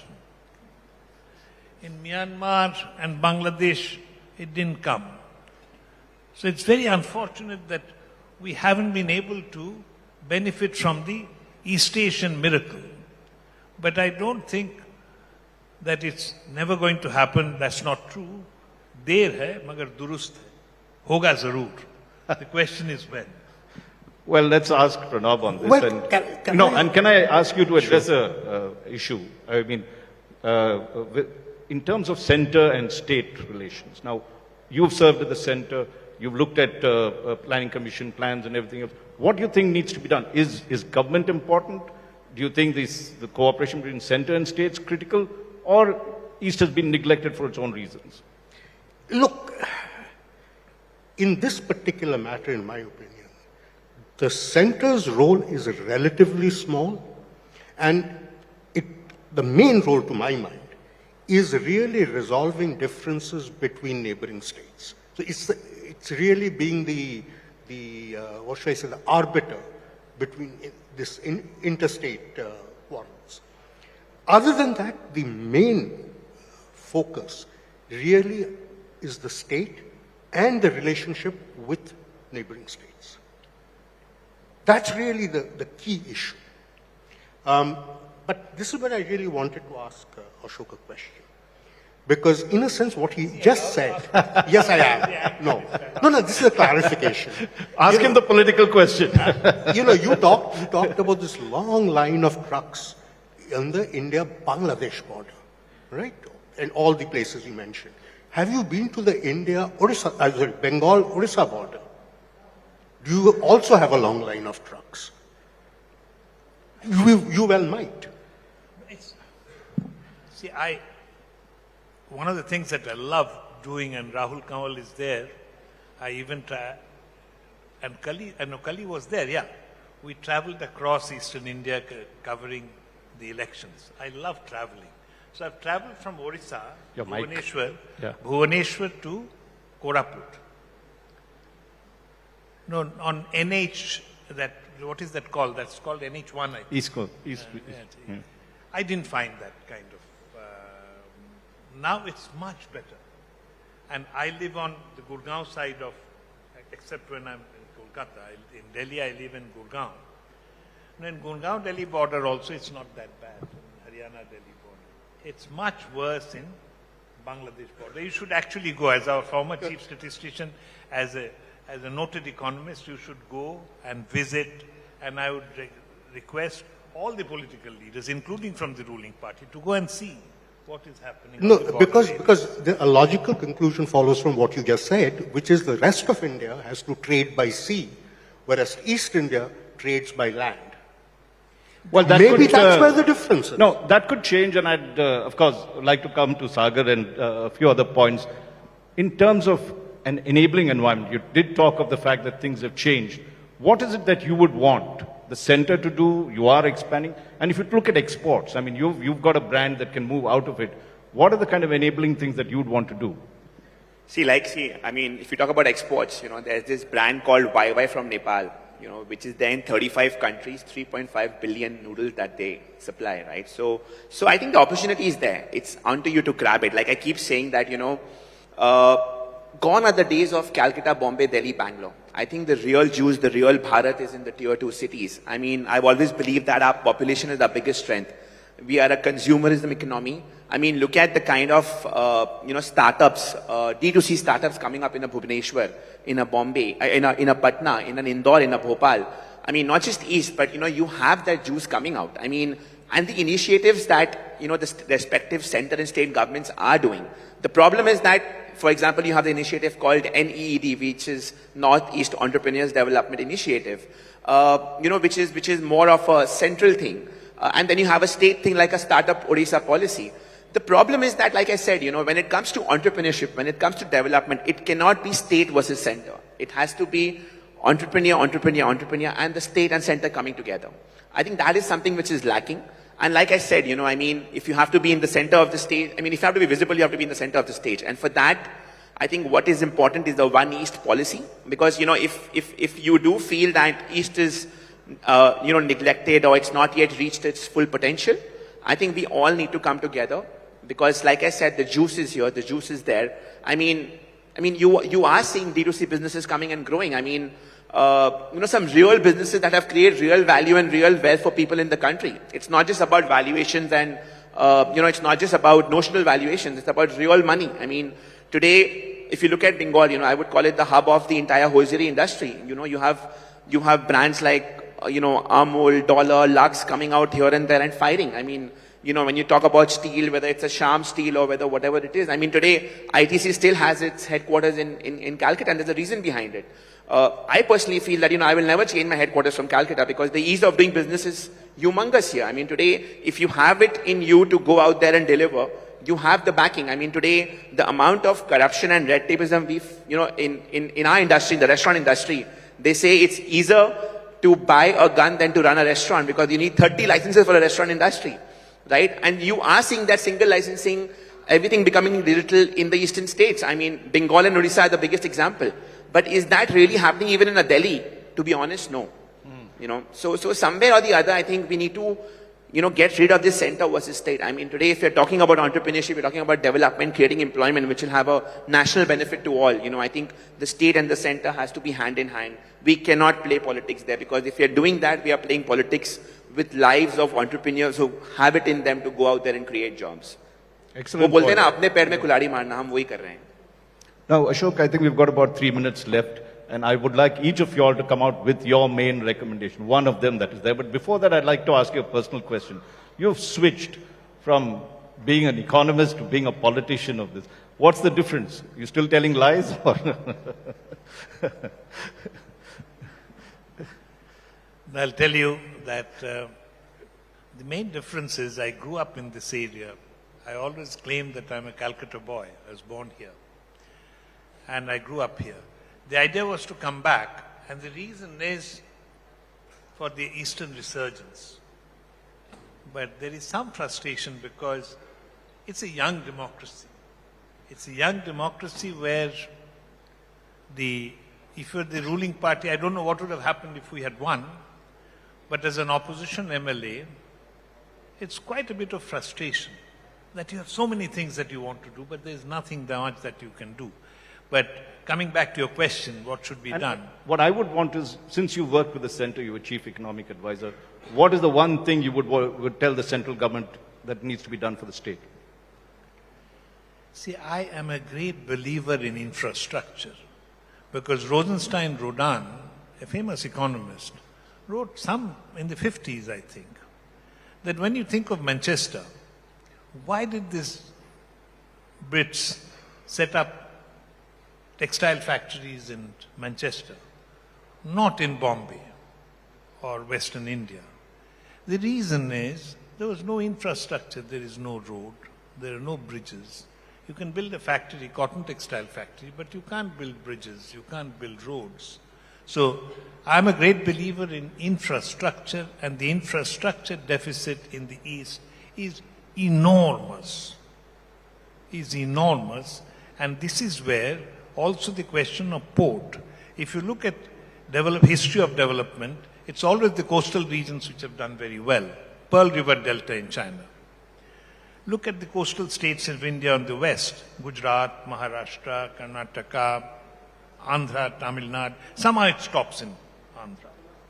We have Paradip, but Kolkata is no port. I mean, it takes 24 hours to go to Sandhead, which is the open sea in Bay of Bengal. You need a special pilot to take your vessels. The new But vessels Amit Mitra can't go. says that So have Tajpur they- is Amit Mitra says that Tajpur is coming up and the deep sea port should be ready in 2 years. Adani is on the bid. But Raj, I have been hearing that, since I was a child. Haldia is coming up, this is happening, this is happening. In West Bengal, I must say, I think it was Dijendralal Rai who wrote a poem, Hocche hobe, hocche hobe, hocche hocche hobe hobe, aajo hobe, kalo hobe, porshu hobe, hobe hobe. Which means what? Go slowly? It means it's happening, it will happen, it is happening, it will happen, it happened yesterday, it will happen today, it will happen tomorrow, it will happen. Pranab, one thing, you talked about the fact that you need to get the neighboring states together. What would you advise beyond that? This is the thing. When we talk about getting neighboring states together, right, it means that they need to sit together and have a common development platform. So would you form an East Council? No, I of won't. states? I won't form anything. This has to be done voluntarily.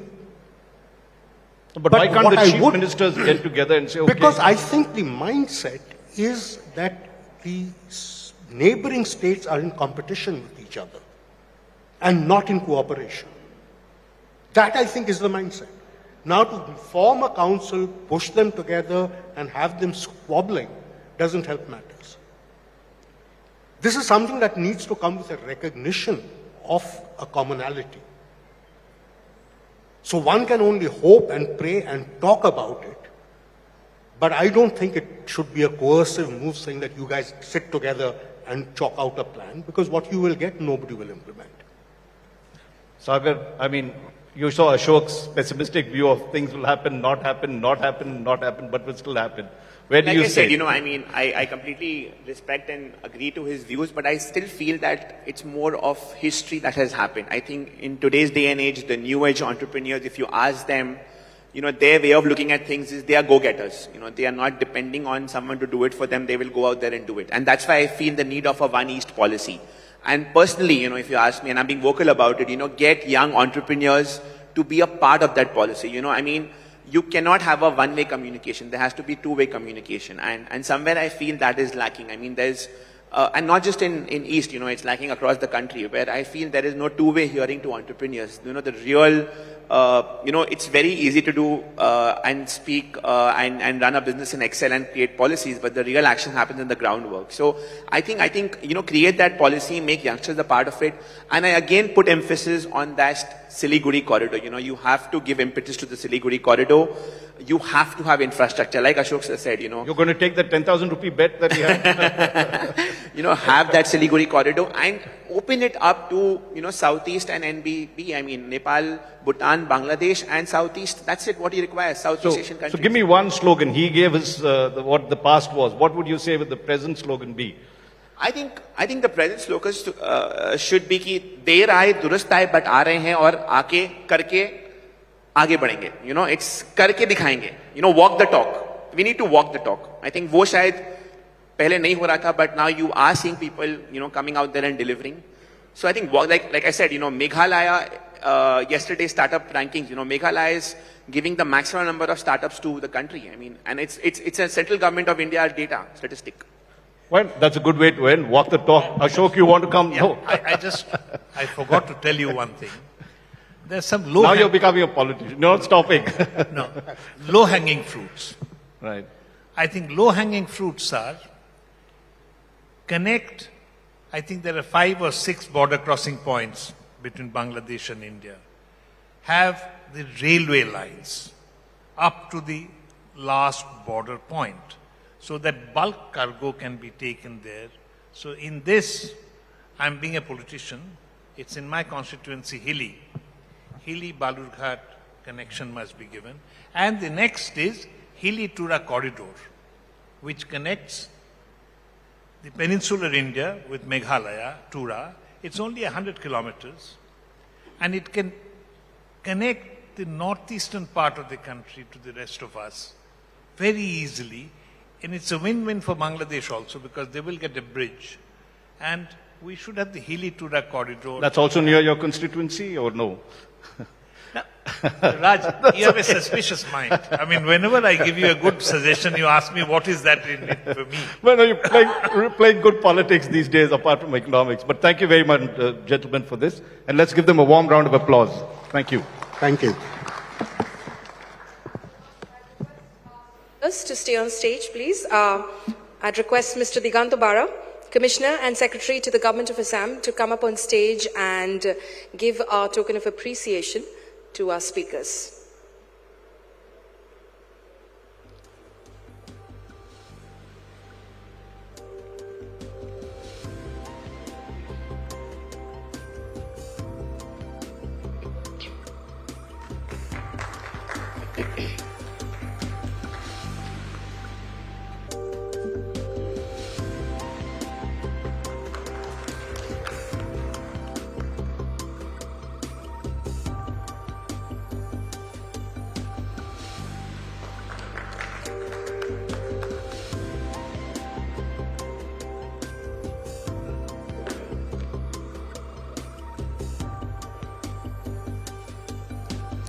Thank you so much, everyone. We're going to break for lunch now. Lunch has been served in the pre-function area, so you can proceed, but don't forget to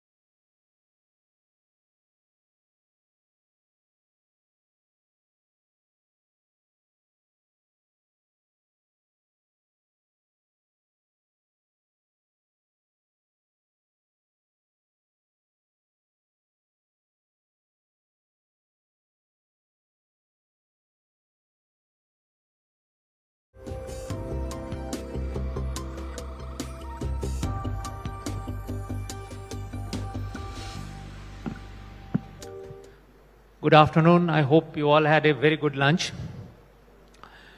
When we talk about chief ministers, we have a particular perception about chief ministers, especially from the big states of India. But when it comes to northeastern chief ministers, they not only look different, they behave very differently.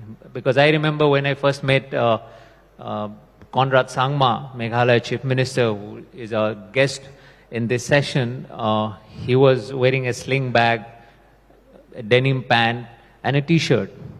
So it was quite a pleasant surprise to find a politician like that, and he profusely apologized to me for around 10 minutes because he was late. With that note, that personal note, I would like to welcome Conrad Sangma, Honorable Chief Minister of Meghalaya, to the stage.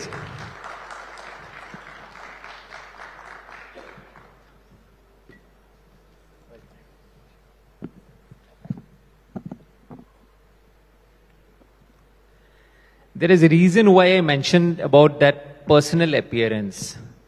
Because Mr. Sangma, these days questions have been raised about your body language. People are very unhappy with your body language. You are very submissive, I'm told. We are told, rather. And especially in front of Prime Minister Narendra Modi. What's the issue? No, I think depends on how one looks at it. But of course, the respect is always there. I've always very strongly believed that there is a special focus on the Northeast in the last many years, especially in the NDA government. So I personally feel that the kind of interest, focus, and the investments that have been made in the last many years has not been done in the past. And so therefore, I do look at it and see a sense of respect in the whole process. If you would like to see it as being submissive, that's a different issue. But I look at it more as respect. I don't see it that way. TMC leader Abhishek Banerjee said that in Meghalaya. How do you react to that? I've always maintained, even yesterday, in fact, before I came here, I had a cabinet meeting and some people asked me about some comments made by certain leaders. And I told them that if you are looking for comments for me, then please ask somebody else. I'm here to do work, and I really don't, really bother too much about comments being made. I think it's important that as a leader also, and as an individual, one should be able to come out of the noise in today's world, focus on what's important, focus on the targets that you have, and move forward. But are you not, many people say that you are very submissive to Prime Minister Modi and also to the Assam CM, because many say that your political career is dependent on BJP. How do you react to that? And this is a criticism by many opposition leaders. Yeah, I mean, as I said, I'm open to any kind of criticism that anybody may have. Number one, I think it's very clear, I would like to make it very clear, that our political base and the way the party has been growing in the past many years is something that I'm sure that you are aware of. The National People's Party has been a party which is my party, and I'm a president of that, has been a political party which has started off with just 1-2 MLAs, and today we are a national party. So when it comes to politics and our identity, we have never shied away from standing up for our own cause and our political space. That's number one. Number two, in the context of the politics that happens in our nation, yes, there are friends that you need to make. You have to work with a team. And in this current scenario, we are working with the BJP and the NDA, and there's nothing to hide about that. So therefore, working with them does not mean that we compensate or we in any way compromise, on the identity and on the different kind of values and stands that we may have. You took a certain stand against CA also, but of course you got Meghalaya exempted from CA. But when it came to recently the transportation of cows, it created a lot of problem in your state, but you couldn't probably resolve it, though you have a very great equation with the Assam CM, Dr. Himanta Biswa Sarma. Yeah, so basically there are different issues, and it's not always that we agree on every issue, and that's why we have our own stand and our own political party. When it came to the CAA, it is after the stand that we took along with other regional leaders that the BJP went back to the drawing board, came out with amendments in it, and made adjustments to adjust for many of the states in the Northeast. Similarly, when it came to the issues concerning the transportation of cow, this issue has been there. And even as we speak, our officials and our departments, they are on continuous dialogue to ensure that the smooth transition for the needs and requirements of Meghalaya state are not affected. And the Assam CM has made that also very clear. So is it perfect? Yeah, it's not perfect. But I think what is important is that there is a continuous effort to come out of all the issues that are there and resolve those issues so that we can, we can solve the problems that we face. So the relationship is not perfect, you are saying, that BJP-NPP relationship? I think nothing is, as we call it, nothing is stable as we look at it. I think I'm always of the firm belief that in politics, it is the balance that's important. Stability will never be there. So therefore, even in issues and concerns that we have, we will never see 100% eye to eye. So are there complications? Absolutely they are. And do we stand when we have to? We do. But yes, with the option and with the outlook that we should try and resolve as many of the problems as possible. And sometimes we can't. But that's the nature of coalition. I'm curious about your relationship with BJP because in Meghalaya you are running a government supported by the BJP. You often talk about your excellent relationship with BJP leaders. But in Manipur, you have snapped the tie with the BJP and you actually contested on your own in Manipur. In Arunachal also you are trying to penetrate. Assam also you are trying to penetrate. Of course, you probably see yourself as the pan-Northeast party. But how do you manage these contradictions? I mean, at the same time you are in coalition with the BJP and in places you are contesting against BJP. So how do you manage these contradictions and how BJP reacts to these contradictions? So basically, you have just clarified everything that you asked me in the past 10 minutes of my relationship with the BJP. It's a very curious relationship. Yeah, I think you have clarified the entire scenario for everybody in the question that you asked. And I've been maintaining it from day one, that we are always clear that we will maintain our identity. We will not compromise on the different stands that we have. And that's the reason why I am always very clear that when it comes to contesting elections, we contest on our own, in our own terms, because that's what we go to the people with. That if you vote for the NPP, then this is what we believe. But if they don't give us the mandate, then obviously the political discussions start. And therefore, Manipur is a great example. We were in coalition with them. In the last election in 2017, we fought on our own, in spite of a large, I should say, problems and challenges we faced from the BJP. Similarly, in 2022 also, we went ahead and we decided to contest on our own. And we fought the BJP, and in fact, we came out as the second largest party in Manipur. And we will continue to fight in other states, whether it is in Nagaland, Tripura, Meghalaya, even Arunachal Pradesh. So I'm very clear on that. But then, as I said, when it comes to formation of the government and trying to work towards the people's mandate, we realize that if the numbers are not there, then we need to discuss and find friends and partners with whom we can work. And I've been very clear that we have always, since our late leader, Shri P.S. Sangma's time, we have been working with the NDA and we continue. But as I said, so therefore, we don't compromise on our identity. But how does BJP react to this, your contradictions? Well, sometimes they're not happy about it.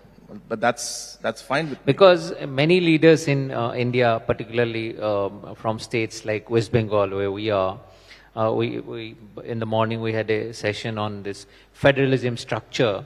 So they say that the BJP is overpowering, the Prime Minister doesn't give space to leaders. So in that case, what you are trying to do is you are fighting BJP somewhere, you are allying with BJP. So do you think that Indian federal structure gives that space to maneuver your own politics and also take advantage of your friends and enemies? And what would be your advice to other chief ministers, particularly West Bengal Chief Minister Mamata Banerjee? Okay, there are a lot of questions in that. But to start off, I think in the entire democratic and the federal structure of the country, obviously the diversity that we have clearly has a space and a room for different political mindsets and different ideologies to be there. And hence the space for a regional party coming up, whether it's a pan-Northeast party or a pan-tribal party, indigenous party, I think these are things that will always be there in the space, in the political space of the country. So I think that's nothing to debate about. But I think what is important, which you've been mentioning, is that how to balance the entire factor out. And for me, and at least for our political party, we have been very clear in two things, and I'm repeating it again, that when it comes to our identity, we don't compromise, and we will continue to make sure that we make our presence felt in whatever situation that it needs to be when it comes to the ideologies of the party. Number two, we have been very clear, is that once the mandate comes from the people, then we have to work along the dimensions that have come out in the elections, and work towards a government that can have the best and the most friendliest people and the people who you can get along with and work with in the overall interest of the government and the state and the people. And those relations will not always be perfect. There will always be fights. But I guess in the larger interest, we move along. Regarding advice to other chief ministers, I don't think, I'm here to advise anybody. Every situation, every state is different. Every state faces its own challenges. The leaders of the states who are there know best. So therefore, for example, if some other leader were to come from another state and speak about the politics in Meghalaya, I would say that they would not be fully, under grasp of all the issues that are there and be able to do justice to it. So therefore, I don't think it's appropriate for me to say how I'll rephrase the chief question. minister should run a state. I'll rephrase the question, not for any particular chief minister, but you seem to have cracked the code of how to deal with Prime Minister Modi. So, what is that secret mantra? No, I don't think I've cracked any code. I think that's not the way to put it. I think what we have been doing in the last 4 years really is, I've been focusing on a lot of aspects of governance and delivery mechanism at the grassroots level. Just yesterday, we were given an award for having the best ecosystem for startups among the small states in the entire country. So a lot of people feel that we just got the award, but they don't realize that I'm an entrepreneur myself by my past records, and I have gone through situations where I've seen that when I was starting my business, there was nobody to help me, and I faced a lot of challenges. So I realized that I need to create the ecosystem, and for the past 4 years we've been working in Meghalaya to create the right support for our entrepreneurs, because I believe that entrepreneurs are the game changers for the economy, and that's the only way to drive our state and the country. So what I'm trying to say is that we do things with the right intention. We are ensuring that governance improves, and in the process we're getting support from the central government, and in the process there is politics also. So yes, you have to balance the entire thing out. But I think at the end of the day, if your eye is on the ball and you ensure that you are working for the people and with a purpose, I think rest of the things fall in place is what I believe. India is on the verge of getting the first tribal president. And your father, late P.A. Soumyojit, he was also a contestant for the presidential post, and probably he was the first tribal candidate for the post of Indian president. My question is, selecting a tribal as a candidate, it's also a symbolic gesture. Do you think the government, and irrespective of this particular government, but subsequent governments, have they done enough for the tribals across the country, because you represent a tribal state, or are these symbolic steps important, or it is more important to do groundwork for the tribals? Well, I would first of all say that both are important.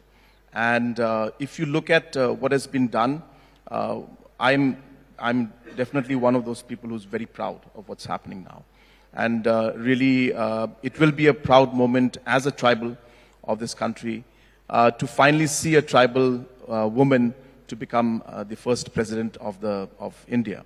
So therefore, it is important because it gives a sense of identity to the tribals and a sense of recognition. And I think this is the highest form that can be given. Number two, when a person from the tribal community sits there, then you are in the circle of certain important decisions that had to be done. And I think those decisions are influenced by that. So it will have its impact. I had, in fact, last time discussed with Honorable Prime Minister, and I had mentioned that we should have a presidential retreat in Northeast India. So the presidential retreat is there in Hyderabad. We have in Shimla, and we should have in Northeast also, so that the Prime Minister of the nation, the President of the nation, can come and stay for 2 weeks or 3 weeks in the Northeast. And that will send a very powerful message to the nation about integration of this country. So in similar lines, having a tribal person as a president is going to be very, very important.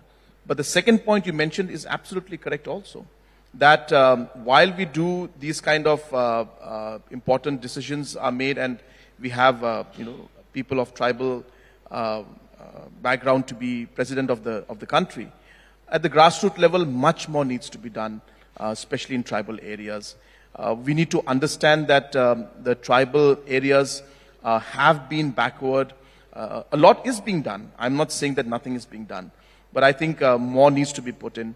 And apart from obviously these kind of important gestures and important positions that the tribal people will hold, I think ultimate way to bring up the tribal economy and the tribal people is to ensure that the economic development takes place at the grassroots level. As you said, that gesture of even the constructing that presidential retreat in Northeast will certainly send some very good, powerful message.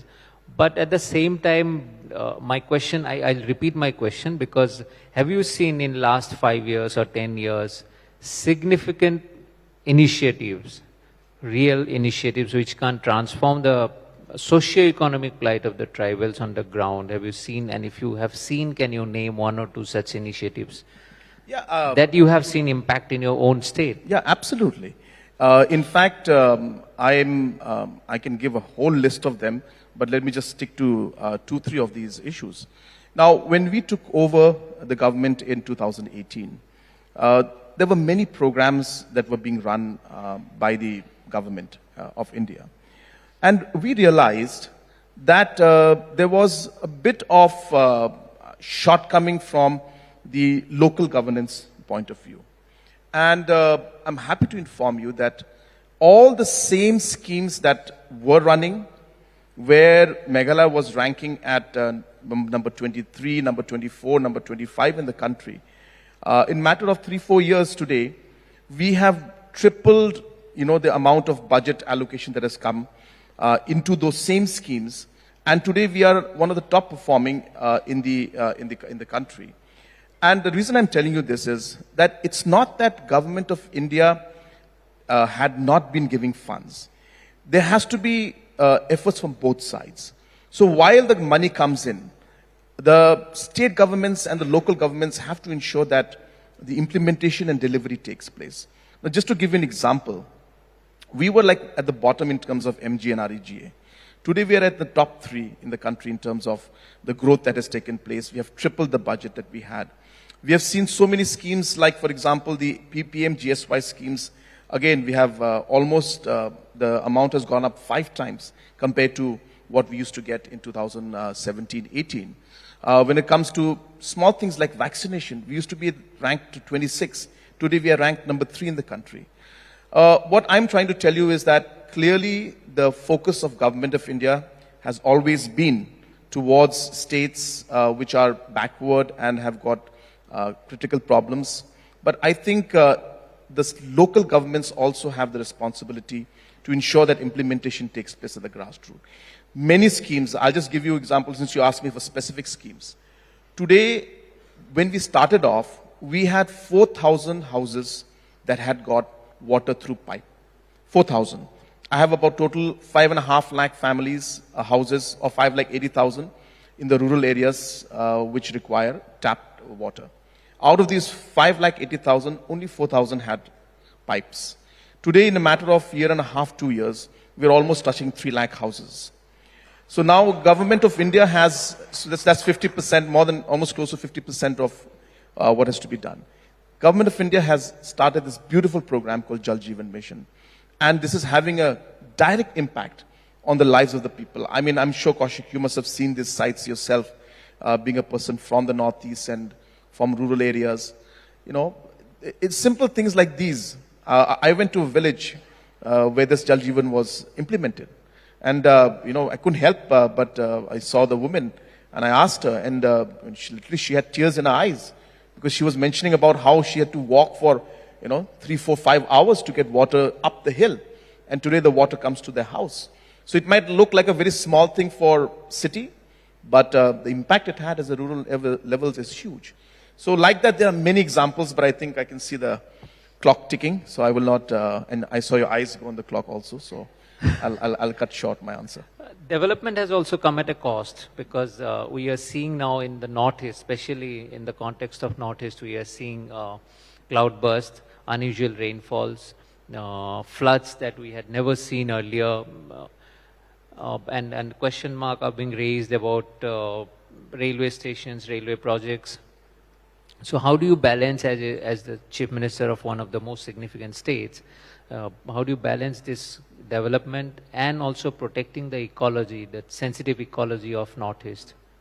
Yeah, I think you've put it the right way, Kaushik, because striking this balance is actually one of the toughest decisions that I think any government policymaker will have to take, is this balance between economy and ecology. And for one, I always have believed that we need to work towards ensuring that we reach this balance. Will it be perfect? It never will be. Will we have situations where some decision was taken and it went wrong? I'm sure. More than 60-70% of the time that could happen.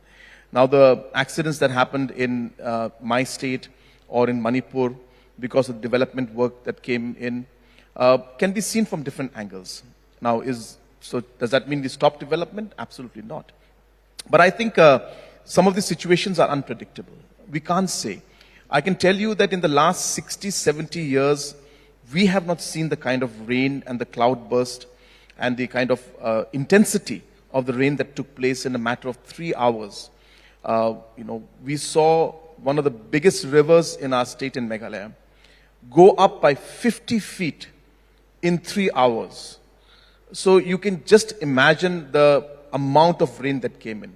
Now, can you blame that on development activities because of which then the roads got washed away? Climate change is a result of developmental activity. So now we need to, as we move along, what is important that we need to learn from these situations. We need to adapt, as they say. We need to mitigate, and we need to figure out how we move forward and improve as we go forward. But is this going to continue to happen? It may. Is there a solution to it? Really can't say. It all depends, is relative to the situation you face. But yes, I think proper planning, proper design, and proper involvement of different experts before taking any kind of these development decisions could help in reducing the number of cases of these accidents taking place, which obviously will save hundreds of lives also. You are technically a religious minority. In India, when we use the word minority, it's generally used to mean a specific religion, but as a Christian, you are also a minority. And there is a discourse that a majoritarian politics is happening in India, and minorities are feeling threatened. So it's a very direct question. It calls from here and there. And yes, there are situations where I hear live that different situations have occurred, different challenges have been faced, and they're facing a lot of difficulty at the grassroots level. So to some extent, yes, these things are happening at the grassroots level. But while I say that, there are 2-3 aspects to things. Number one is that, yes, there have been certain changes in certain laws. Now, these implementations have impacted many people. Laws like? Laws like the FCRA, for example.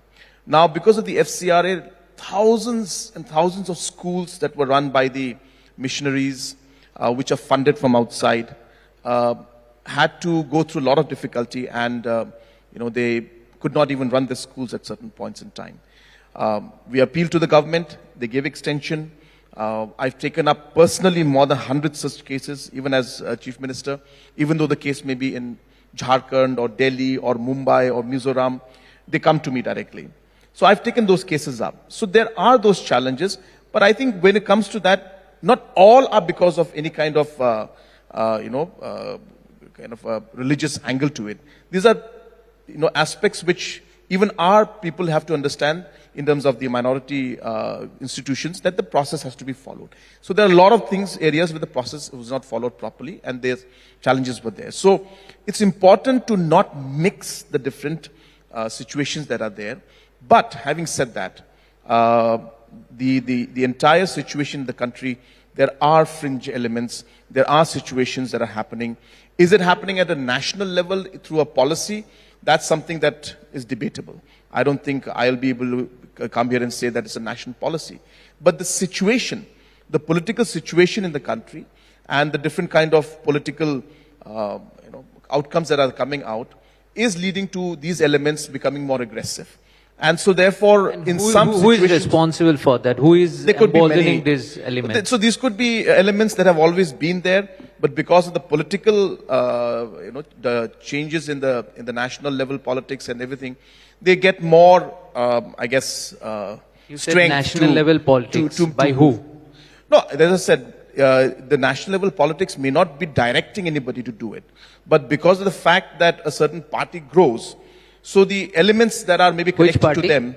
No, I mean, you're like a rapid fire question having. But this is what it is. And at the end of the day, the fringe elements will get the kind of strength from this, even though that may not be the intention or direction of the political leadership in it. So to answer your question in a nutshell, I'm sure that these things are happening. I get direct reports, and many situations happen, many areas where Christian communities are being suppressed, and wherever the action needs to be taken, I'm personally involved in most of these situations, and I support. Suppressed by who? So as I said, fringe elements that are there. And as I said, these fringe elements get the strength because they feel that the political, as you said, certain religious groups, because of the strength that is there from political parties coming into the fray, they may get the strength. But in Meghalaya, you are in power. You have the police with you. Yeah, so you asked me a national question. So I cannot give you specific state-specific replies to this. But I'm telling you what's happening at a generic national level. But yes, what is important is that the government of India, the leadership at the national level, and even the state level, we must come together and ensure that these kind of situations are neutralized, and individuals who are involved in any kind of such activity should be taken to the books. You are an unusual BJP friend who can speak very candidly, and that's why I mentioned about the fact that northeastern politicians and chief ministers are very different. Now, we also know this fact that you are a very good singer, and you love playing guitar, and we would really request you to sing for us at this conclave and play the guitar also. Yeah, I'm, as you said correctly, I am a person who likes music, and a lot of Northeast people do. And you know it better also that I would not normally say no, especially when a friend like you asks me to sing, and in an occasion like this. But it's just that a lot of things have happened back home, and so much of flood and so much of misery and damages, and people are suffering in my state and in Assam and in Manipur. And I just feel this may not be an occasion to be singing and celebrating. So on the contrary, I would ask all of you to pray for the people who are being affected by the flood, This is a lot of people are suffering right now. And though your request is very genuine, it would have been another day, I would have definitely said yes to it. But I just feel that when people are suffering, I don't feel appropriate singing out here today. So I please do respect your apologize. sentiment, Thank you. Honorable Thank you Chief so much. Minister. It was really an honor to have you here, and as usual, you are very candid, direct. Really appreciate you joining us here at India Today Conclave. Thank you so much. Thank you so much. Thank you. I'd request the Chief Minister of Meghalaya and Kaushik to stay on stage, sir, for a moment. I'd also request Lieutenant General Rana Pratap Kalita, General Officer Commanding in Chief of the Indian Army's Eastern Command, to come up on stage, sir. Also, Ms. Kalipuri, Vice Chairperson, India Today Group. Mr. Rahul Kaval, News Director, India Today.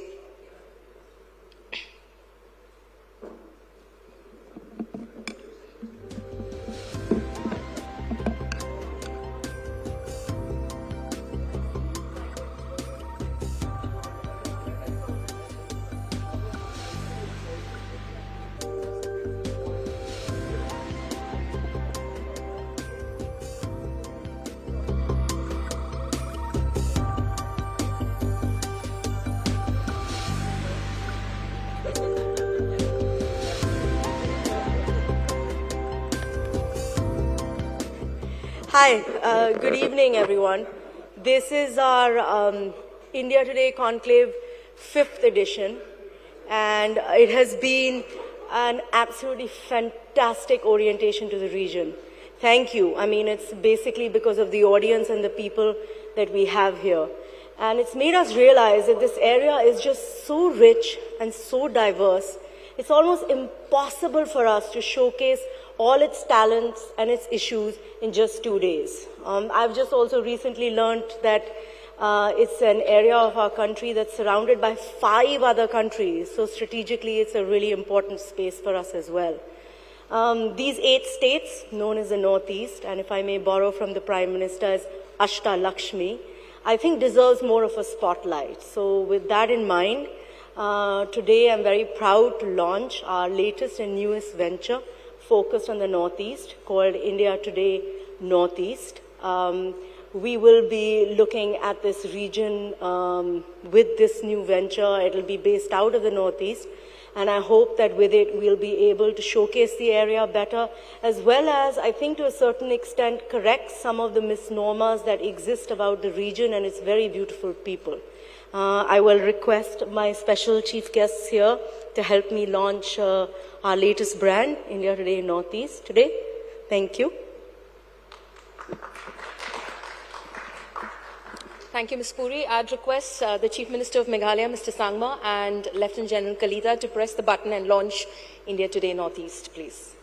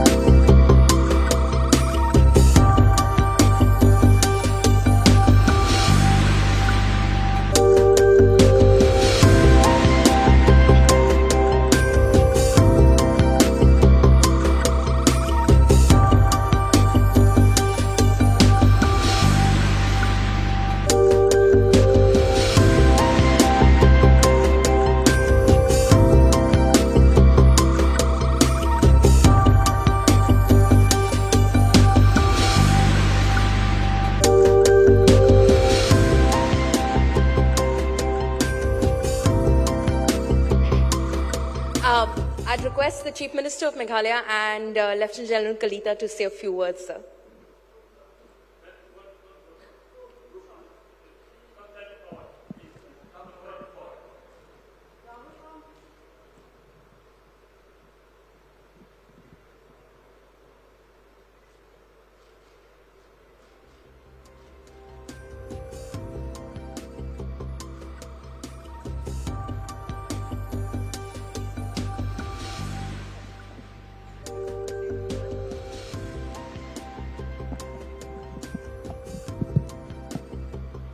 I would like to congratulate India Today on this really, I should say, important and much needed intervention that has been given. I am a person who has been associated or whatever connected and traveled throughout the Northeast. And I can tell you the kind of things that are happening, the kind of stories that are there. Sadly, only the tip of the iceberg comes out. And you always see only the news that, the bad side and stuff that is really only the tip of the iceberg, as I mentioned. So I think it's so important that the real stories about the lives of the people there, whether it's sports, whether it's different aspects of the talent, I think there's so much to capture. And therefore, when I heard that India Today is going to be coming in and doing this, I was very excited. And I was, telling everybody that this is a step in the right direction. We will finally have a national mainstream media house that is going to come in and give that importance to the Northeast in the way that India Today can do. And I think this will be an important factor because you will start to see the real Northeast, I should say. And, and I keep telling people that when it comes to Northeast India, there's so much that is there with the neighboring nations that are happening. People talk about Act East. I tell people, well, Act East is a very generic term because it is Act South when it comes to Meghalaya. It is Act West when it comes to Arunachal with Bhutan. And Meghalaya is Act South with Bangladesh, and so on and so forth. So what we don't realize is that we have branded the Northeast as one area, and we feel that it's just one same thing, but it's not. There's so much more to it. And therefore, I'm really one person who's very excited about this. And I firmly believe that a national media house coming in and giving this brand and giving this entire network, putting their entire backup and experience behind the Northeast network that they're going to start is going to have a massive impact in the lives of the people. So it's not just about news. It's really about giving the right news and giving the right picture and really changing the entire perception of the Northeast. And I'm sure that not only the other news, but even the positive sides will come out. So I wish India Today Northeast the very best, and it's really a great initiative, and we're very proud of what you're doing. Thank you so much. Good afternoon. I think the Honorable Chief Minister had said whatever was to be said about the requirement of such an initiative taken by the India Today group. I think, but being from the Northeast myself, as also commanding the Eastern Command of the Indian Army for last about 5 months now, I think it would be a step in right direction to showcase various events that are taking place in Northeast. The Honorable CM had mentioned about Act East policy. I would say to Act East, you have to go East. I think that's a correct step taken by you all. My compliments to the India Today group, and we wish you all the best.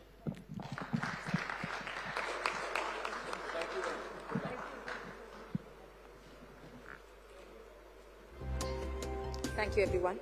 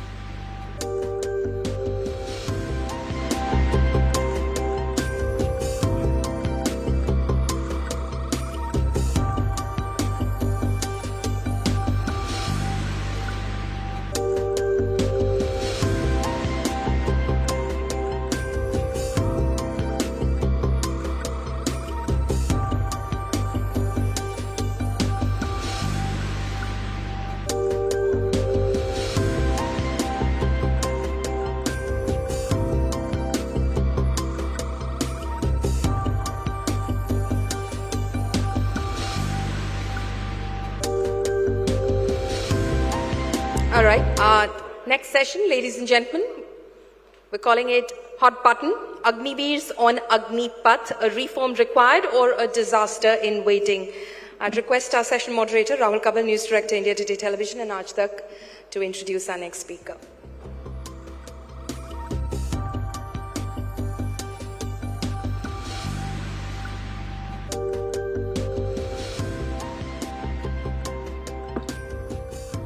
The last few weeks have seen protests across the country after the Ministry of Defense announced that there would be a scheme called Agnipath. It almost seems as if there is fire on the roads. And to talk about the current situation, the reasons behind this scheme being brought in, and how this could impact the combat readiness of the Indian Armed Forces, we are joined at the India Today East Conclave by the Eastern Army Commander Lieutenant General Rana Pratap Kalita, a man who understands the lay of the land here, particularly in the East and elsewhere. And we'll talk to him about the scheme in great detail. General Kalita, welcome, and it's great to have you with us at the India Today Conclave East. We're literally in your backyard, so it's fantastic being here. I want to start by asking you about the kind of protests that we saw when all of you were busy with the task of formulating the contours of the Agnipath scheme. Did you at that time anticipate that there could be an adverse reaction of this nature and protest in so many parts of the country? Firstly, Rahul, thank you so much for giving me this opportunity of coming over here at the India Today Conclave East and presenting the views of the armed forces in this August forum. As far as your question is concerned, I think there was a lot of deliberations before this scheme was finally announced on 14th of June. And all the pros and cons were discussed and deliberated and wargamed, as we say in the army parlance. But what resulted in form of protest, some of them violent, was primarily, I would say, a law and order situation. There could be many reasons which could be ascribed to it. But primarily, I would like to say that it was because of misunderstanding or the not having a correct perspective of the scheme as such by the majority of the youth who had taken part in the protest at the initial stage. However, after initial 2-3 days, when the various facets of the scheme as such was explained to the environment, including the masses and the youth have started understanding that it's a good scheme which is going to be beneficial to all the youth of the country, the protests have started dying down. And you would be aware that recently the notification for the Army, Navy and Air Force has already been issued. And as within first 4 days for the Air Force, about 1 lakh people had registered for getting into the Agniveer scheme of the Air Force. As also recently it has come out that about 10,000 women have registered for Navy. So I think that things have, people have understood that it's a good scheme and they are coming around. The youth particularly are quite, seemingly quite interested in this scheme to come and join the forces.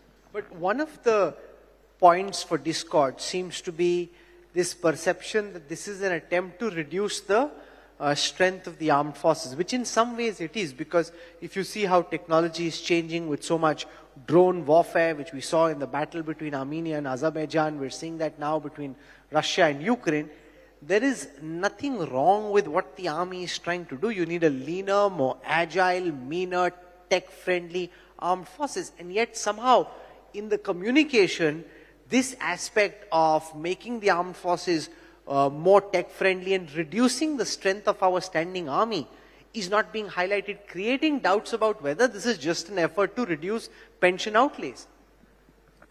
Yes, I'll take that question, because what you rightly said was with the infusion of technology, we need to change. Not only the armed forces, every organization has to change with times. And with growing development in technology, we need to restructure ourselves, including the armed forces, create new structures which can absorb the technology and move with times and be better prepared to fight a future battle. So that's the basic concept. However, this exercise which has been carried out, it's primarily a human resources management exercise which resulted into declaring of the Agnipath scheme. It is not, I would say, not an exercise basically aimed at reducing the pension budget.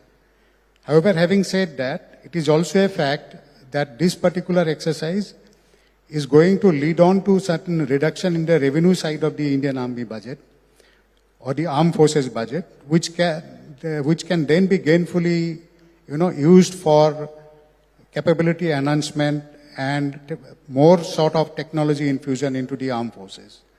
So that is what we are looking at. It's not about economics primarily. It's an HR resources management exercise. But linked to this, in several parts of the country, particularly where we saw the protests in places like Bihar and elsewhere, is the reality that there is a whole ecosystem of young personnel who train very hard for a year, sometimes two, in the hope that they will join the armed forces, in the hope that once they are in the armed forces, their future is secure. That the idea was that we take care of the country for 15 years and the country takes care of us for the rest of our lives. That pact between the armed forces and these young boys and girls seems to be broken. No, you see, that concept of joining the forces for stability in life, that has been in existence throughout. However, we need to change with time, and as you had rightly mentioned, that we need to, review the force structure with the technology development that is taking place all over the world.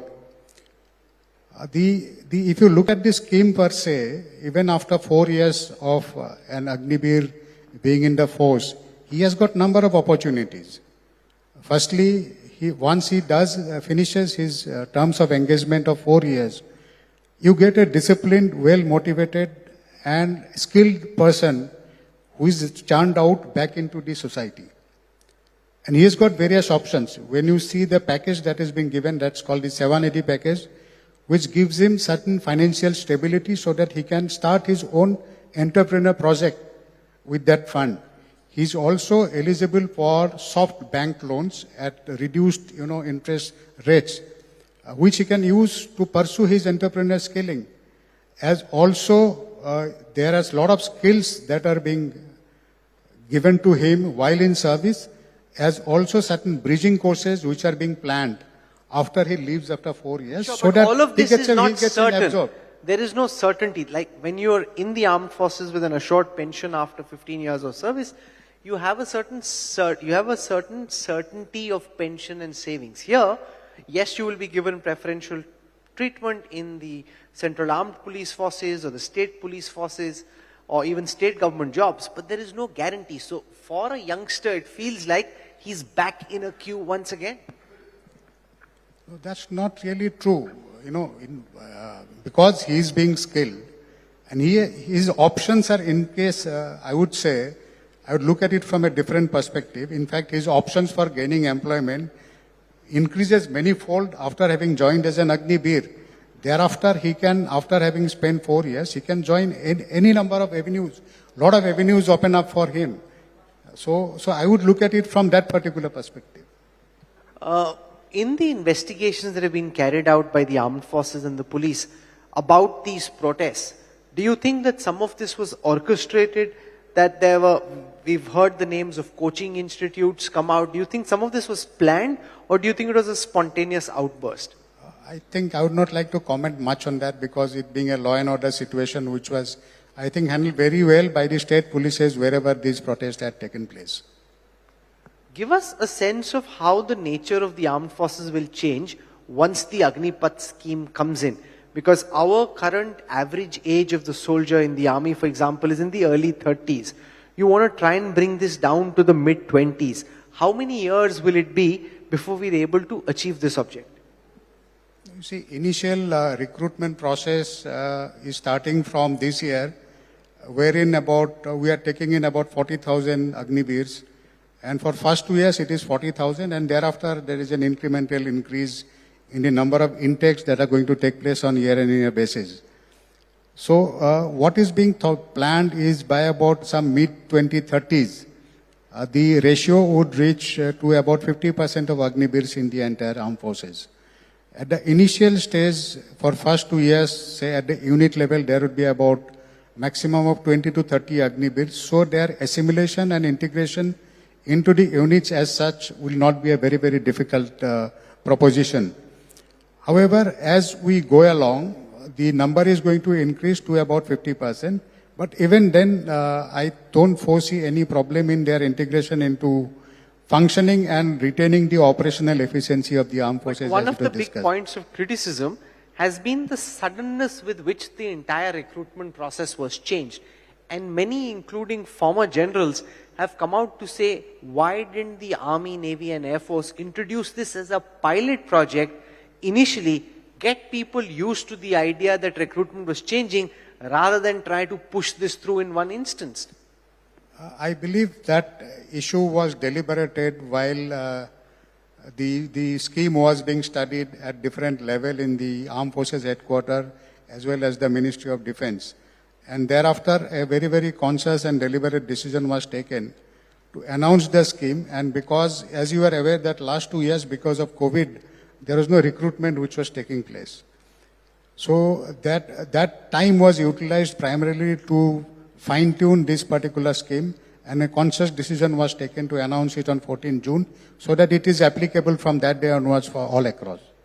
Now, one of the key aspects of being in a regiment in the army is this whole idea of regimental izzat and pride, and the concern that 2.5, 3 years of service is too little to be able to imbue the culture and the values. And in an actual combat situation, we are here in the eastern part of the country, across in Arunachal and Assam, we have the PLA facing us on the other side.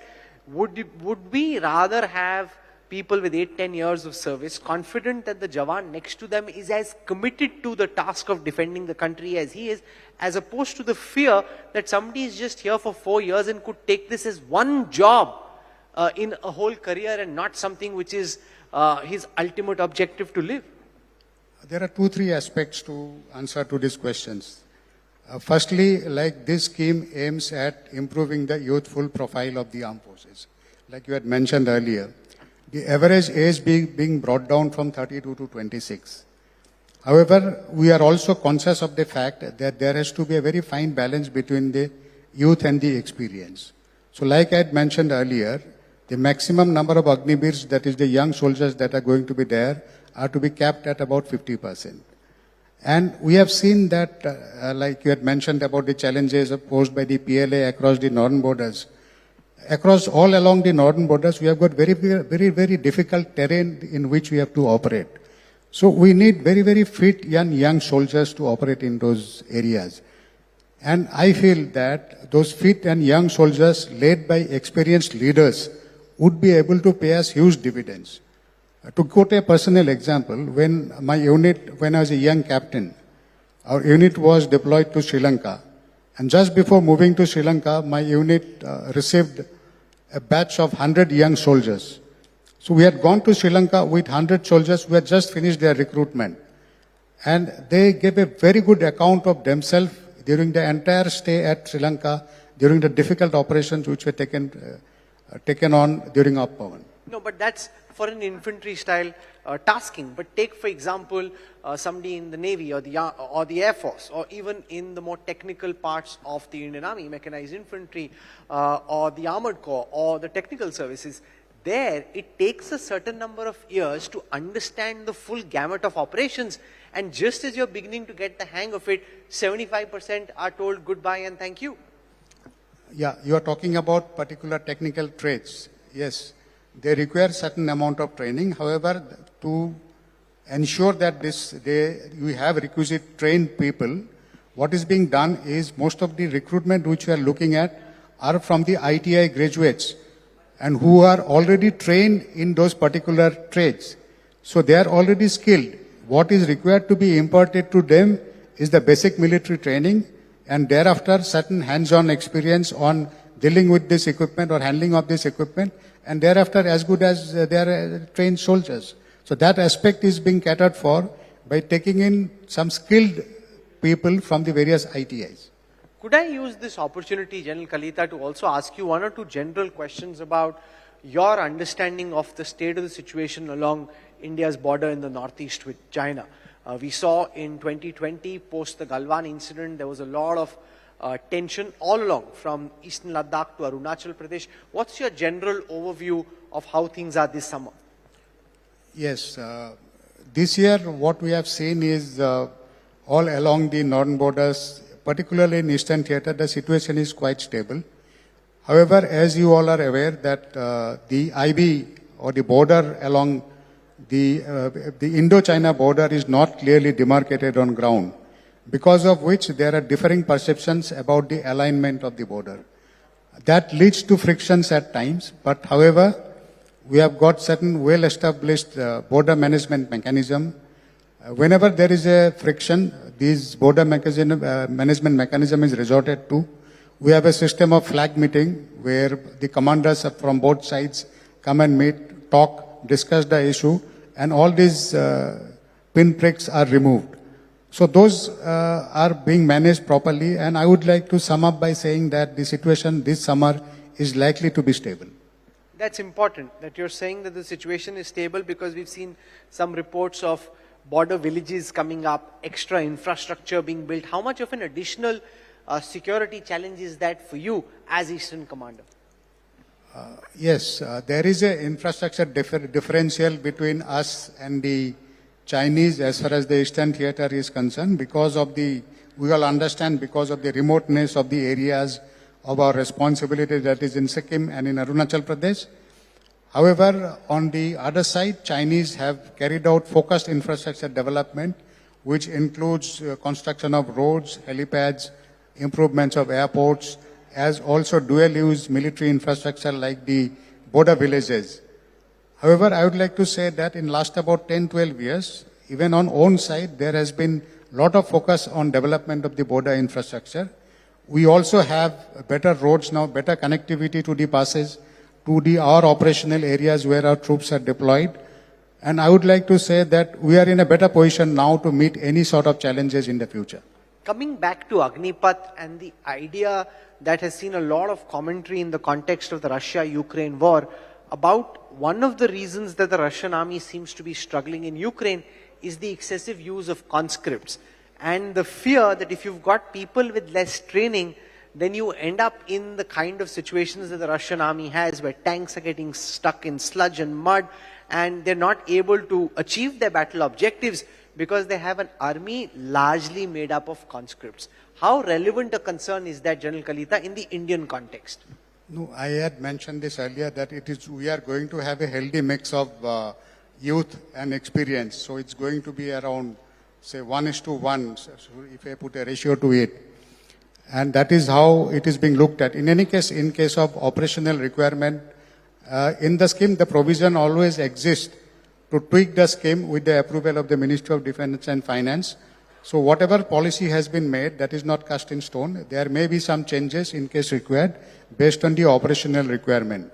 And any constructive suggestions which are being received from the environment are being considered, and they are being put into place, I'm sure, to improve the scheme further.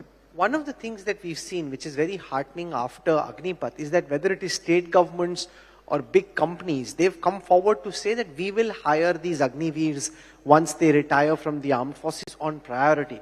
But a lot of veterans refer to ex-servicemen hiring data to suggest, look at the actual track record of state governments, of Central Armed Police Forces, of India Inc. in hiring actual Jawans who retired in the past. If they didn't do it in the past, how confident are you, General Kalita, that all these different bodies, organizations and institutions will hire retired army personnel in the future?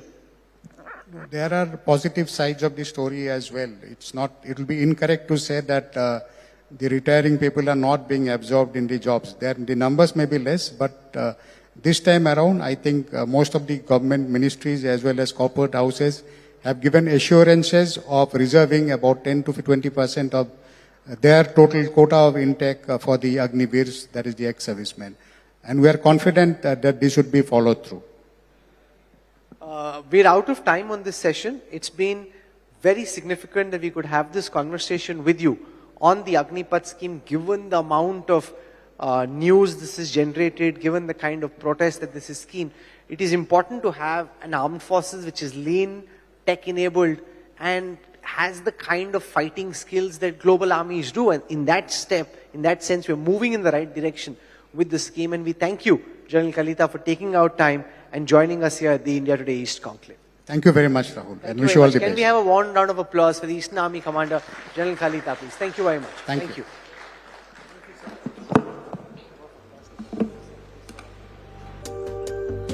Thank you so much. Ladies and gentlemen, our next session, Flashpoint, the idea of One India versus the pride of regional identity. I'd request Indrajit Kundu, Deputy Editor, India Today Television, to come up on stage and introduce our next speaker.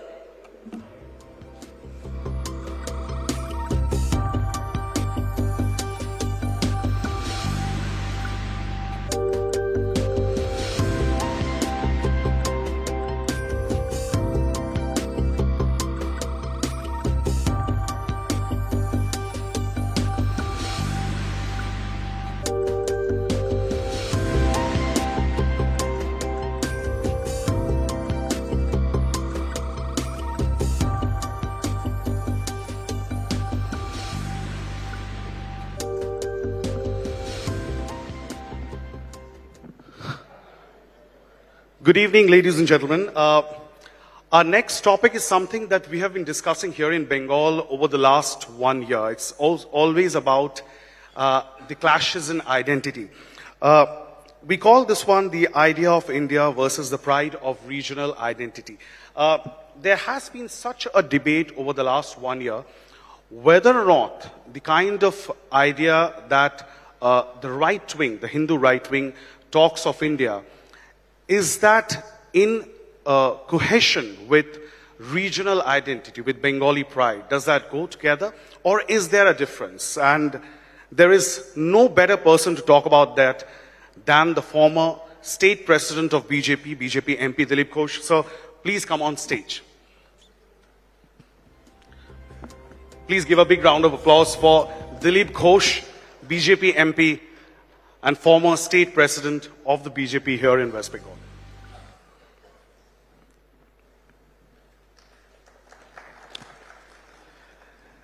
Dilip दा, जैसे कि हमने कहा पिछले 1 साल से इसके बारे में बहुत ज्यादा चर्चाएं हो रही हैं और ऐसा कोई व्यक्ति नहीं है जो इसके बारे में सबसे अच्छा जवाब दे सके, क्योंकि आप पश्चिम बंगाल से हैं, बंगाली हैं, उसके साथ साथ आप आरएसएस से भी जुड़े हुए हैं इतने सालों तक।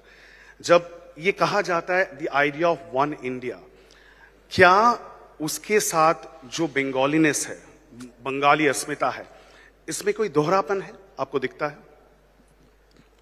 केवल बंगाली अस्मिता क्यों बोल रहे हैं आप? तमिल का है, पंजाबी है, मराठी है, उड़िया है, सबकी अपनी अपनी अस्तित्व है, अपना कल्चर है, अपना भाषा है, खान पीन, रहन सहन, पहनवा सब अलग है, लेकिन फिर भी देश एक है। ये हमारी परंपरा। एक बात कहा जाता है विविधता में एकता, हम उल्टा बोलते हैं, एकता में विविधता। शरीर एक है लेकिन इसका हर अंग का काम अलग है, दिखने में भी अलग है। इसलिए हमारे देश में कभी जबरदस्ती किसी को एक करने का प्रयास नहीं किया गया है। रसिया भी एक देश था, क्यों? जब तक वहां सरकार ताकतवर था, सेना था, शासन का जोर था, एक थे लोग। जैसा थोड़ा ढीला वो अलग हुआ, क्योंकि जबरदस्ती लोगों को एक किया गया था। हमारे देश में ऐसा नहीं है, पहले जो था उसमें भी नया विचार आ रहा है, और दुनिया में जहां भी जो नया विचार आया है तथा उसको हमने ग्रहण किया है, बुलाया है। हमारे देश में ईसाई को, इस्लाम को बुला के हमारे राजाओं ने उसको रहने दिया, जगह दिया, धर्मस्थान बनाने के लिए मौका दिया, उनका धर्म क्या है राज्यसभा में उसका व्याख्यान सुनाया लोगों को। ये हमारी परंपरा रही है, इसलिए सब पनप रहे हैं। लेकिन फिर भी हमारी देश की जो परंपरा रही है, देखिए हमारे देश के लोग तीर्थ यात्रा करते हैं, दक्षिण भारत जाते हैं, उत्तर भारत जाते हैं, हर भाषा के लोग जाते हैं। एक प्रकार एक जगह रहते हैं, भाषा नहीं समझते हैं, पहनावा अलग है, लेकिन वहां जाकर के नंगे बदन में जाके भगवान का पूजा करते हैं। वही भगवान का पूजा शिव जी का रामेश्वरम में पूजा होता है खाली नंगे बदन में, लेकिन रामेश्वरम में जाकर के जब वहां ऊपर जाकर अमरनाथ पहुंचते हैं, 2 कंबल ओढ़कर पूजा करते हैं। स्नान नहीं है, दूध नहीं है, कच्चा बेल की पत्ती नहीं है, लेकिन मंत्र एक है, भाव एक है। इसको हमने भाव को देखा है, घर में भी 4 लोग 4 प्रकार खाना खाते हैं, 4 प्रकार उनका रहन सहन है। कोई फ्रिज का ठंडा पानी चाहिए तो कोई ठंडा पानी पीने से तुरंत उसको बीमारी हो जाती है। इसको हम कभी नहीं देखा बाहरी विविधता को। इसलिए यहाँ की जो मान्यताएं हैं, परंपराएं हैं, एक दूसरे के भाव को सम्मान करना, दूसरे को चाहे तो हमारे बंगाल में भी है, कोई हिंदी भाषी आया तो हिंदी में बात करता, बंगाल के लोग टूटी फूटी हिंदी में उससे बात करते हैं, हिंदी नहीं जानते लेकिन उनको प्रॉब्लम ना हो, ये मानसिकता हमारी रही है। लेकिन इसके अंदर जब राजनीति आ जाता है तब प्रॉब्लम होता है, तब तमिल अस्मिता की बात आती है, तब बंगाली अस्मिता की बात, एखाने जय बांग्ला स्लोगन आ रहे हैं। यहाँ के नेता जाके त्रिपुरा में जय त्रिपुरा का स्लोगन लगाते हैं। तो जय बांग्ला में क्या प्रॉब्लम है? कोई प्रॉब्लम नहीं है, लेकिन हमारे यहाँ जय बांग्ला कब हुआ? तो बांग्लादेश में हुआ, बांग्लादेश बनाना था तब जय बांग्ला। तो मुझे लगता है इसको भी बांग्लादेश बनाने का जो भावना मन में उससे होता है। हम भारत माता की जय बोलते तो जय बांग्ला, जय त्रिपुरा, जय महाराष्ट्र सब आ जाता है। अरे समझ नहीं बात, कभी प्रॉब्लम नहीं हुई हमारे यहाँ की। आप बोलिए, यहाँ अलग अलग राज्य रहा, देश रहा होगा प्राचीन काल में, तीर्थ यात्रा रहा, अमरनाथ यात्रा रहा, तो वहाँ दक्षिण भारत, उत्तर भारत, सोमनाथ यात्रा, रामेश्वरम यात्रा रहा। कभी किसी को पासपोर्ट लगा, किसी को वीसा लगा, किसी को टैक्स लगा? नहीं।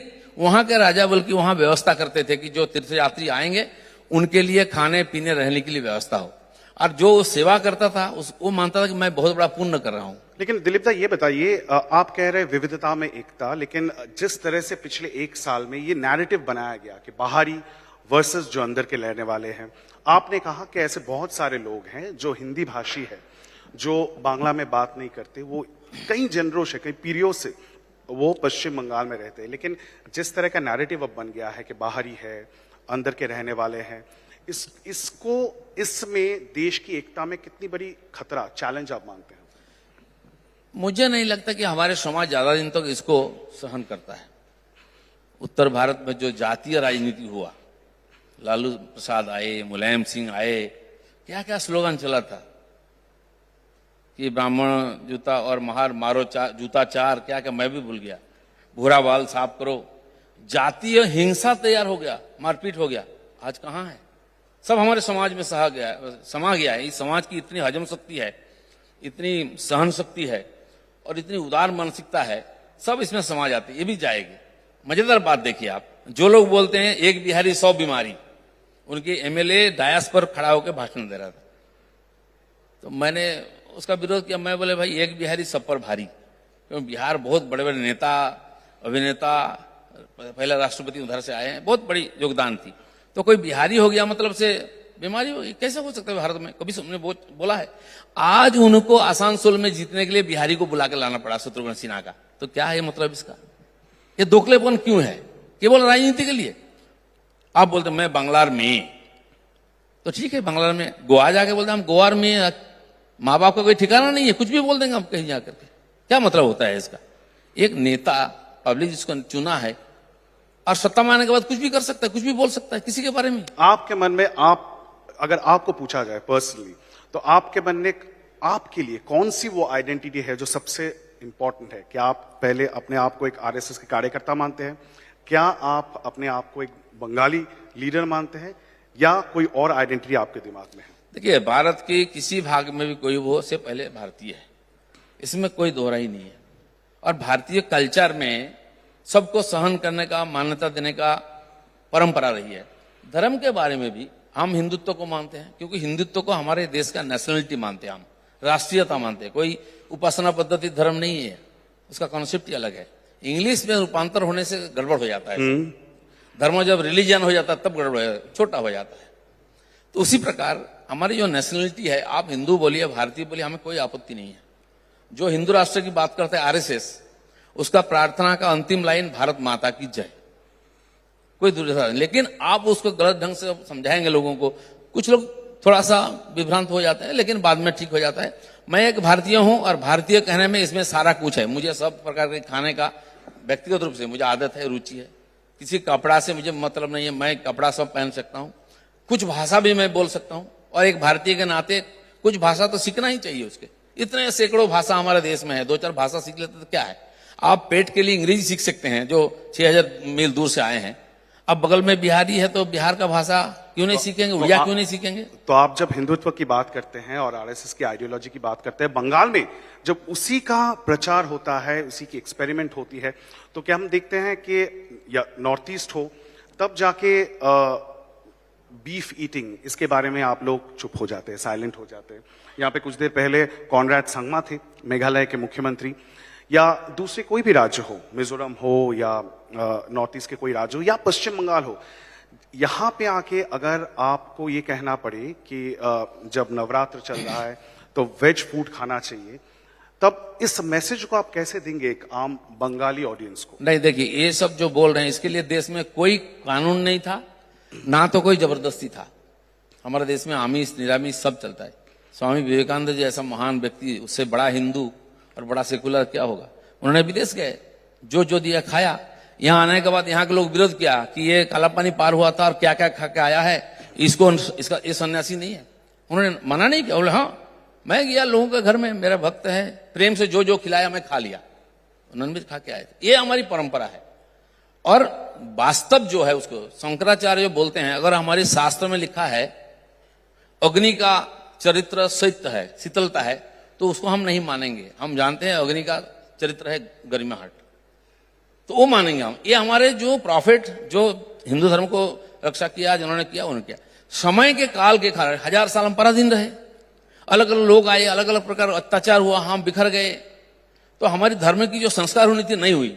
इसलिए छोटा छोटा गोष्ठी में, छोटे छोटे जगह में जो आया नेता बना, वो जैसा चला दिया।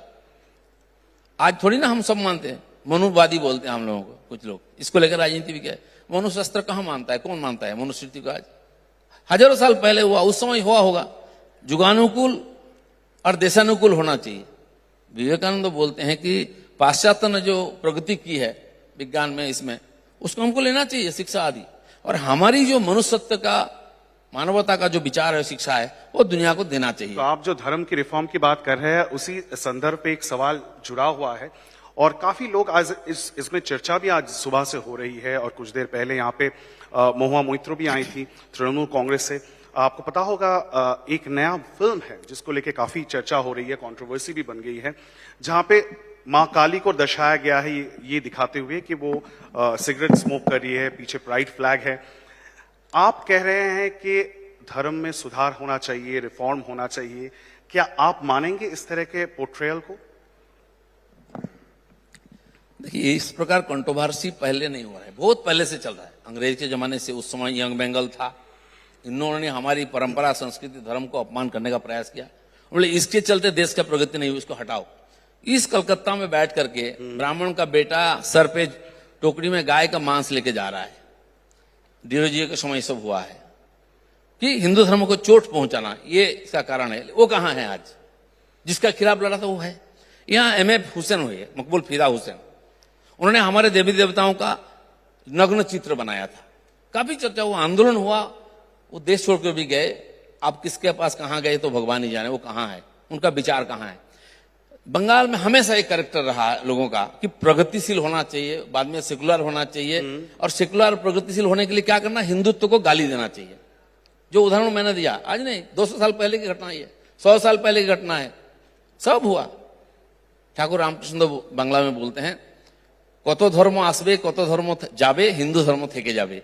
इसका मतलब बहुत कुछ विचार आएगा लेकिन हिंदुत्व विचार टिकेगा। ये किसना, जिसको युग पुरुष मानते हैं हम लोग, भगवान का अवतार मानते हैं, उन्होंने बोला है। और आप भी बहुत ज्यादा देर नहीं है, 150 साल पहले बोले उन्होंने, नया नया है। तो इसलिए ये जो क्रांतिकारी लोग होते हैं ना, यहाँ थोड़ा सा वितर्कित बात कर दो, तुम्हारा चर्चा होगा, तो मीडिया में आएगा। महुआ मोइत्रो का ये जो इंटरप्रिटेशन है, वो कह रही है कि I accept goddess Kali as a meat eating alcohol accepting goddess. इसमें कोई प्रॉब्लम दिखता है आपको? मुझे तो कोई प्रॉब्लम नहीं। आप इसको न्यूज, कोई प्रॉब्लम नहीं है, कोई प्रॉब्लम नहीं। आप इसको न्यूज भी मत बनाइए, कल सब भूल जाएंगे। आज चर्चा होगा, ये सब चर्चा मैं भी मेरे जीवन में 40 साल से सुन रहा हूं। कितने क्रांतिकारी आए, कम्युनिस्ट लोग कहां हैं आज? इसी समाज ने उसको निगल गया कम्युनिज्म को। इन्होंने क्या क्या नहीं किया था, सारे महापुरुषों का मूर्ति के ऊपर कालिक लगाया, मूर्ति तोड़ा, नक्शा है। हम भी तो बचपन से 40 साल जब तक मेरा से थोड़ा सा दिमाग आया, ये मैं जहां से आया हूं, 2 बार नक्सल आंदोलन हुआ वहां। मेरे सामने गरीब लोगों को काटते हुए मैंने देखा बचपन में, 70-72 में। अभी 2000 के बाद फिर वही मूवमेंट आया, पूरा जंगल महल, गोपी वल्लभपुर, बांकुड़ा, पुरुलिया, मेदिनीपुर, झाड़ग्राम में वही नरसंहार हुआ। कहाँ है आजकल वो लोग, कहाँ नक्सल है, कोई नहीं है। इस प्रकार विचारधारा, पानी में वो जो गुब्बारा आता है ना, थोड़ी देर चलता है, आपके लिए बोलते हैं, वो बाकी लोगों ने मेरे लिए नहीं बोला, दिलीप घोष को नहीं बोला, आज तक के लिए बोला, इंडिया टुडे के लिए बोला कि न्यूज बनेगा, या तो फिर फेसबुक में लिख दो, दिन चर्चा चलेगा। इससे नेता भी नहीं बनते हैं, पब्लिक में नहीं स्वीकार करता है, भूल जाता है कल। लेकिन मेरा कहना है, आपकी कोई विचार हो सकती है, हमारे यहां बोला गया धर्म के बारे में बोलते हैं, अपना धर्म का आचरण, दूसरे धर्म का आदर, दूसरे धर्म का आदर करो, अपना धर्म का आचरण करो। यहां उल्टा होता है हमारे मुख्यमंत्री हिंदू ब्राह्मण परिवार से, पता नहीं उसका आचरण क्या करते हैं, लेकिन वो जाकर नमाज पढ़ती है। लेकिन आपने जो कहा बिल्कुल सही कहा। रोया करते हैं जाके, थोड़ी ना आपको माना है। दिलीप जी, आप भरपेट खा के आप जाके इफ्तार पार्टी करते हैं, उसको भी दूषित करते हैं, अपने धर्म को दूषित करते हैं, क्या मतलब बताएं? आपने जो कहा कि अपने धर्म को प्यार करो, दूसरे धर्म को भी आदर करो, लेकिन आप ही के पार्टी के लीडर नुपुर शर्मा जब इस तरह का बयान देती है, और वो भी खुले पब्लिक फोरम में, और आपने देखा किस तरह का वायलेंस पूरे देश में देखने को मिला, और उसमें पूरी चुप्पी साधी बीजेपी के लीडरशिप ने। नुपुर शर्मा का जस्टिफाई कर सकते हैं? कितने लोग मरे मुझे नहीं मालूम, कितने लोग मरे नुपुर शर्मा बोलने के बाद, अभी हो रहा है। स्वतंत्रता के पहले जो होता नुपुर शर्मा कहाँ था, इतना सारे आम कत्लेआम हुआ, नोआखाली दंगा, जसोरत दंगा, हजारों लोगों को मार दिया गया, कहाँ नुपुर शर्मा था? बीजेपी जस्टिफाई करने की कोशिश कर रहे हैं। जिस विचारधारा से घटना हो रही है उसको दुनिया डरती है बोलने में उसके खिलाफ, वो वितर्कित विषय कोर्ट में है, ठीक है। नुपुर शर्मा जो बोला, अगर गलत बोला है तो आपका पास तर्क है तो उसको काटिए, तर्क में आइए, चोरा में आइए, टीवी चैनल में आके बोलिए कोई गलत बोला है, आप जानते हैं सही बोला है, आपका कपड़ा उतर जाएगा। अब तर्क नहीं करेंगे, तलवार निकालेंगे। विचारधारा को कोई तलवार से खत्म नहीं कर सकता। तो 1000 साल पराधीन रहने के बाद हिंदुत्व खत्म हो जाता, क्यों नहीं हुआ? बम, बंदूक, तलवार सब चला, हजारों लोगों को कत्लेआम किया गया, एक एक तैमूर लॉन्ग, बख्तियार खिलजी से लेके नादिर शाह लेकर पूरा देश में खून का नदी बहा दिए, खत्म हो गए क्या? आज भी 100 करोड़ यहां है। तो विचारधारा को खत्म नहीं कर सकते आप खत्म हो जाएंगे। विचारधारा में सच्चाई है तो ये जो कर रहे हैं, अपना अस्तित्व से डरते हैं, वो तर्क में डरते हैं, चर्चा करने में डरते हैं कि सच्चाई, वो जो बोला ठीक की गलत है, चर्चा में साबित होना चाहिए। आप नहीं कर रहे हैं, मतलब आप हारे हुए, आप तलवार निकालते हैं। चलिए, विचारधारा की बात तो बहुत हो गई, लेकिन Dilip Ghosh, whenever Dilip Ghosh is there can never be a dull moment as far as Dilip Ghosh and West Bengal politics is concerned. Dilip दा, कुछ सवाल ऐसे भी है आपके करियर से जुड़े हैं जो पूछना लाजमी है इस वक्त। आप कुछ दिनों पहले तक पश्चिम बंगाल के बीजेपी के प्रमुख थे, अब आपको दूसरा रोल दिया गया है, आप दूसरे राज्य में जा रहे हैं, वहां पे बीजेपी को बढ़ाने की कोशिश कर रहे हैं। कहीं ना कहीं लोगों को लगता है कि दिलीप घोष को पश्चिम बंगाल बीजेपी में बिल्कुल दरकिनार कर दिया गया है। ये तो भाई अपना अपना सोचने का ढंग है। मैं जिस संगठन से काम करता हूं, मैं 38 साल से संघ का प्रचारक बन के काम कर रहा हूं। आरएसएस में 32 साल प्रचारक रहा, तो संघ ने मुझे अंडमान भेजा था, 8.5 साल मैं वहां रह के आया संगठन बढ़ाने के लिए। तो बाकी प्रदेश में दूसरा काम भी संघ के बाहर का हिंदू जागरण मंच का काम दिया गया, इस पूरा जोन का था मेरे हाथ में। तो फिर राजनीति में भेजा गया, मैं राजनीति सीखा। बहुत लोग मेरे राजनीति से सहमत नहीं होंगे, लेकिन मुझे 18 एमपी मिला और 77 एमएलए मिला है। और इसमें कोई दो राय नहीं है कि पश्चिम बंगाल के इतिहास में जितने भी बीजेपी प्रेसिडेंट रहे हैं, उसमें से सबसे ज्यादा सक्सेसफुल दिलीप घोष ही रहे। आप ही के कार्यकाल में 18 एमपी आए हैं। तो इसीलिए राजनीति की भी एक निश्चित धारा गति बना दिया गया। इसके बाहर क्यों गया, ऐसा क्यों बोला, ऐसा क्यों बोला? तो मुझे लगा कि राजनीति दर्द है आपके मन में कि आपको, मैं तो जो ठीक लगता है, जिस मिट्टी को आपने सींचा उसी मिट्टी से आपको कहीं ना कहीं थोड़ा दूर भेज। मैं तो आपके सामने बैठा हूँ, आज सुबह से घूम रहा हूँ, इंटरव्यू दे रहा हूँ, पार्टी की सिस्टम दिखते नहीं आप पश्चिम बंगाल में। आज बोलिए, बंगाल से आज तक ऑल इंडिया वाइस प्रेसिडेंट कौन बना? इतनी बड़ी पार्टी, दुनिया का सबसे बड़ी पार्टी है, लगभग 1500 एमएलए हैं हमारे, एमएलए एमपी मिलाकर 2000 है, और लगभग 17 करोड़ हमारे मेंबरशिप है, 24 करोड़ वोटर है देश में। दुनिया में ऐसे 25 देश को मिलाएगा तो इतना बड़ा पॉपुलेशन होगा जितने हमारे समर्थक हैं। तो इतनी बड़ी पार्टी का ऑल इंडिया मुझे बनाया गया वाइस प्रेसिडेंट। उसमें कितने हैं? 40 लोगों में से मैं एक हूं। अब बोलिए कौन सा पार्टी में किसको इतना सम्मान मिला है? मैं तो पार्टी से कभी कुछ नहीं मांगा, पार्टी मुझे स्टेट प्रेसिडेंट बना दिया, एमएलए बना दिया, एमपी बना दिया, ऑल इंडिया लीडर। अभी 6 स्टेट में मुझे एक काम दिया, मैं जा रहा हूं, कल जाऊंगा अंडमान, दूसरे तीसरे दिन जाऊंगा गुवाहाटी। तो ये हमारी पार्टी की परंपरा है। मुझे उनको योग्य लगा कि ये प्रदेश के बाहर काम संभाल सकता है, दूसरा भाषा भी सीखना पड़ता है। प्रदेश में कौन तो इसलिए संभालेगा? मुझे दूसरा प्रदेश में कौन संभालेगा? प्रदेश का नया टीम आ गया है, हमारा प्रेसिडेंट है, हमारे विरोधी नेता है, यंग जोड़ी है हमारे, मेरे से 10 साल 15 साल के छोटे हैं लोग। तो नया लीडरशिप हमेशा बीजेपी में आता है। आप सीपीएम में कांग्रेस में नहीं मिलेंगे। 70-75 साल के वो होते हैं नेता, उनके साथ साथ पार्टी भी चला जाता है। कहा जाता था कि डॉक्टर सुकांतो मुखर्जी नए राज्य प्रेसिडेंट, वो आप ही के शिष्य हुआ करते थे। कैसे देखते हैं उनका परफॉर्मेंस? नहीं, मेरे शिष्य नहीं, मैं तो उनको जानता भी नहीं था। जब एमपी बने वो संघ के काम में थे, और वो जब संघ काम में एक्टिव था, मैं आरएसएस में नहीं दूसरा संगठन का काम देखता था, कभी नहीं मिला मैं। जब वो उनका कैंडिडेट बनाया गया, नाम आया, तो मुझे, मैं स्टेट प्रेसिडेंट था, मुझे पूछा गया, तो मैं बोला अगर टीचर है, अध्यापक है, अच्छा है, संघ बैकग्राउंड से अच्छे लड़का, तो बन गए, जीत गए। खुश है उनके काम से? फिर दूसरा बार बात आया तो बहुत सारे हमारे पुराने लोगों का नाम था, स्टेट प्रेसिडेंट उसको बनाया गया। मैं जाके मेरे प्रेसिडेंट को बोला, मैंने बहुत काम संभाल लिया, अब पार्टी को भूमिका बदलना चाहिए, लीडरशिप बदलना चाहिए, आप चेंज करिए। कोई नहीं पॉलिटिक्स में बोलता, कोई चेयर नहीं छोड़ता। ये बात मैं मेरा अपने स्टेट नेशनल नहीं, लेकिन आप खुश हैं उनके काम से? तो फिर वो परिवर्तन हुआ। खुश नहीं है, खुश तो होगा सामान्य कर्मी खुश होंगे। जो गति चल रहा था पार्टी में थोड़ी सी धीमी हो गई है परिस्थिति के कारण। क्यों आपको लगता है? होता है, परिवर्तन होने से होता है, हर पॉलिटिकल पार्टी के साथ होता है, हर व्यक्ति के साथ होता है। आप हमेशा ऊपर ऐसा ग्राफ नहीं चढ़ता है। ममता बनर्जी 8 MP थी, एनडीए में मिनिस्टर थी, 2004 में हार गए, अकेले जीती। वही पार्टी आज सत्ता में है तीसरी बार। तो राजनीति में उठा पटक होना कोई बड़ी बात नहीं है।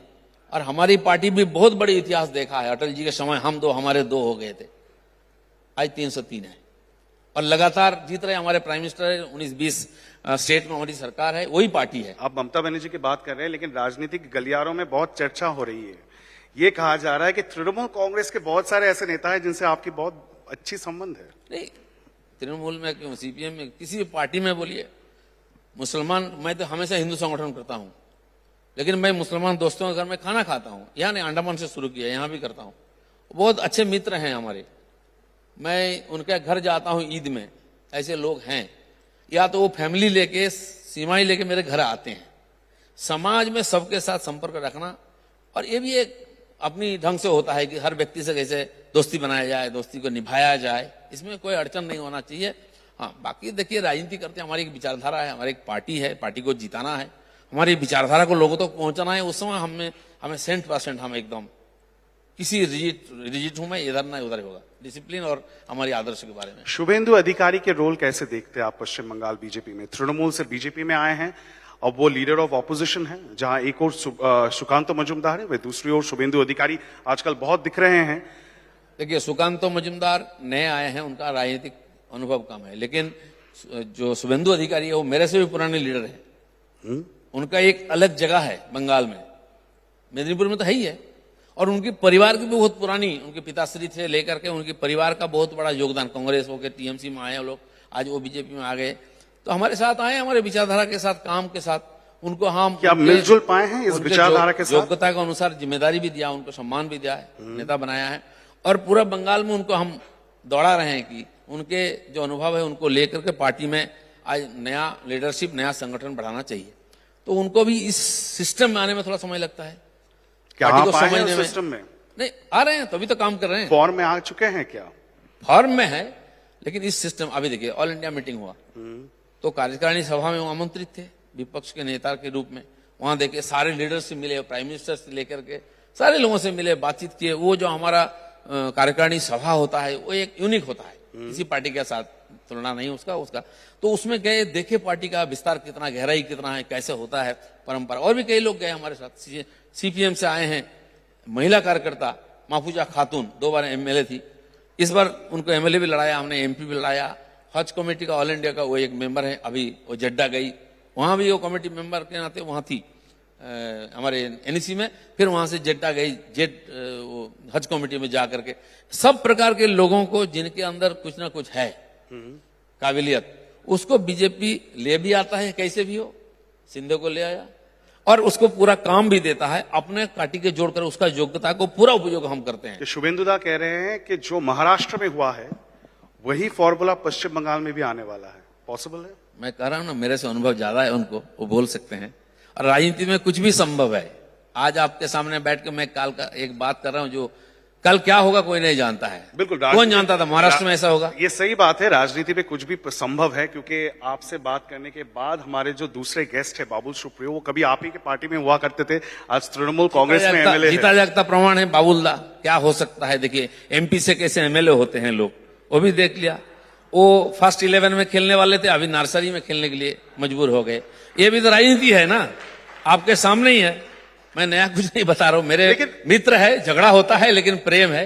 7-6 साल रहे, अच्छा बुरा सब प्रकार समय बीता, लेकिन समस्या क्या है पश्चिम बंगाल बीजेपी में कि इस तरह से लोग आपके कैंप छोड़ के वापस तृणमूल में घर वापसी इस तरह से कैसे हो गई है?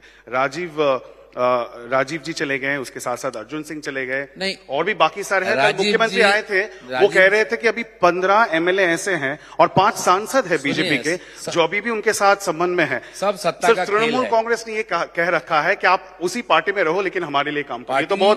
ये तो शिंदे आप ही का हो जाएगा, आप ही के कैंप में। पार्टी सेकेंडरी है, विचारधारा तो और भी पीछे। हम हमारे पार्टी में एक स्लोगन देते हैं, हमारे प्राइम मिनिस्टर बोलते हैं, नेशन फर्स्ट, देश आगे, पार्टी बाद में।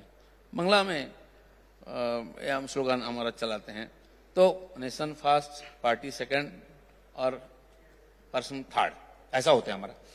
लेकिन आज की राजनीति जो आप देख रहे हैं, जिसकी चर्चा हम कर रहे हैं, वहां मैं ही सब कुछ हूं, या तो मेरी फैमिली सब कुछ है, उसके आगे कुछ नहीं। पार्टी खत्म हो जाए, फैमिली रहे। कांग्रेस देखिए, बाकी पार्टी में देखिए, महाराष्ट्र में देखिए। तो इसलिए ये लोग सत्ता के साथ रहने के लिए आए थे। हमारे पास सत्ता नहीं है, तो सत्ता के लिए आए थे, सत्ता के लिए गए।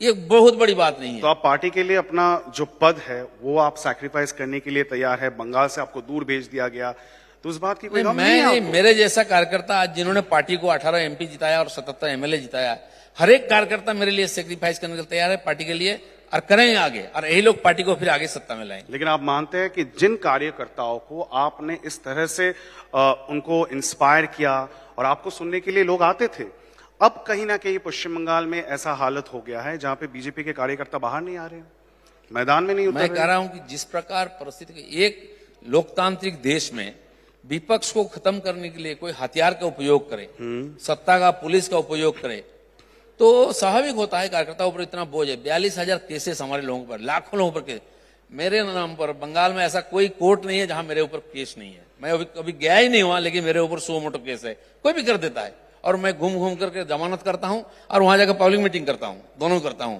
संगठन के काम करता हूं, जमानत भी करता हूं। तो इसलिए इस परिस्थिति में कार्यकर्ताओं का थोड़ा सा चुप होना स्वाभाविक है। और जिस प्रकार अत्याचार हो रहा है, शायद प्राइम मिनिस्टर भी बोला, होम मिनिस्टर भी भाषण में बोला, क्योंकि वो बार बार आके देखे हैं, हर बात उनको मालूम है। तो इसके खिलाफ हम लड़ रहे हैं। एक कल्पना के साथ हम लड़ाई की तो सत्ता में पार्टी आएगी, वो नहीं हुआ। कुछ लोगों का थोड़ा हताशा है, लेकिन ये जो केसेस हो रही है, अत्याचार हो रही है, हिंसा हो रही है, इसके चलते थोड़ा मायूस है। क्या आकलन हुआ है कि किस वजह से पश्चिम बंगाल में, जब बीजेपी ये कह रही थी कि पिछले साल सरकार बना लेगी, नहीं बन पाया, क्या वो उसका आकलन हुआ है कि क्यों आप फेल किए? तो पार्टी तो अपने अंदरूनी चर्चा करके उसका रास्ता निकालता है, वो चर्चा हुई भी है ऊपर से नीचे से, तो पार्टी के अंदर होता है, पार्टी उसका निराकरण करने का चेष्टा करता है कि दोबारा ना हो। पहली बार हम यहाँ सत्ता के लिए लड़ रहे थे, जनसंघ से बीजेपी 70 साल बंगाल में शुरू हुआ, 70 साल के बाद हम विधानसभा में 70 पार किए, अभी तो नहीं हुआ था। तो ये भी हमारे लिए एक बहुत बड़ा, जल्दी ग्रोथ हुआ, उसका प्रॉब्लम रहता है। और कैसे सत्ता में आते हैं जीत करके, वो कला हमें नहीं मालूम था। हमने प्रयास किया, दूसरे प्रदेश में हुआ था तो उसमें सफलता मिली है, पार्टी तो बड़ी हो गई, जीती, लेकिन टारगेट बहुत बड़ा था, वहां तो पहुंच नहीं पाए। इससे कुछ लोगों को थोड़ा सा मन में मायूसी आई है, लेकिन मुझे लगता है कि जो कार्य करते हैं पार्टी के लिए, वो धीरे धीरे फिर एक बार पार्टी के काम में लगे। चुपचाप बैठे हैं, देख रहे हैं, फिर आएगा चुनाव, आएगा, फिर आंदोलन होगा, लड़ाई होगा, फिर कूदेंगे लोग। और हम दिलीप घोष को देखें वापस पश्चिम बंगाल में उसी तरह से, उसी जोश के साथ अपने कार्यकर्ताओं के साथ रास्ते पे उतरते हुए। मैं तो देखिए आज सुबह से आ रहा हूँ, 2 मदनीपुर से निकला, सुबह 5-6 बजे निकल करके 2 जगह चार चक्र किया, फिर आया हावड़ा में, मिला कार्यकर्ताओं से, एक घर में भोजन किया, फिर आपके सामने बैठा हूँ।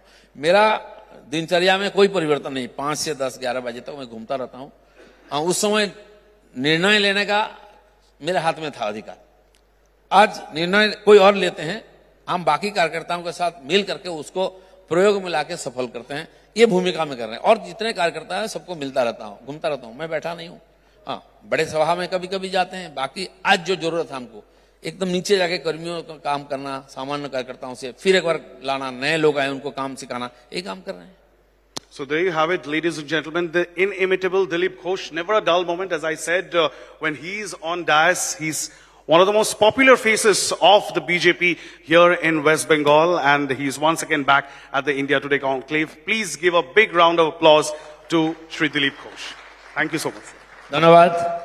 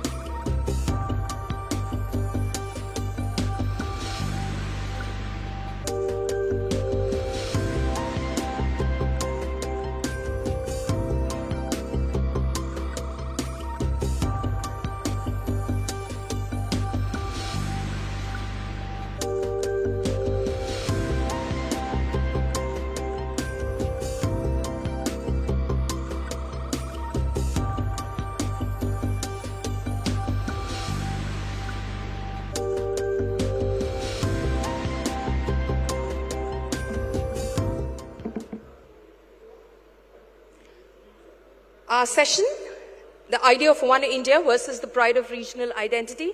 I'd request Mr. Babul Supriyo, TMC, member of the Legislative Assembly in West Bengal, to come up on stage, please.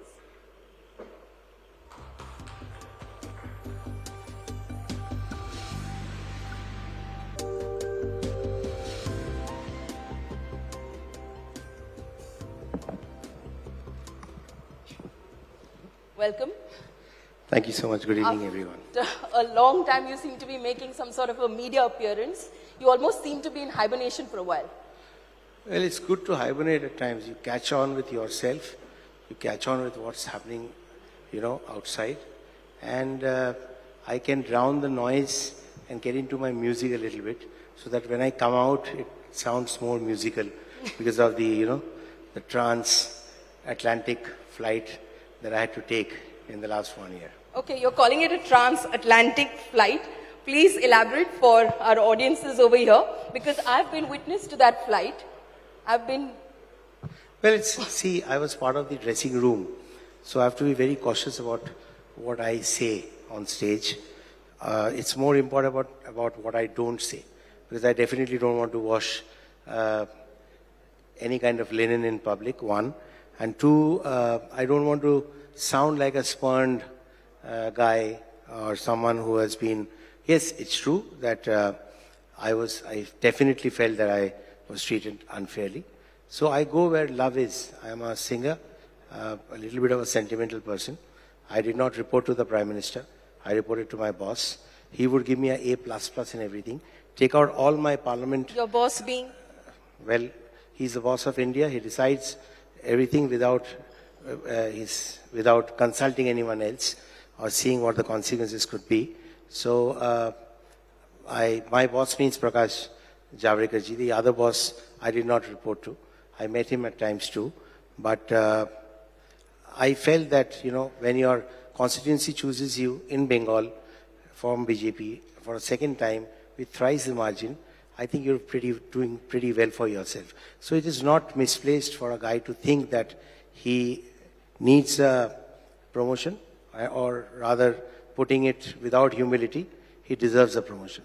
So if you don't if you feel that you've been wronged, or Bengalis have been wronged because they somehow it was so felt by the people who decide that no Bengali can represent the cabinet. So I felt that was derogatory. So I left everything. I not only left politics, I left the party. I even resigned from my MP-ship in Asansol. And I come buy one, get one free. So apart from getting a singer in Trinamool Congress, I'm a MLA here, and also Asansol, where I used to I won by 2 lakh votes, saw a 5 lakh swing, and Shatrughan Sinha won by 3 lakh votes. So yes, there is fair amount of resentment, but it was for me to resolve it in my mind in a way. See, fight between political parties throwing allegations against each another. It's not going to change whether you're on that side of the river or this side of the river. It is important for you to decide where you're swimming is a place where you're loved, whether you're being given the opportunity to rise in life or to move ahead, whether you have someone who can hold your hand if you're making a mistake and can move on away from that. They did try to stop you, right? I still remember you coming out of Mr. JP Nadda's residence after you had announced about your resentment on Facebook, on Twitter. You'd come out of his residence, I met you over there, and you said that he's stopped me from leaving the party. At that point, you did not exactly leave the party, but you decided that I won't stay a member of parliament anymore. I immediately decided to leave the party. I said it in front of the bosses that I will immediately leave the party, because see, as I said, as a singer, I do have a heart. And if that's broken, I do not give half-hearted performance for any party. If I definitely was, and leaving something has not been a big deal for me anyways. I left a Standard Chartered Bank job just right here in Calcutta at the age of 21 to pursue my dream in music without knowing anyone in Bombay. So not only did I leave, but you'll be surprised to know that once in 2017, very disturbed by something that happened, I had actually tendered my resignation to Honorable Prime Minister. Okay. He kept it in his pocket, An evening I went to Amit Shahji's house. I was called to make me understand that it was not the right thing to do at that point of time. I walked from Rashtrapati Bhavan after a morning breakfast with Pranab Mukherjee, where he had called all the MPs from the eastern region. And I walked and I felt that this is it. This is not my cup of tea. So I was all ready to leave. I came from music and I was very happy with that. I can still earn a lot doing that. So I go where love is. But I think that acknowledgement... If you were just happy with music, why did you switch parties? Because and it happened quite immediately. No. Going to politics was a conscious decision. It was spontaneous. It was, I would say, you could say that it's just a challenge that was there, hanging in the air, literally. I was taking that private Ramdevji when he said that we are not really looking at Bengal to get a seat from there. I felt there was something in the moment. So I told him, sir, that's not true. You are underestimating Bengal. And you write my name in that list of people who you're recommending. If there is one seat that you win from Bengal, it's going to be me. I did that in Asansol, not once but twice. So I was doing my job, as simple as that. So why were you demoted? Why were you demoted, you think? I don't want to think, not for anything that I... Was it about the Bengal elections and the BJP's performance? Because you were one of few MPs who were asked to contest the assembly elections as well. You contested from Taliganj. That's not correct either.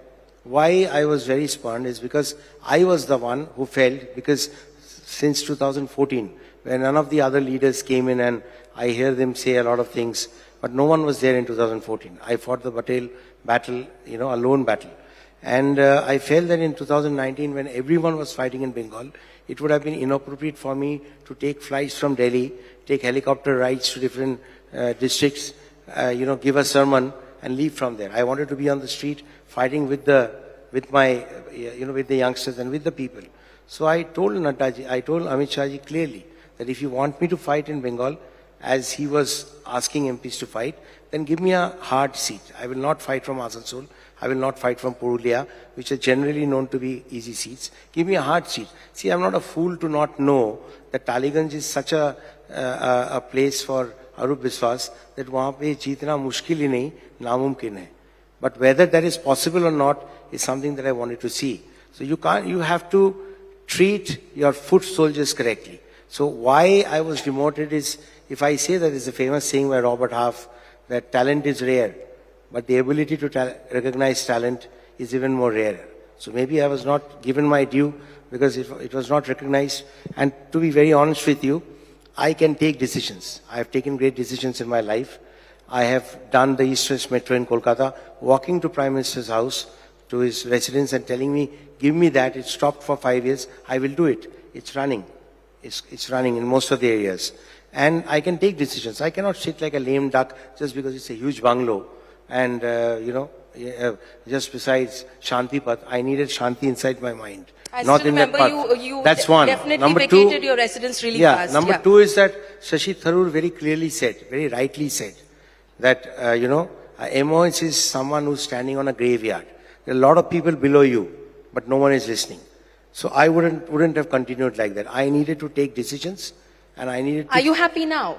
Very happy, yes. Very happy. Is Didi a better boss? Definitely. I would say so because only for one reason, you see. When I left politics, obviously in Kolkata, I fought a very hard battle. Politically a very hard battle. But the acknowledgement of my good work came from the absolutely uncharted territory, something that I was not expecting.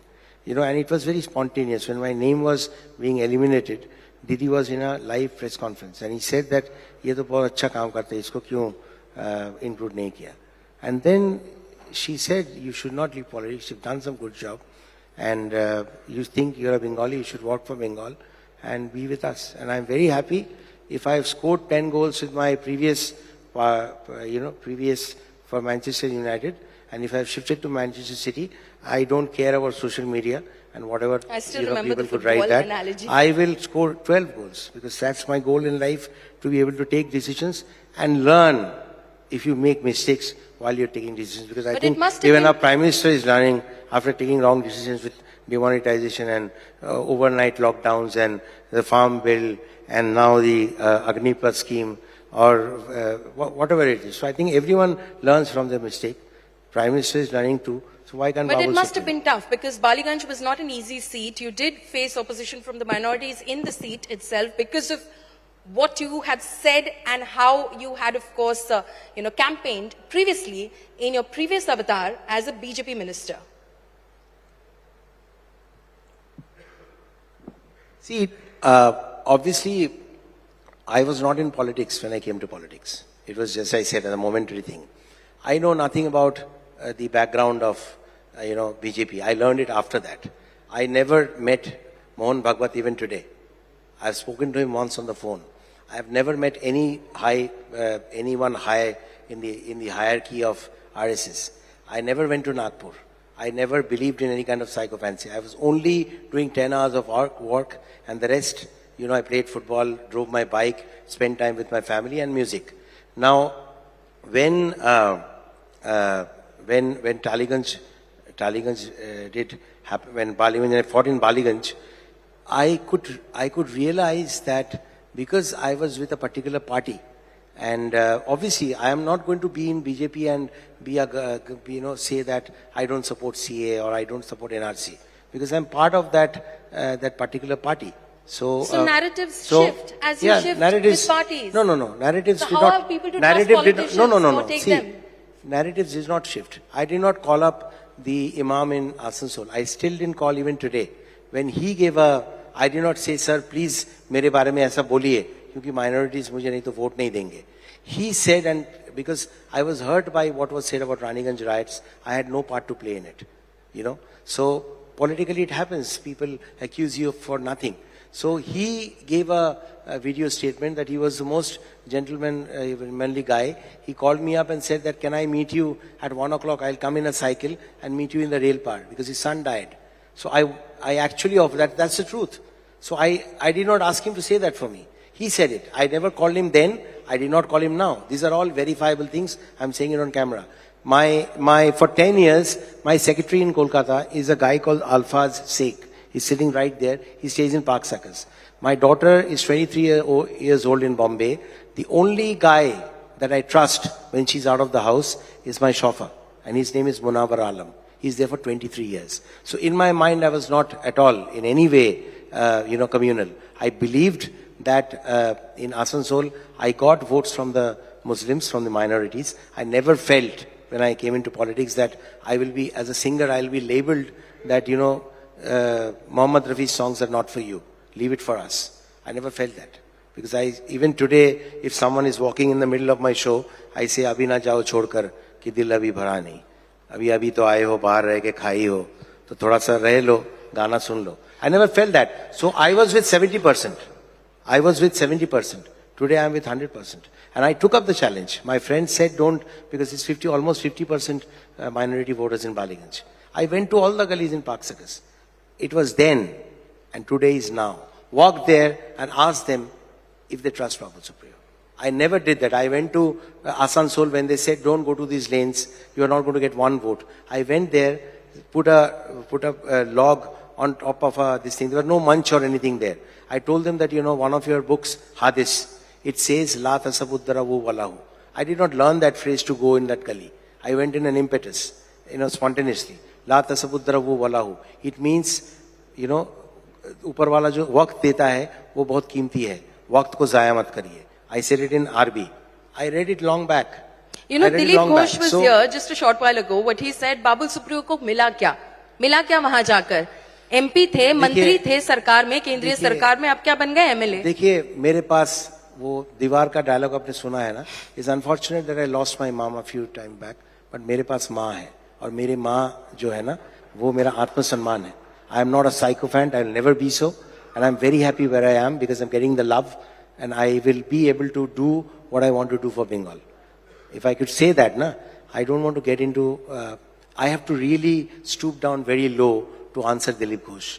I am very sorry that at times I had to stoop so low to answer Dilip Ghosh. I feel very sorry that his dialogues have to be used in films, to define a bad character, a bad politician. There was a film right now where Rogre Doba has been used. Ai Kuku Ai, where Prosenjit Chatterjee played the main role. His wife is here, Orbita, now. He's doing the other thing. Where a politician had to be defined that she's really very bad. Because she had to say that dialogue, Rogre Dobo, to a police officer or to someone, to a distressed guy. So I'm very happy where I am. If someone is full of Babul Supriyo, I would love him because he can't think beyond that. But I don't want to use my, mind space or my disk space in giving more importance than I already gave him. So okay. I know he chickened out from a show because he did not want to get into a debate with me. That's the truth. That's the truth. So I would rather be the tandoor and let him be the chicken. Okay, I would rather be the tandoor and let him be the chicken. We've run out of time, Babul, but I have two quick questions to ask you. I won't run away. So you can ask me the last question, yeah. Two quick questions, two short answers.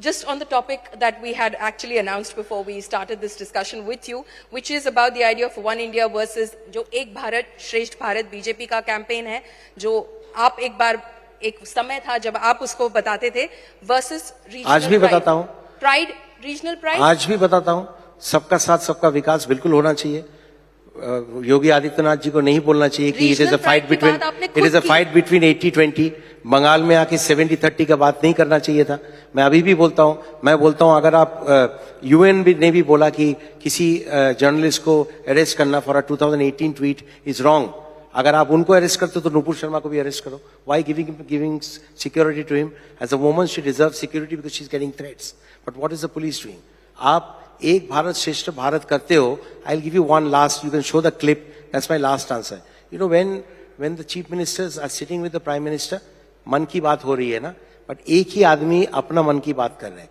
And that comes out when you see I am not supporting what the body language of Kejriwal ji that he is doing this and is yawning. Some other CM is sitting like this. Is because they know that their man ki baat is not going to be heard by the PM. He loves the country for sure, but he loves himself a little more than everything else. Otherwise, regions, the states would have been consulted. The chief minister would have been taken into confidence and asked, what would happen if I announce lockdown in 4 hours? Will you be able to handle it? And if it is to be believed correctly, then even during demonetization, the most learned men opposed it. And the cabinet ministers did not even know that that is going to come in 4 hours. So I will leave it to that. I'll leave it to that because I have authoritarian one final question before you leave it at that. Just one final question. As you as an artist, okay, the raging controversy right now is about this poster of a movie called Kali, a documentary film. I don't know if you've seen that poster. It depicts the goddess smoking a cigarette with the pride flag behind her. Yeah. It's caused a lot of outrage. Mohua Moitra earlier this day also said that I know the goddess as an alcohol-accepting, meat-eating goddess. Interpretations can be different and it shouldn't hurt anyone. Where do you stand as an artist? Well, as an artist, if you say I stayed in Lokanwala 2 buildings away from me, Maqbul Fida Hussain used to stay. Every morning at around 1 o'clock, I used to see him in a black dress and a lathi, walking barefooted in a heated road. I saw him. I know that he had to shift to Dubai because he did not portray Indian goddesses in the right form. I say right form because when you are staying, when the essence of the constitution is a secular India, then like in an Islamic state, you cannot do anything which is going against that dharma. This is not a Hindu Rashtra. This is not a Hindu Rashtra, but we have majority Hindus. We have minorities as well. So there has to be a balance. When you get freedom of speech, it does not make you free. Rather, it should make you more responsible. I do not know what perspective of that Kali picture is. I do not know about alcohol, drinking goddess and all that. Yes, that is all part of a mythology. But nothing that can, provoke any kind of violence from fringe elements which exist in both the religions. I never liked Praveen Togadia or Ashok Singhal ji talking that. I was not even 100 kilometers close to politics then. I never liked them. I still do not like the way OAC ji sometimes provokes. I don't like it. So I don't think that the modern day youth likes it either.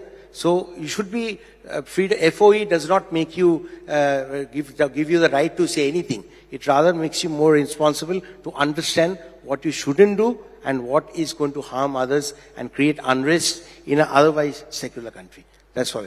I Right. would rest my case there. Babu Supriyo, thank you so much for this candid chat. Ladies and gentlemen, Babu Supriyo, BJP member of the Legislative Assembly of West Bengal. Thank you so much.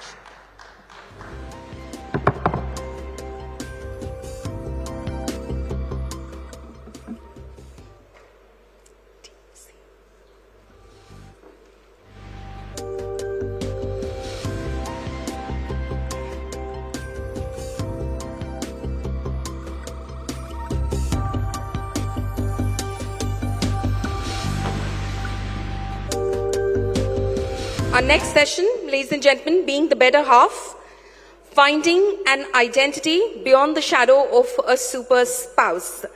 I'd ask our session moderator, Kaushik Deka, Executive Editor, India Today magazine, to come up on stage and introduce our speakers, please.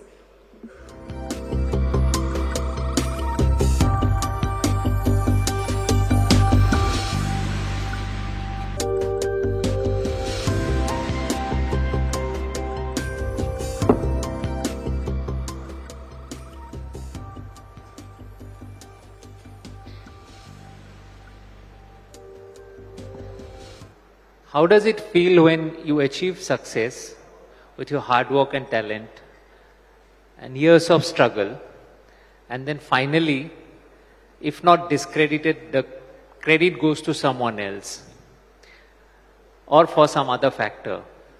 To talk about this interesting phenomenon, because the guests that we will be having now, they're all successful in their own fields, but they also have very powerful spouses, and quite often their success is attributed to their spouses. So to discuss this and share their pains, agonies, and also some advantages, we have a very distinguished panelist here. I'd like to invite first Dr. Rita Chaudhary, author, professor, and award-winning author plus professor, former professor. And I must give this clarification that she is my former teacher. That's why I fumbled.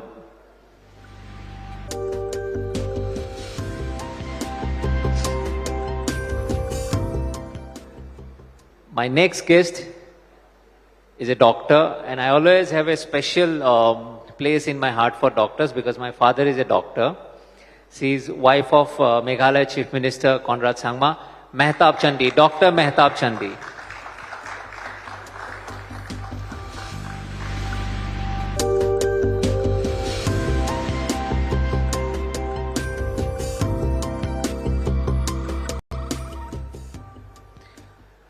My third guest is a very beautiful actor and filmmaker from Assam, Aimi Barua. She also happens to be the wife of a very powerful minister, Piyush Hazarika.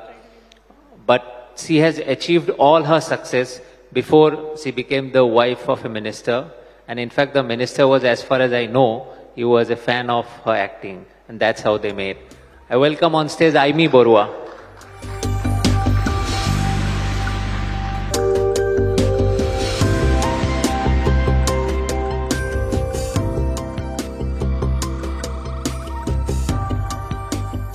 And my final guest, Arpita Chatterjee. She is wife of the sensational superstar, means I believe one of the longest running superstars of India, Prosenjit. And she is here. Can I invite Arpita Chatterjee on stage, please?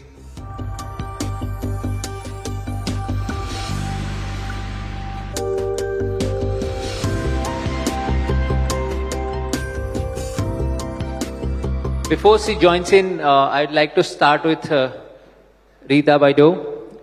I can't call her Dr. Rita Chaudhary because she is my teacher, so I'll call her Rita Baidu, the way we used to address her in college. But Baidu, your journey has been a very interesting one. You were a participant in Assam agitation. You went to jail. You were an activist. You were underground.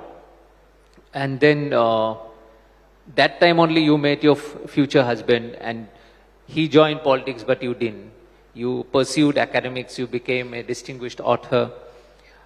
How does it feel now that many people, many in Assam I see, whenever you get an award or you write a book or you are celebrated somewhere, they try to attribute that success to being the wife of a powerful man.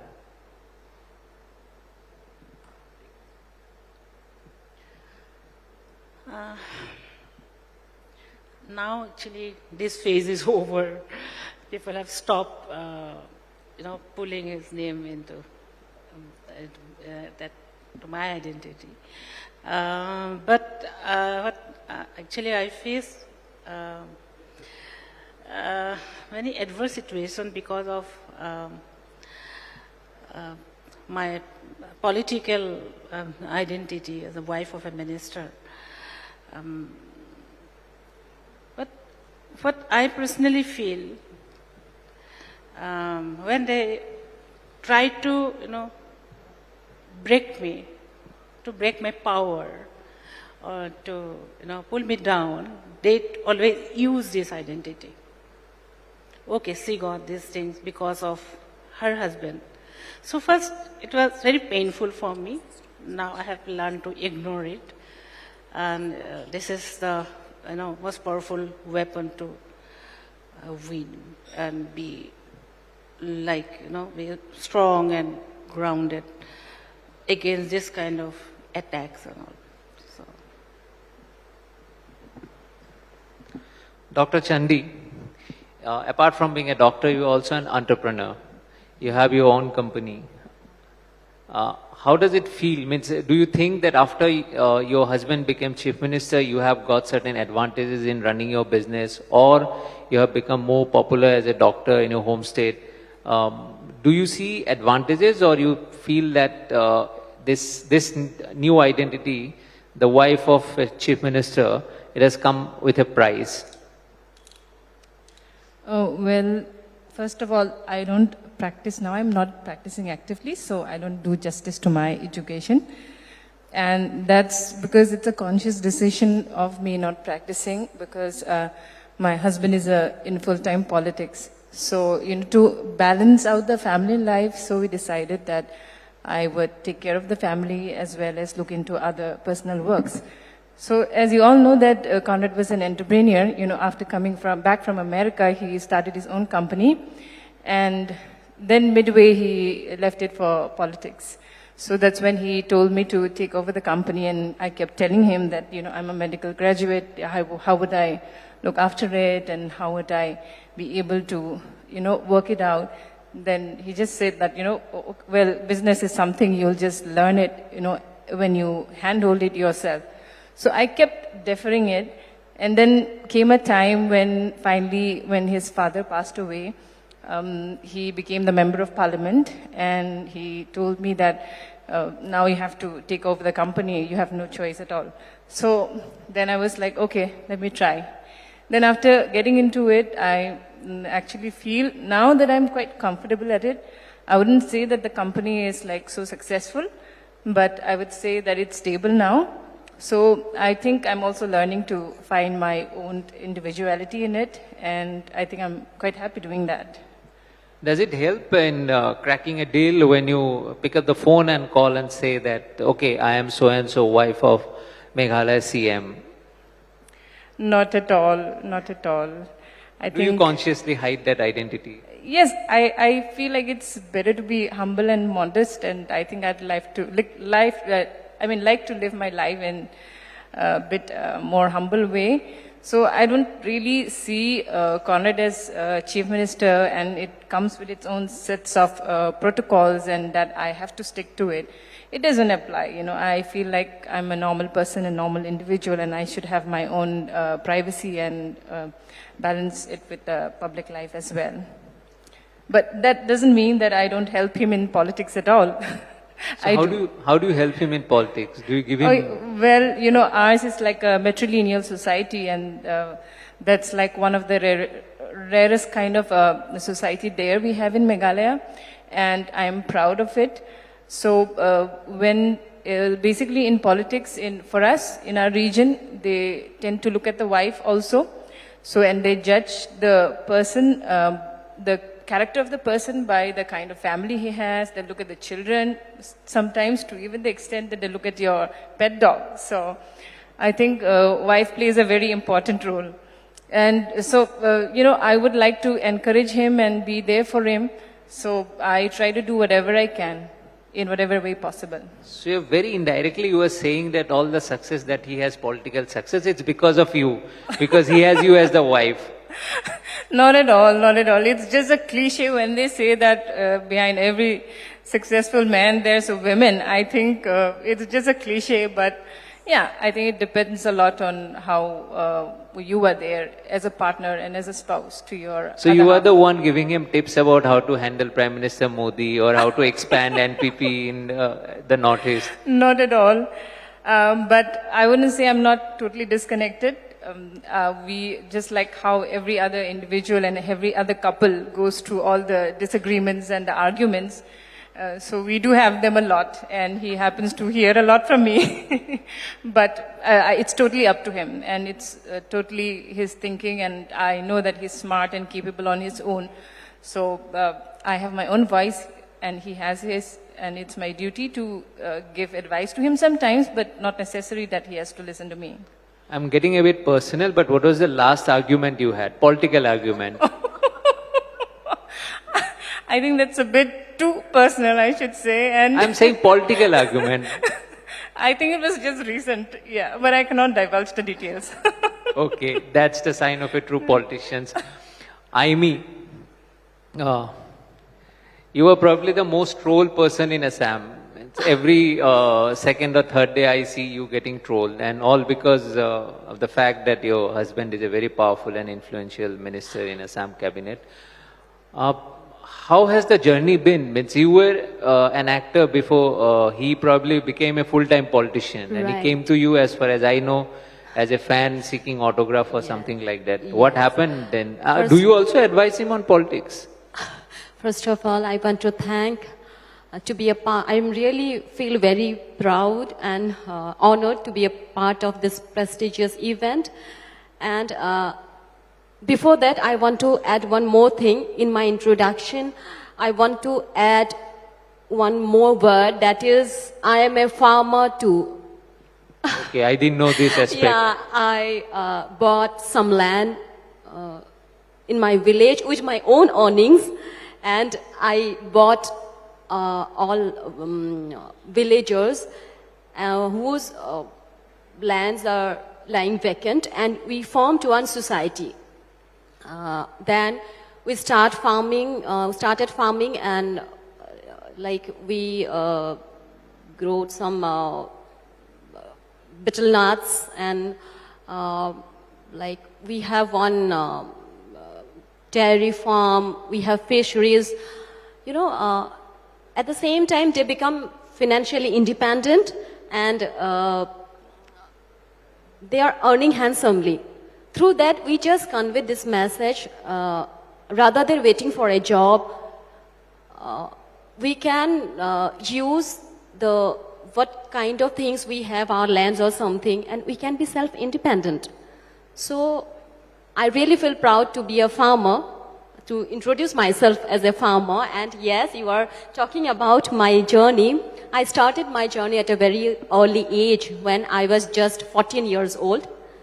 And till now, I have acted 29 feature films as a heroine. And last year, I started doing direction. That means I entered into filmmaking. And I met my husband, Pijus, when I was just 18 years old, and he was 25. That time, he was involved with a student political organization, and yes, definitely, he was, I think still is, an ardent fan of mine. You can say we grew up together, and it's a long journey. We are more like a friends than a couple. We both are totally different from our profession, but we never interfered with each other field. We always share mutual respect and trust. emotions of, there's no any boundaries to express the emotions. We always believe in each other's abilities and mutual freedom. And really, I feel proud to be his wife, not because he is a minister, but he is still that person, that humble person whom I met 17 years ago. And yes, because of my film, as you told, I told, yes, sometimes it happens. I faced my first criticism when I was around 15 years old. A reporter had written something, an article about me. And after reading that article, I really cried my heart out. And from that point of time, I started believing in words. Words can make you, break you, heal your soul, and can scare you forever. So, from that point of time, I started using my words consciously to convey my feelings. And I believe the criticizers are my well-wishers who believe that I can do much better. So, I would like to interrupt, but Dr. Chandy took credit for Conrad Sangma's success. And Piyush gets, most of the time, he gets credit for whatever you achieve. Do you want to take credit for his political success? Do you give him political tips? no, never, because as I said, we never interfered into each other's field, but yes, we always stay each other back. We always there. And whenever I need him, I know that he is and he will be there. So definitely, in political field, what he is doing, that's all because of him, but I'm just managing my house. Okay, very humble housewife. I'd like to come to Arpita Chatterjee. You are an accomplished actor. You acted in Odia films, Bangla films, and but most of the time, and you are an entrepreneur as well. So, but most of the time, your identity gets submerged with the fact that your wife of Prasenjit, who is, as I said, perhaps the longest running superstar in Indian film industry, if taken together. How does it feel? At times, do you regret that I wish I had been wife of someone else, or I had my own identity? Good evening, ladies and gentlemen. First of all, I would like to congratulate the entire team of India Today to organize this beautiful conclave. And thanks to Kaushik and all other decision makers who have chosen me, who have given me this opportunity to be part of this mighty panel. Well, Kaushik, it starts the way you called me, Arpita Chatterjee. Why not Arpita? Anyway, so let me give you a little bit of preamble. So it's very simple. My professional life, I divide in 3 phases, and I named it also. The first phase I call the rising star. I was in grade 9. I started my career with modeling, then won Shananda Tilottama beauty pageant, one of the most prestigious beauty pageant organized by ABP Group back in 1997. Quickly got into movie and became a serious movie star, became an actress, and endorsed a lot of national brands as well. So in one line, in that phase, what I can say that my popularity was going with every day. So that time my identity was Arpita Paul. The second phase, which I name sharing my own identity. Yes. So in that phase, I know, I mean, the question is coming to your mind that, why did you do that? I'll tell you. It's just because 2 reasons. Again, very simple. One is that I was not very ambitious. And second is the societal programming. Anyway, so I got married in 2003, I became mother in 2005, and I quit my acting. That time, my only objective was to support my husband so that he can get back, he can revive his stability, especially mental stability. And contrary to popular belief, where everybody thought that I will use this marriage as the stepping stone in my career. And then what happened, that it's a very interesting thing that, for any actress, any heroine, age is one of the most important elements. I'm sure you will agree with that, especially for women, heroine, actress. The moment I got married, I became Orpita Chatterjee, and my age got increased by 20 years. Yes, that happened with me. So my perceived age was that whatever my real age, it is just 20 years, it got increased on its own. Another interesting thing happened, Kaushik, this phase, that as I quit my acting career, but I started my entrepreneurship for the first time in my life.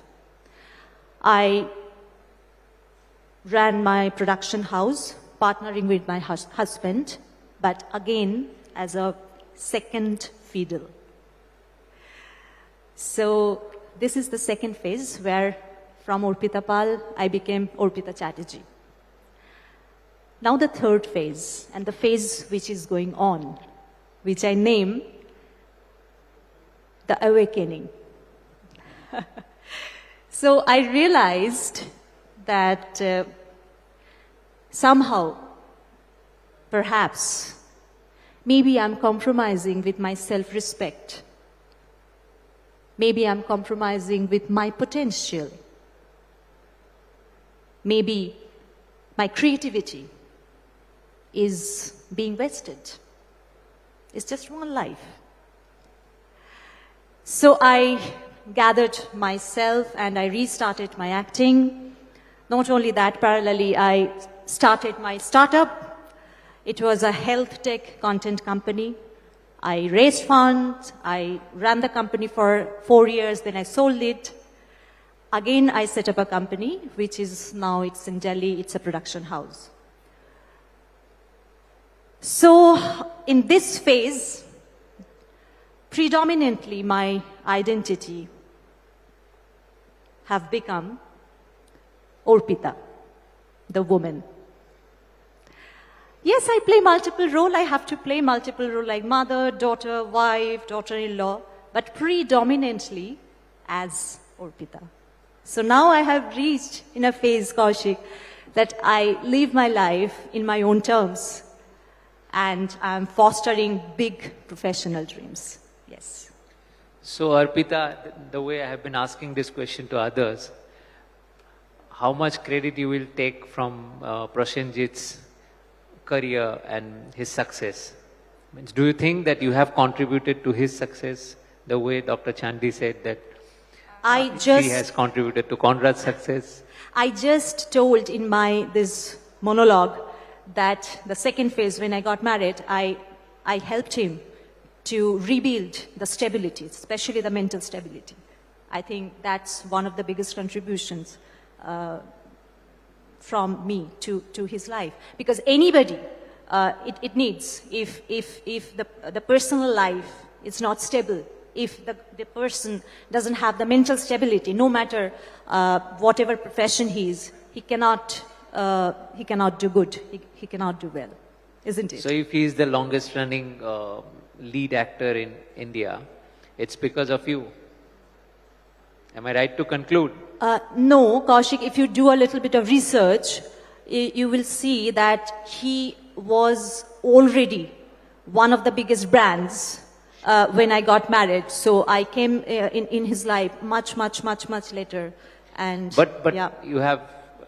you have lengthened his career that way. And he was already a brand. He has been there since, I believe, 1980s, if I am not wrong. So late 1980s. And What late 1980s? What you are saying? he was already a brand that time also. He was a star. That's what I'm saying. But I mean, when you came 1980s. in- 1980s. He's already a star. Yeah, but And when I you was came just in, 1 year old that time. He's still relevant. He's still Yeah, that's there a fact. So you added to his career. Of course. The way I said, Kaushik, That's what I wanted to hear. so I told you, you are repeating the question, so I'm repeating the answer. That yes, I don't know that how much big actor that I helped to become, because he is a very, very talented actor. I mean, no doubt about it as an actor. So I don't need that to become a very good actor, to become a very big brand as an actor. My contribution was needed, but as a person overall, the stability that was needed for him that time, I brought that, yes. By the way, you didn't choose to become the politician. You could have, because you were actively in Assam agitation. Did you make a conscious decision not to go there because your husband was already deciding to go into politics and he wanted to pursue a career that way? Was it a conscious decision between you two, or it was accidental? You will know that I was an activist, and when I was absconding, I wrote a novel. I got first prize when I was in Dibrugarh jail. You were in jail that time when you got the first award. Yes, and so this is a different experience. It's changed my entire my life, about my perspective, everything changed. I was very young that time. Then I met my future husband as a co-activist, but I got married to a minister, a politician. His identity changed, not mine. This change identity was a very big, maybe a challenge, or it's a very difficult situation for me.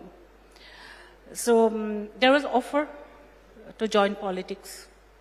Then it was a very conscious decision what to do. Activism and politics are different, and I know that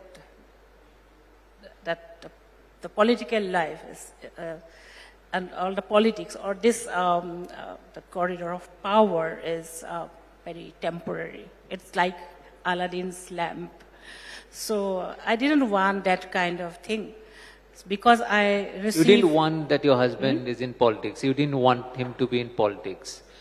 You didn't want your husband to be in politics. No, I didn't want him to join politics. I was very unhappy. But that was his decision, and I believed in that he has to take his own decision. But I didn't support it. But then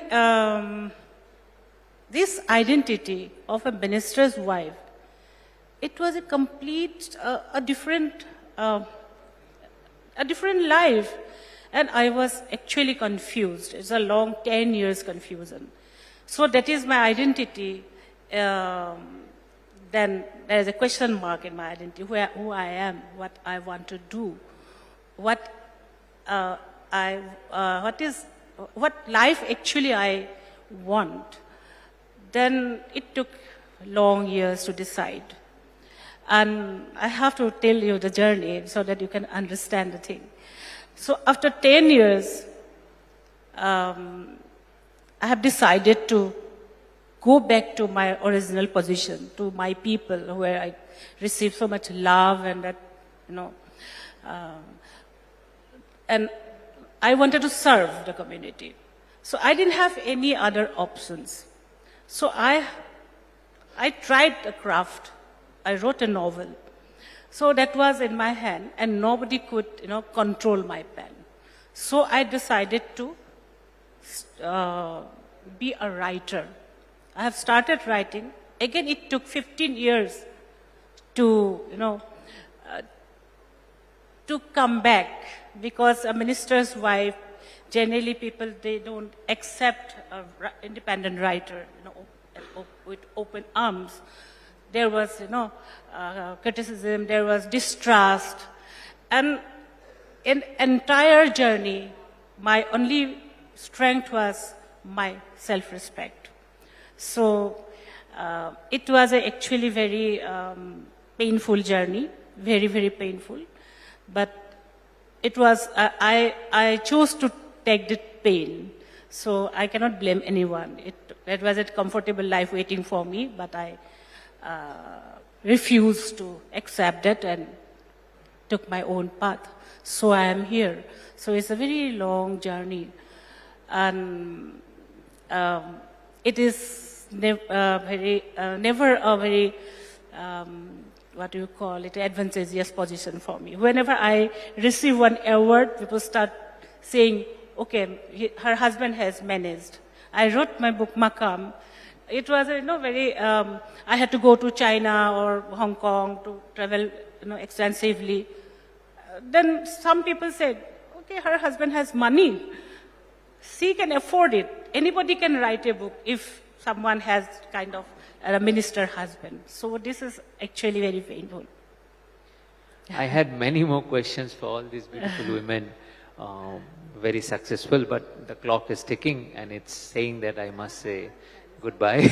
Okay. So thank you all for joining us at India Today Conclave. It was wonderful having you all here. And I really appreciate that you shared the views which are not publicly shared much. Thank you so much for being here. Thank you. Thank you.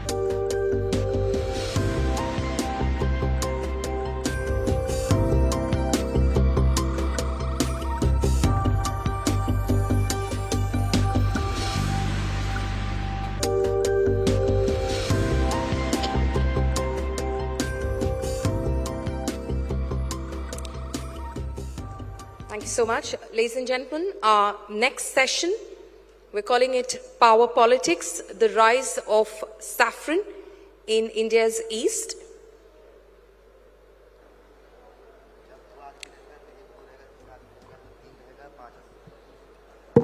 I'd request Kaushik Deka, Executive Editor, India Today Magazine, to come up on stage and introduce our next speaker, Power Politics, the Rise of Saffron in India's East.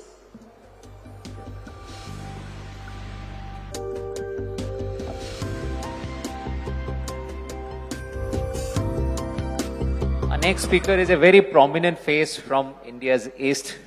From Odisha, we had very few guests from Odisha at this conclave, and he is also in charge of his party from my home state, Assam.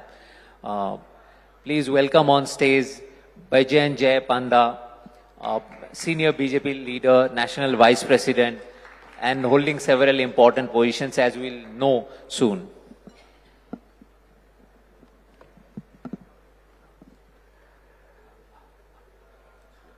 You have just got a very important assignment. I believe 76,000 booths will be under your control. You'll have to figure out how BJP wins 2024 Lok Sabha elections. What is the plan, sir? Well, in the BJP, there are always assignments of different size and scale. And there is not a week that goes by when BJP Karyakartas are not involved in some assignment on the ground. So we are always working. And in terms of our preparation, we don't just turn up at elections. We are there 24/7, round the year. I'll give you an example. During the pandemic, during the corona crisis, lakhs of BJP workers across the country, in every state, every district, reached out and helped people in distress, organizing community kitchens, distributing masks, helping with oxygen, getting people admitted into hospitals. And similarly, when it comes to elections, we prepare a lot ahead of time. So internal works, I'm not going to go into the details of how we do all that, but we do reach out to people, both for just social work, to aid them, and also for our own political preparation. I would actually like to know, because this boot management and boot preparations for BJP, it's always discussed in political circles and among journalists also, because many experts say that the BJP's success across the country lies in this simple fact that they manage the booths very well. So how do you start your day? In the morning, do you start getting calls from the booths, or you start talking to the booth managers, or you get a call from the Union Home Minister or the BJP President? How do you manage these things? Because I find it very interesting that you would manage 76,000 booths, one person. So you would have a team. How are you planning to do it? The structure I would like to understand. Look, I'm not going to talk about this specific program because it's not a public program. This is an organizational program, and I'm not going to go into that. But suffice it to say that nothing in the BJP is a one-person effort. There are people involved at, many people at the national level, many people at each state level, many people at each district level, and our organization is very strong on the ground. Below the district, there are 3 levels. So we have something called a mandal, we have something called a Shakti Kendra, and below that comes the booth. So we have an organization, the BJP has 180 million members, 18 crores. It's the largest party in the world. We superseded the Chinese Communist Party almost a decade ago and have kept on growing. And that's because, and it's not an overnight success either. There have been 3 or 4 generations of party members and leaders who've sacrificed, toiled for this. And then we've, of course, had great inspirational leaders like Atal Bihari Vajpayee and now Narendra Modi. And that's just one aspect of it. The organizational strength is because of a core belief in the nation. We internally discuss all the time that we are the only party that believes in nation first, party second, and self last. This is a mantra that is repeated throughout internal discussions at every level. And I think that's what makes us unique. Also, this fact why I'm insisting on the understanding how you plan your elections, because in West Bengal and in Odisha, 2 states in East, you haven't been successful. You still couldn't form the government, whereas you could penetrate, and now you have governments in almost every state in the Northeast. What is the difference? I know other states in Northeast, 7 other states are different, but Assam, West Bengal and Odisha, if you compare these 3 states, how are Odisha and West Bengal different for BJP from Assam? See, I want to put this in the context of what I said a little bit earlier, that our success is not an overnight success. 3 or 4 generations of people put in effort over decades, and suddenly success seems to happen very quickly. So since you mentioned Assam, your home state, until 6 years ago, people used to write us off and say the BJP could never win Assam because of the demographics, because of many other reasons. We won Assam for the first time in 2016, and we had a government under Sarbanand Sonowal. We won it again in 2021, and now we have a government under Himanta Biswa Sharma. Now, you could say that you just said that we haven't succeeded in Odisha and West Bengal. I see it differently, because both in Odisha and West Bengal, until just the previous cycle of elections, we were considered as non-contenders. In Odisha, we were a very distant number 3. But in the course of these last 2 election cycles, particularly the last one, we have become the clear number 2 in both states. And that puts us in a launchpad position. You know, in the 2019 election for the Lok Sabha, there were hardly 4 percentage points differentiating BJP and the regional party which is in government in Odisha. And similarly, in Bengal, the gains that we have had have been phenomenal. I mean, to go from 3 seats to 77 seats is it's phenomenal. So we see it very differently. We don't think that this is not worth celebrating. We think that this sets the stage for us to come to government the next time for sure. But so the counter argument is, you mentioned Assam, that you had 2 governments, but before Sarbananda Sonowalji took charge, before that election, the BJP had, if I remember correctly, only 5 seats, and from 5 to 60 for 2 consecutive terms. It was also a huge jump, and they could form the government. That didn't happen in Odisha and West Bengal. It is almost similar situation. Look, I think the circumstances are different. In some senses, these eastern states have a lot in common. They have been neglected by earlier national governments. They have a similar bonding in terms of culture, in terms of language. There's enormous potential that needs to be tapped. But in some senses, they're also a little different. The demographics of Assam and Bengal are quite different from the demographics in Odisha. Yes, we've had quite spectacular spurts in some states. In Tripura, for instance, we went from having very low presence to being built up dramatically. But each state has its own dynamics. So in some states, we will gain with each successive election cycle, as we have shown in both Bengal and in Odisha. In the last 2 election cycles, we have just kept on getting bigger and more successful. And we are just a stone's throw away from displacing the number 1 parties in these states. And in some other states, because of various other local considerations, the dynamics changed in a very rapid manner. But I don't think ultimately that makes a difference as long as you're growing. Or is it because that both states, West Bengal and Odisha, they had very strong regional leaders to counter BJP, and these are the places where the Prime Minister Modi's magic didn't work? No, that's not true at all. If the Modi magic didn't work, if the BJP wasn't getting traction with the people, we wouldn't have been growing. You know, like I said, it's a spectacular growth for the BJP in Odisha to go from 1 Lok Sabha seat to 8 Lok Sabha seats. And in Bengal, the numbers speak for themselves. So, as I said, success can happen in 2 or 3 cycles of elections, or it can come together and happen suddenly. The reality is, Prime Minister Modi has put a greater focus on the East and the Northeast than any of his predecessors. He's visited the Northeast more times than the cumulative number of visits of all former prime ministers. And that has led to a dramatic turnaround in terms of development. You know, Tripura is just getting its first railway line. Manipur is just getting its first railway line in the Modi government. For decades before this, it was neglected.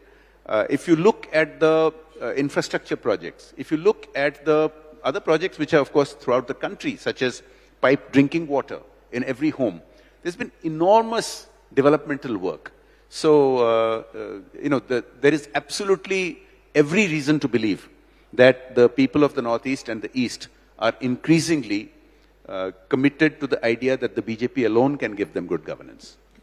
But this expansion is also making several other parties and communities very uncomfortable. Just a while ago, Conrad Sangma, Meghalaya CM, he said that minorities, especially, he was talking on behalf of the Christians, they are feeling cornered, they are feeling threatened because of, he didn't mention BJP, but he said because of the power, certain fringe elements are making lives of minorities uncomfortable, and he is your ally. How do you react to that?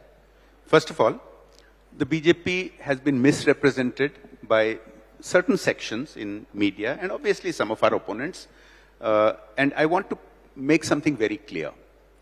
Our governance philosophy is enshrined in the slogan, Sabka Saath, Sabka Vikas, Sabka Vishwas, Sabka Prayas. And I dare you, I dare anybody to look at BJP's governance wherever we are in government, there are hundreds of government schemes. I talked about piped water in every home, the Ujjwala gas scheme. There are literally dozens of schemes. I dare anyone to show an example where there has been discrimination against any citizen, whether on ground of religion or caste or any other ground at all. There isn't. Now,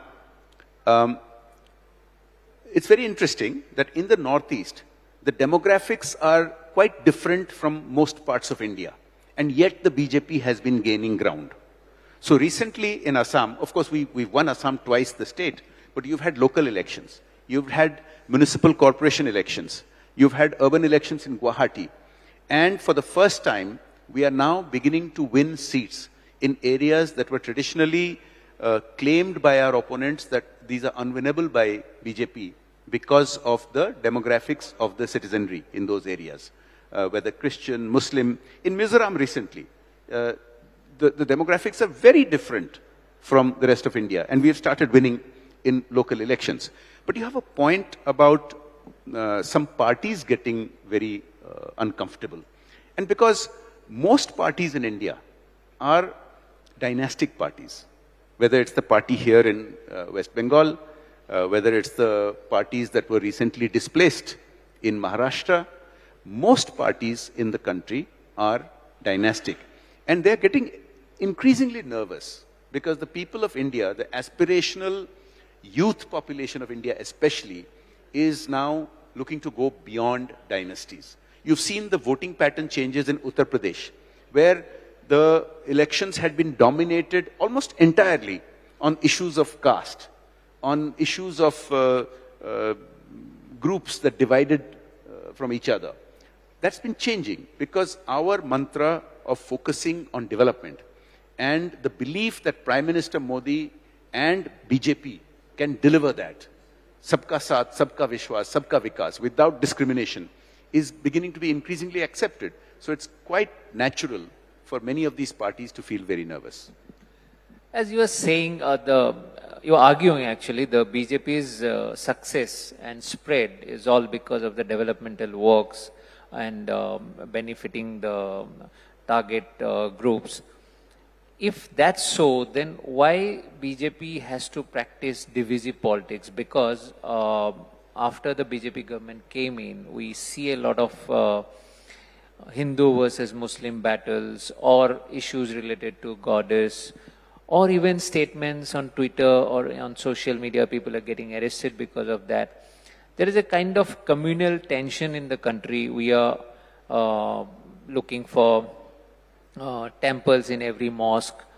Why do you need to do all that if your focus is only on developmental work and people are voting back BJP to power because of that only? Why do you need this kind of environment? No, the BJP doesn't practice divisive politics, but there are certain sections that want to promote that idea, and let me address that.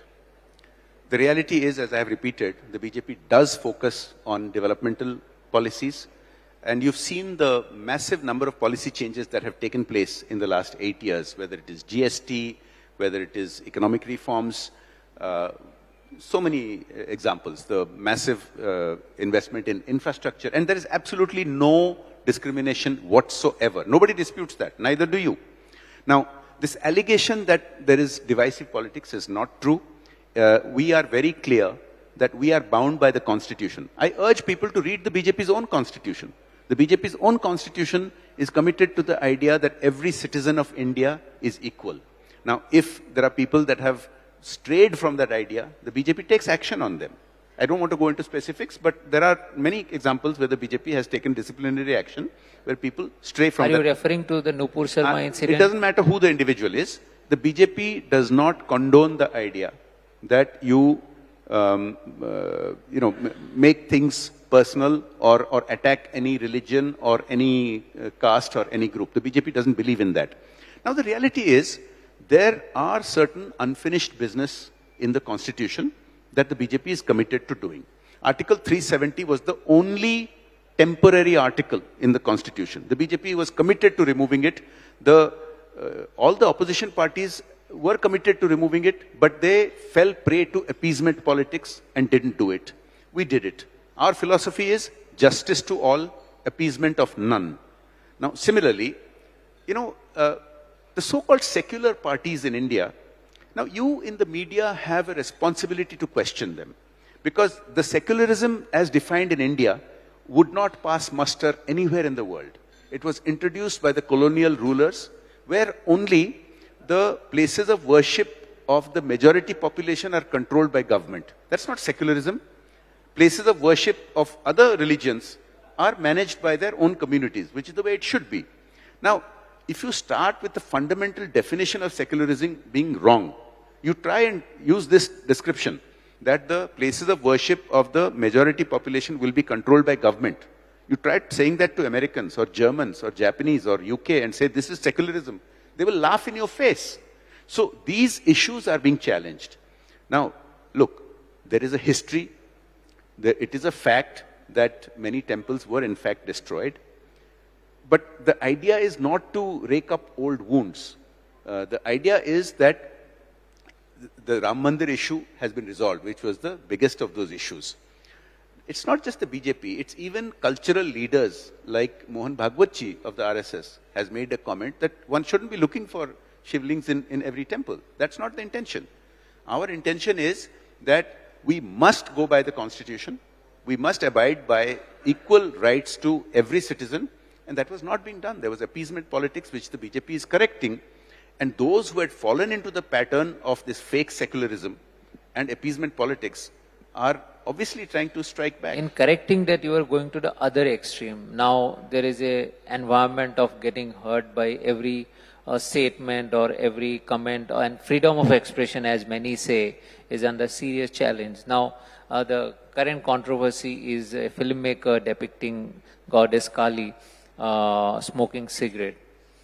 How do you react to that? Means many are demanding that, as you represent BJP, I want to know the party's view on this aspect. That many are saying that, oh, this is hurting Hindu sentiments and the filmmaker should be arrested. The other side is saying it's her freedom of expression. Where do you stand on this issue? Look, you in the media can't have it both ways. You can't say that the left liberal jihadi ecosystem can have freedom of expression. They can say whatever they wish. Wait, let me complete. You may not have said it, but the implication of what you are asking means... It's a very simple question. I'm answering it, if you let me. The point is this. There are people who are going around killing people. You see what happened in Udaipur. Okay? You had a beheading because somebody was provoked by a statement. How many of you have spoken up for freedom of speech in that case? But now, sir, the Supreme Court has said the provocation came from one of your former members. But if you let me, you must let me answer your question. If you want to have a narrative for your viewers, that's different. But I urge that your viewers, if they want to hear from me, they should hear from me. Now, my point is this. Freedom of speech is a guaranteed right in the Indian Constitution with certain circumscriptions on it. And that's what must be followed. It is wrong to say that people have been arrested for positions they take on freedom of speech. You are alluding to a recent arrest when it's very clear that people are violating FCRA norms. People have been violating Foreign Contribution Act norms, misusing it for propaganda, trying to pass themselves off as news sites. I mean, you wouldn't do it as a news platform yourself. Why should you tolerate other people doing it? I was referring to this filmmaker who showed Goddess Kali as a smoking cigarette, and there is a demand. She hasn't been arrested. There is a demand that she should be arrested. Do you think that she should be arrested, or she should have the freedom of expression to depict or showcase her interpretation of the goddess? I think that's a very good question. I think we are having a national debate on this issue because, on the one hand, the Supreme Court, as you rightly said, has criticized somebody for criticizing a religion, right? Or quoting text from a religion itself, which some perceive to be criticism. Now, I wonder if the Supreme Court will take the exact same stand in the case of this filmmaker. Now, this is a live debate.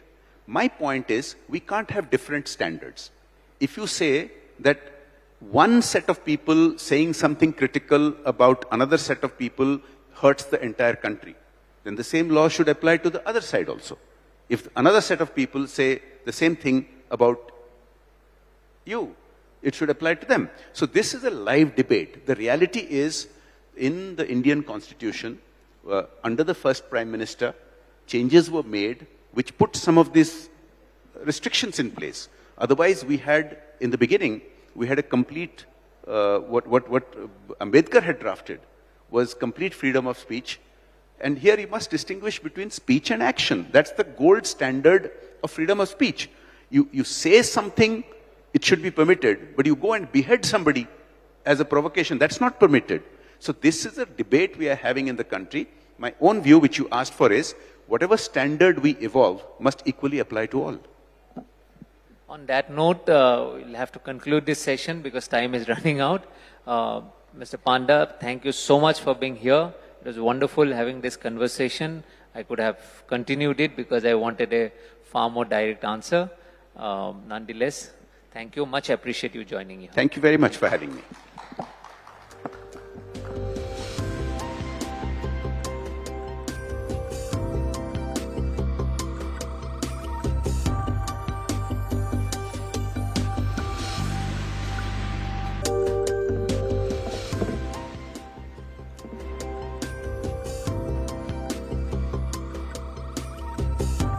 Thank you, Mr. Panda. Our next session, Governing Guidelines, Indian Federalism, Constitutional Vision versus Realpolitik. I'd request our session moderator, Raj Chengapa, Group Editorial Director, Publishing India Today Group, to come up on stage and introduce our next speaker.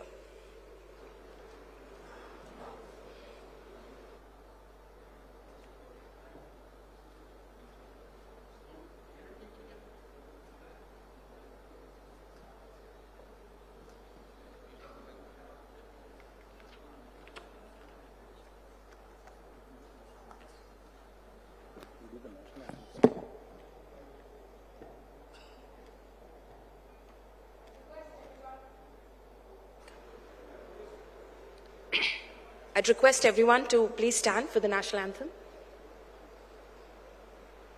Jana Mana Adhinayak Jaya He Bharat Bhagya Vidhata Punjab Sindh Gujarat Maratha Dravida Utkala Vanga Vindhya Himachala Yamuna Ganga Uchala Jaladhi Taranga तव शुभ नामे जागे तव शुभ आशीष मागे गाहे तव जय गाथा जन गण मंगलदायक जय हे भारत भाग्य विधाता जय हे जय हे जय हे जय जय जय जय हे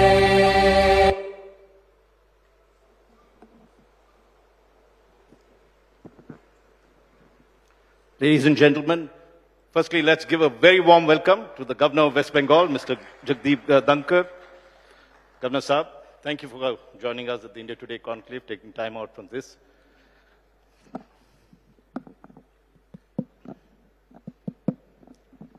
Let me begin by saying that yesterday we had the Chief Minister of West Bengal sitting precisely where you are sitting. And she had made certain remarks about you, critical remarks about her relationship with you. How would you describe your relationship with her? Raj, I would like to focus on more critical issues. I carefully watched what the Honorable Chief Minister said and the questions put to her. You can have this folder with you. I've listened to it, yes, I was there yesterday. And I must put the record straight. The anchor yesterday, I quote, every morning I get something from Jagdeep Dhankar. If you're going to this thing, we have actually, I can request my producer so that they can, Sam, can you just play that clip? Just so that you don't have to read it out. Yes, only two of these. Yeah, Do you know his name? Dhankar. You know, और बांग्ला में क्या बोलते हैं पता है? एक similarity हो गया. 1 second. The same thing what you're saying. धन मतलब अर्थ. और कर को बोलता है करो. You know, Jagdeep Dhankar and you seem to have, Hindi में कहेंगे 36 का आंकड़ा.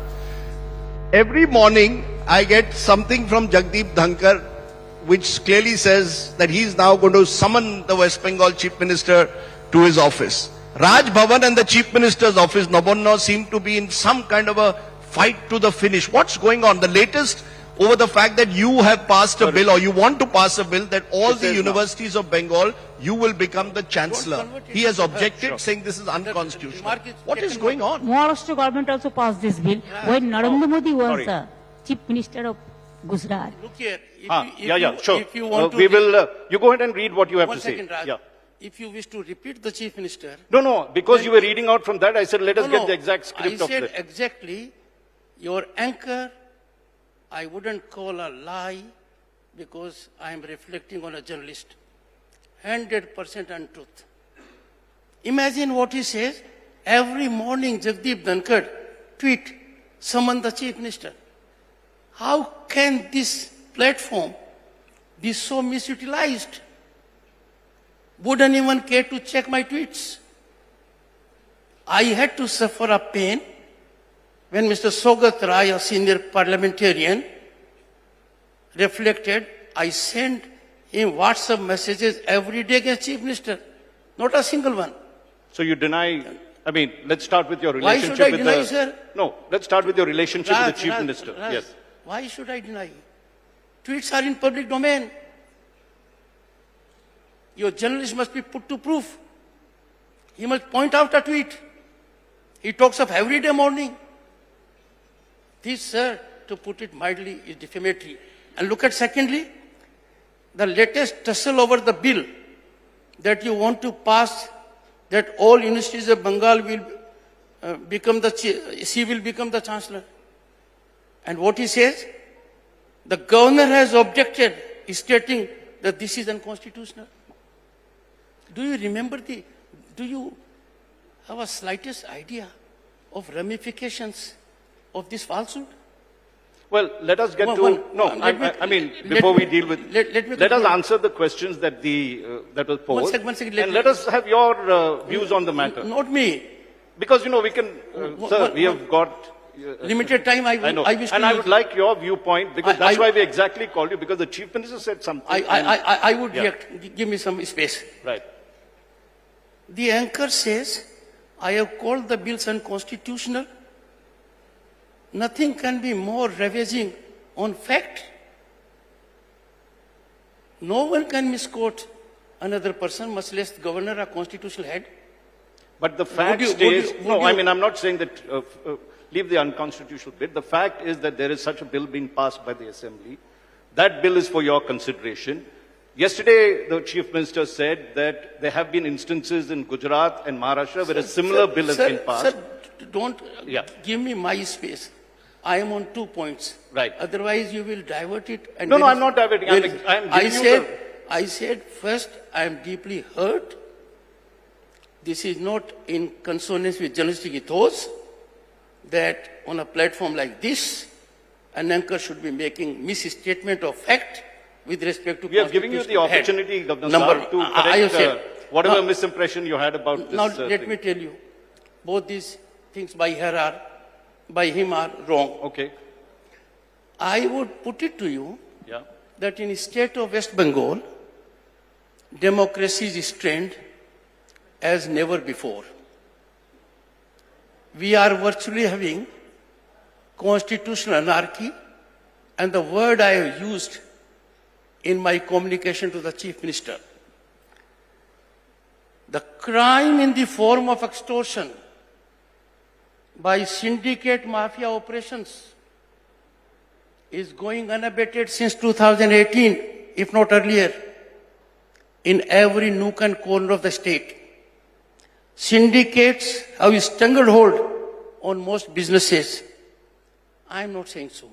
High Court said so. On 21st February 2022, the state government went to Supreme Court and lost. What do we do? Sir, these are questions to be put. So we are putting that question. What No, do you no, do? no. You're Yes. the governor, sir. You have got the powers. I'm responding, to- sir. Bear with me and Right. कुछ रहम करो. So they have- आपको Bilkul, जो sir. You have come here. We सुनो, will- आपको कल जो करना था, किस सीमा तक किया, किस हमदर्दी से किया, राजनीति का एक नया आयाम दिखाया और एक भी कठिन प्रश्न नहीं पूछा. हाई कोर्ट की ये फाइंडिंग कल पूछनी चाहिए थी. Madam chief minister, extortion by syndicate and mafia in every nook and corner of the state is a finding of the High Court. What have you to say? Supreme Court declined SLP. That was Well, not said. Governor Sahab, Let I me mean- come to the next one, sir. No, but let us deal with each of these issues so that the audience also gets a sense. What do you have to say about it? You're the governor of the state. Forget a media reporter asking this question. You probably would have asked this question of the chief minister. You have every right to do so. What did she reply? I mean, have you asked her firstly? You can trust me on one aspect. Right. You only have to wait for some time. You will get response. So let's without your take but- each question but- individually. no, but and we'll deal with each of the issues that you have. Sir, let me. One I have indicated, nothing can be more dangerous for democracy. Little up. Nothing You can be more painful for democracy. The syndicate and mafia Sir, can you should be hold your mic? engaging into extortion every minute. Secondly, on post-poll violence, a committee constituted by the High Court, a committee of experts, and it says situation in the state of West Bengal is manifestation of law of the ruler, not rule of law. And what they say, there is palpable fear among victims against police and goons of ruling party. And it further says, no attempt was made by the state functionaries to wipe out the tears. Post-poll violence, most unprecedented in the country, had one facet. Can you withstand rape, murder, arson, loot, and punish people for voting according to their conscience? How can that be done? Judicial orders are ignored and an easy passage is given. I But if you strongly do- object No. to the Governor sta- Sahab, stand of the- yesterday we asked her this question and she said, and I'm just, summing up what she said. She said that firstly, much of the violence was pre-poll and this was when the Election Commission of India was conducting the poll. Second, she said the numbers that are being quoted, which is I think the BJP party is saying anything between 100 to 200, Mr. is Raj, wrong. I'm that aware. there were 20 Mr. that, Ra- that Mr. is there. Raj, So I'm- what is your... Mr. Raj, I am aware what she said. And you took it as truth. Well, we are Let me listening tell to you. because the homework that was required to be done by going through report of the NHRC, the homework that was required to be done by addressing judicial orders was ignored. I visited the entire state from 13th to 15th of May. Then there was complete lockdown.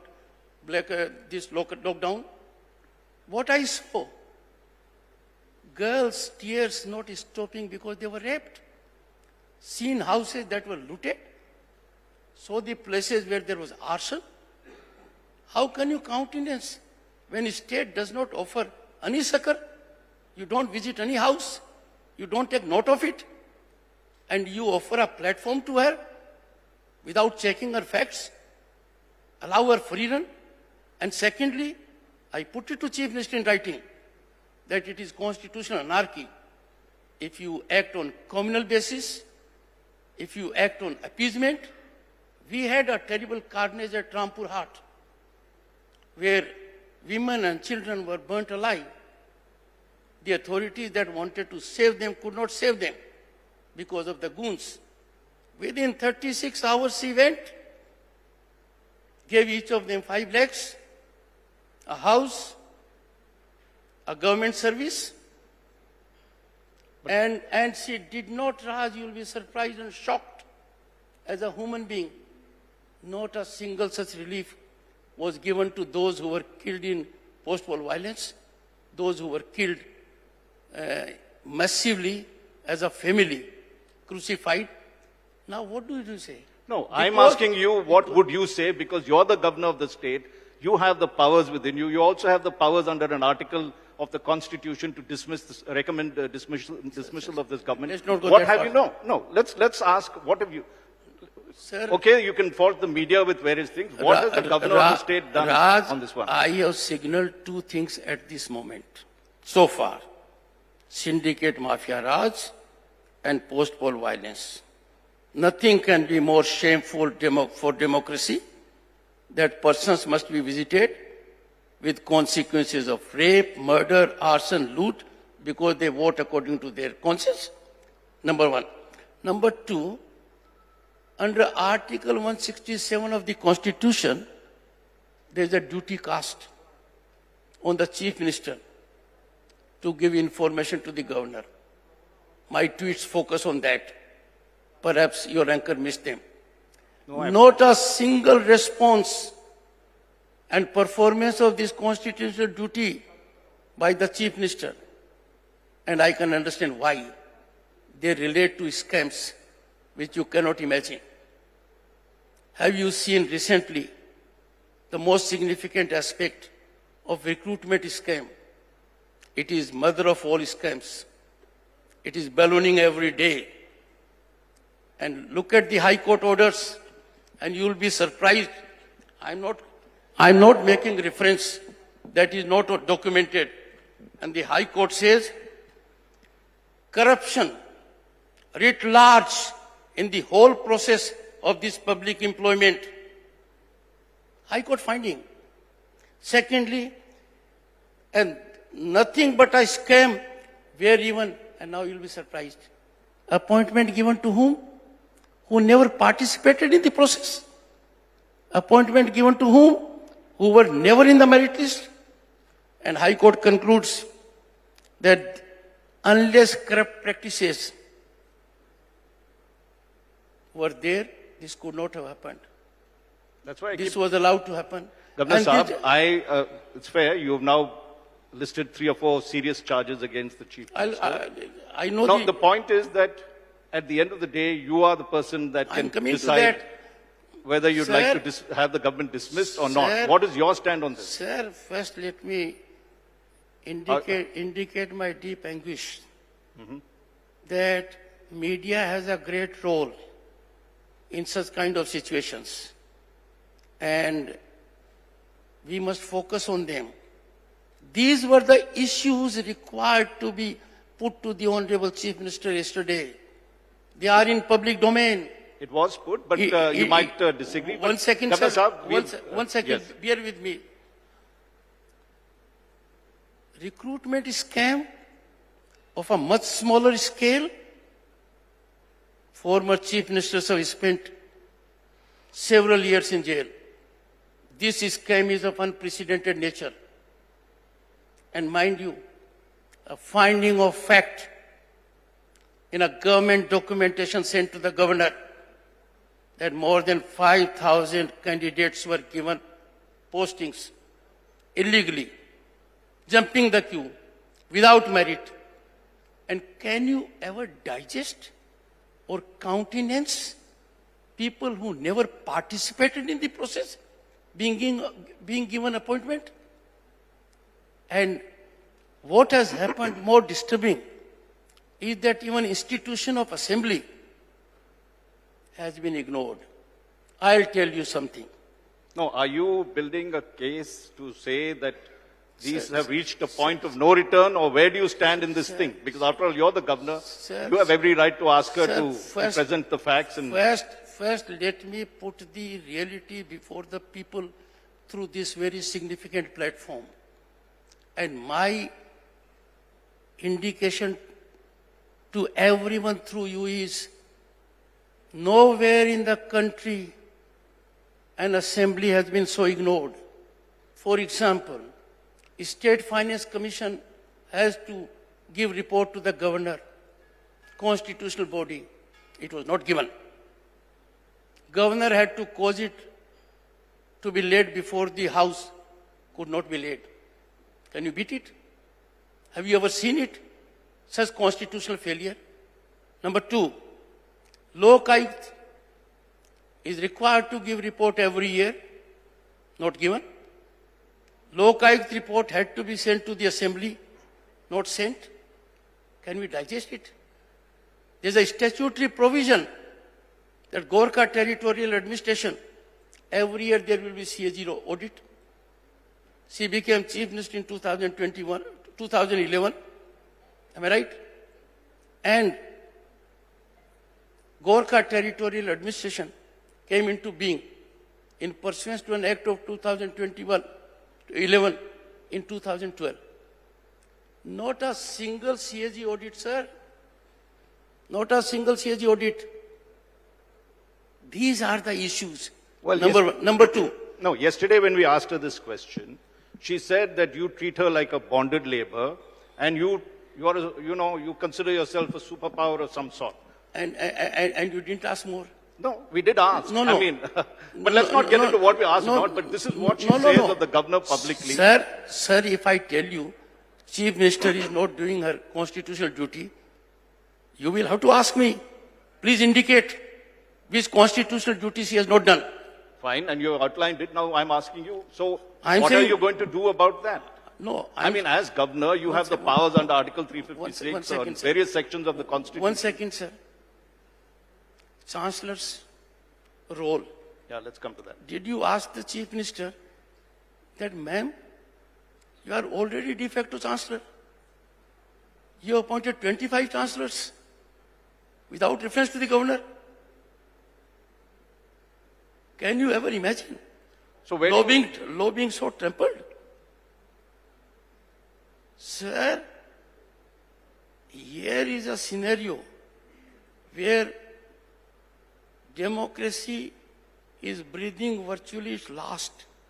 Here is a scenario which has all the elements of a police state. Here is a scenario where functioning is state within a state. Imagine, CM should have been put questions. You are using assembly, you are using agencies, registering cases against every central agency. And she puts the same, just to let you know, she makes the same allegation against you that you control the ED and the CBI, I mean, her people say so, and that you are the one that is instigating a lot of the cases, and the governor, who should be an independent institution, is playing politics. On a lighter side, I control everyone except the Chief Minister whom I have to control. Just imagine. Sir, itna mat karo. Karo. Be kind to her. No, leave us aside. Now let us come to, sir. You have hammered the media and whatever you wanted to say. Let us come to the question, sir. Because I think people want to know those answers. Let us deal with each of the issues that you raised. I am putting issues only. Yes, let us deal. Our Chief Minister makes a public statement that the governor has Pegasus, is getting telephones taped. She must be probed on that. And let me tell you, constitutional transgressions by her are of an extreme degree. And if I have indicated these aspects based on judicial orders, based on findings of committees, based on hard facts, like I said, State Finance Commission, is it not constitutional failure? Yeah, so you said all these issues, so what are you going to do about it? You have the powers, you can recommend to the President to dismiss this government. The Governor will not let down people of the state. And by that you mean? I believe in persuasion. I hope she will listen to it. Things should fall in place. I know that I have to work in tandem with the government. I am not a stakeholder in politics.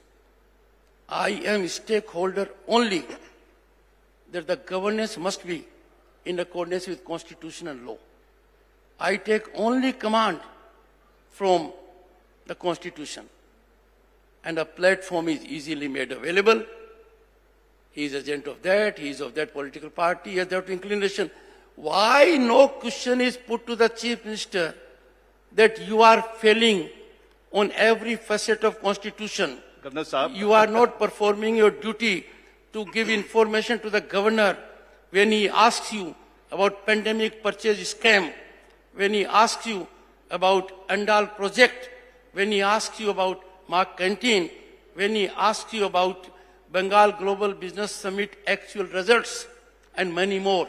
well, I mean, fair enough. You've asked all those questions, and you're in a position to take action against it. You are saying that at the moment, what is your stand? Have you reached the point of no return, or you are saying that you will still do business with us? I'm sure you know with your experience. No, sir, I am not second guessing you. 1 second, you know with your huge experience, these are not issues to be reflected by the governor on any public platform, including yours. All I'm saying is, I appeal to two categories in particular. I appeal to every West Bengal mind, intelligentsia. Your silence will be very painful. If you choose to remain silent for long, you shall be silenced forever. I appeal to my brothers and sisters in the media. Please focus on West Bengal. West Bengal is sitting on a volcano. West Bengal is a critical state. In West Bengal, we have no democracy. Governor, you have said Can that, you imagine, Raj, for a minute? No. Governor, let me now. No, sir, I've let you have your say on all these matters. May I, as an anchor, ask you a few questions? And then we can continue with... I'll say one and then you ask. I'll say one. Most recently, as crucifixion of democracy, a decimation of human rights and values, Chief Minister announced at Asansol jihad against BJP, the opposition party, on 21st July 2022. Now, what? I've written to let me say no. One second. I've seen Bear what with you me, wrote sir. to. No. Can in any democratic society, can in any society governed by law, can any society that believes in civility and rights, you can give such a call? Jihad? Yesterday, against opposition parties? May I just intervene, Governor Saab? Yesterday we asked this precise question, and she said the meaning is being misinterpreted in Urdu and Hindi. She said it means strong protest, not what you are interpreting out of this. Sir, you believe her too easily. I'm not, sir. I'm stating what she said. And we're giving you the same forum to say what you feel about it. You were good enough to play video before me. You should have played her video to her. That would have been absolutely nailing the situation. Well, she said it in this forum, so we are not... No, I'll tell you. She said so, loud and clear, carried in high decibel, with all cylinders firing. Fair enough. So now she's explained that stand. Number one. Sir, in a public forum, she has said what she means of jihad is strong protest. Not in this. What is your view about that? No. I strongly deprecate, I strongly condemn, and this can't be countenanced, that a Chief Minister under oath of Constitution at a public meeting calls upon the people to initiate jihad against the opposition party. And have you, sir, cared to find out the status of public representatives in opposition here?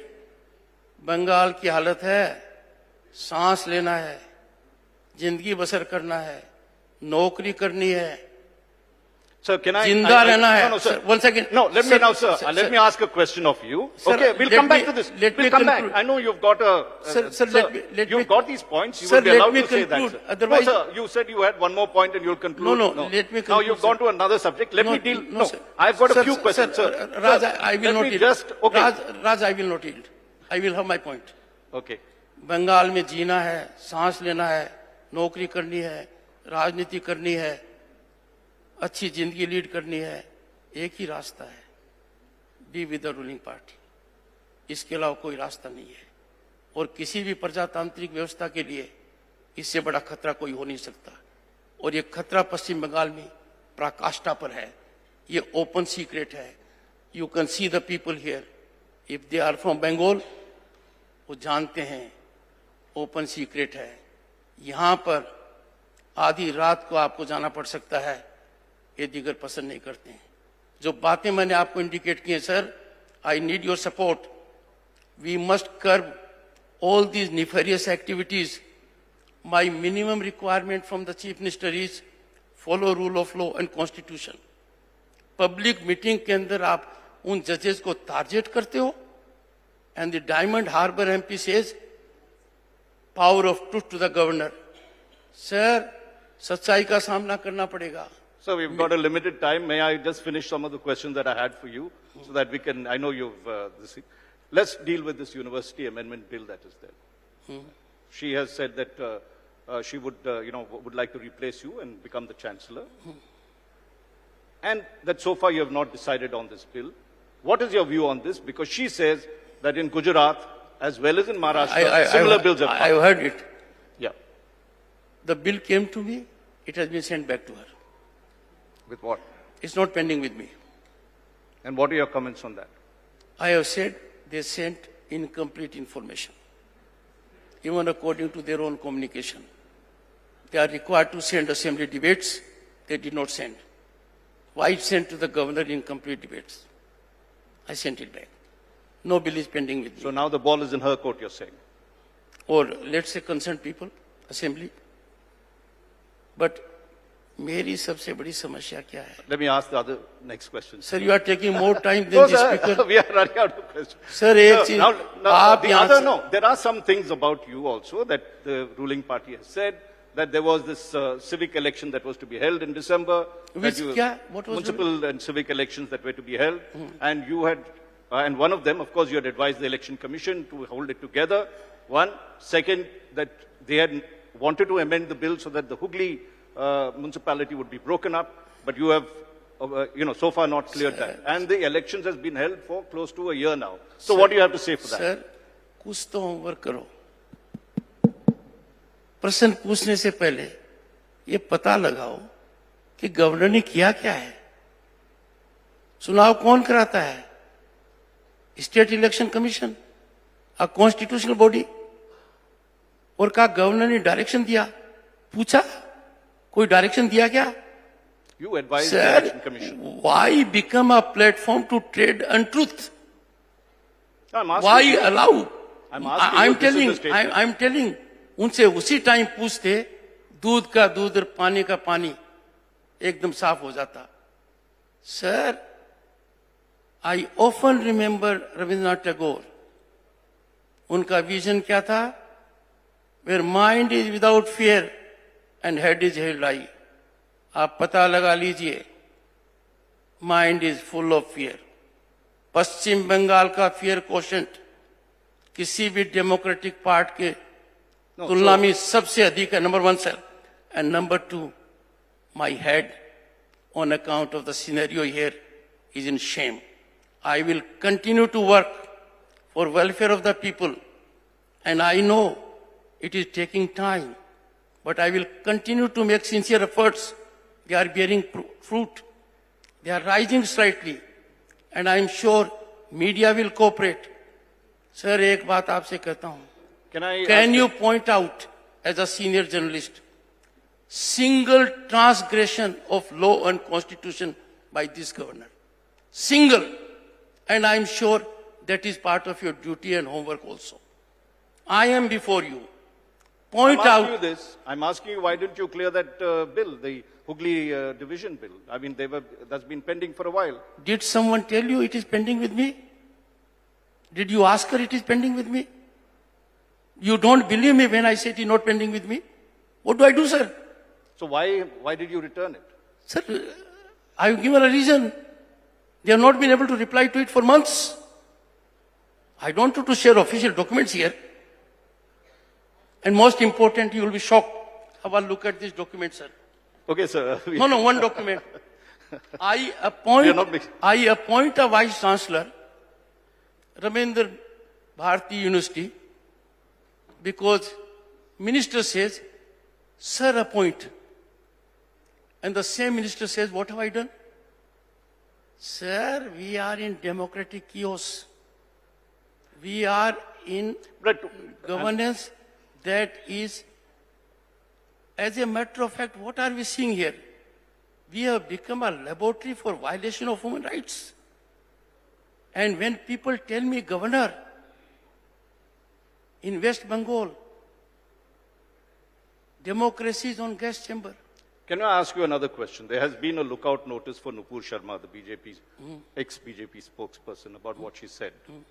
And in Bengal, and if she comes to Bengal, should be arrested. Do you approve of that? Should you be asking this question? Think to yourself. I'm asking you. You're the governor of the state. You have said that democracy doesn't prevail. My views, leave my views aside, but what is your... Sir, I cannot behave this way. I am a copybook governor. I believe in constitution. Right. I believe in law. Unless something comes on my table, I don't react. And that has been my track record. You are diverting an issue. I know it may be for reasons which according to you are right, but according to me, not my concern. If something will come to me, all I know is that bureaucracy in West Bengal is thoroughly politicized. They are political workers. They have forgotten their legal regime. They have forgotten conduct rules. And on this issue, has any paper come to me? Am I required to take an action? Am I required to do something?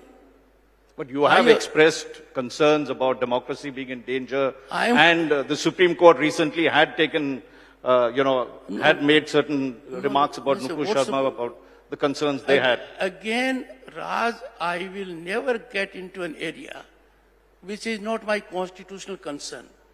I already sought your indulgence that please, even after this program is over, do me a small favor. And this appeal is to the very large media house. Point out a single transgression of constitutional law by this governor. Well, and secondly, try to look for single constitutional compliance by Chief Minister. I can unhesitatingly indicate to you, you will have a tough time in finding my transgressions, and you will have plethora of information where Constitution has virtually been trampled by the Chief Minister, ignored 100%, violations of express nature, where not only the governor, but even assembly has been made to suffer.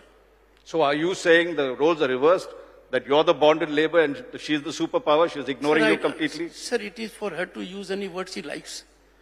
I can concede one defeat at her hands. I can never come to a low level to which she goes very frequently. Does she meet you? When she meets you, what is the kind of relationship? How long does... Sir, again, I'm sure with your experience, you know it. These are issues not to be discussed on platforms. No, but do tell us your relationship with the Chief Minister, because you outlined all these issues. I will never deviate from what is fundamental requirement. That what you say, chaff and grain. I will focus on grain. I will focus on issues that are painful to 9 crore people of West Bengal. I will focus on the kind of appeasement that is destroying democracy here. I will focus on issues of rabid communal political stance by her. I will not deviate from anything that does not concern my job.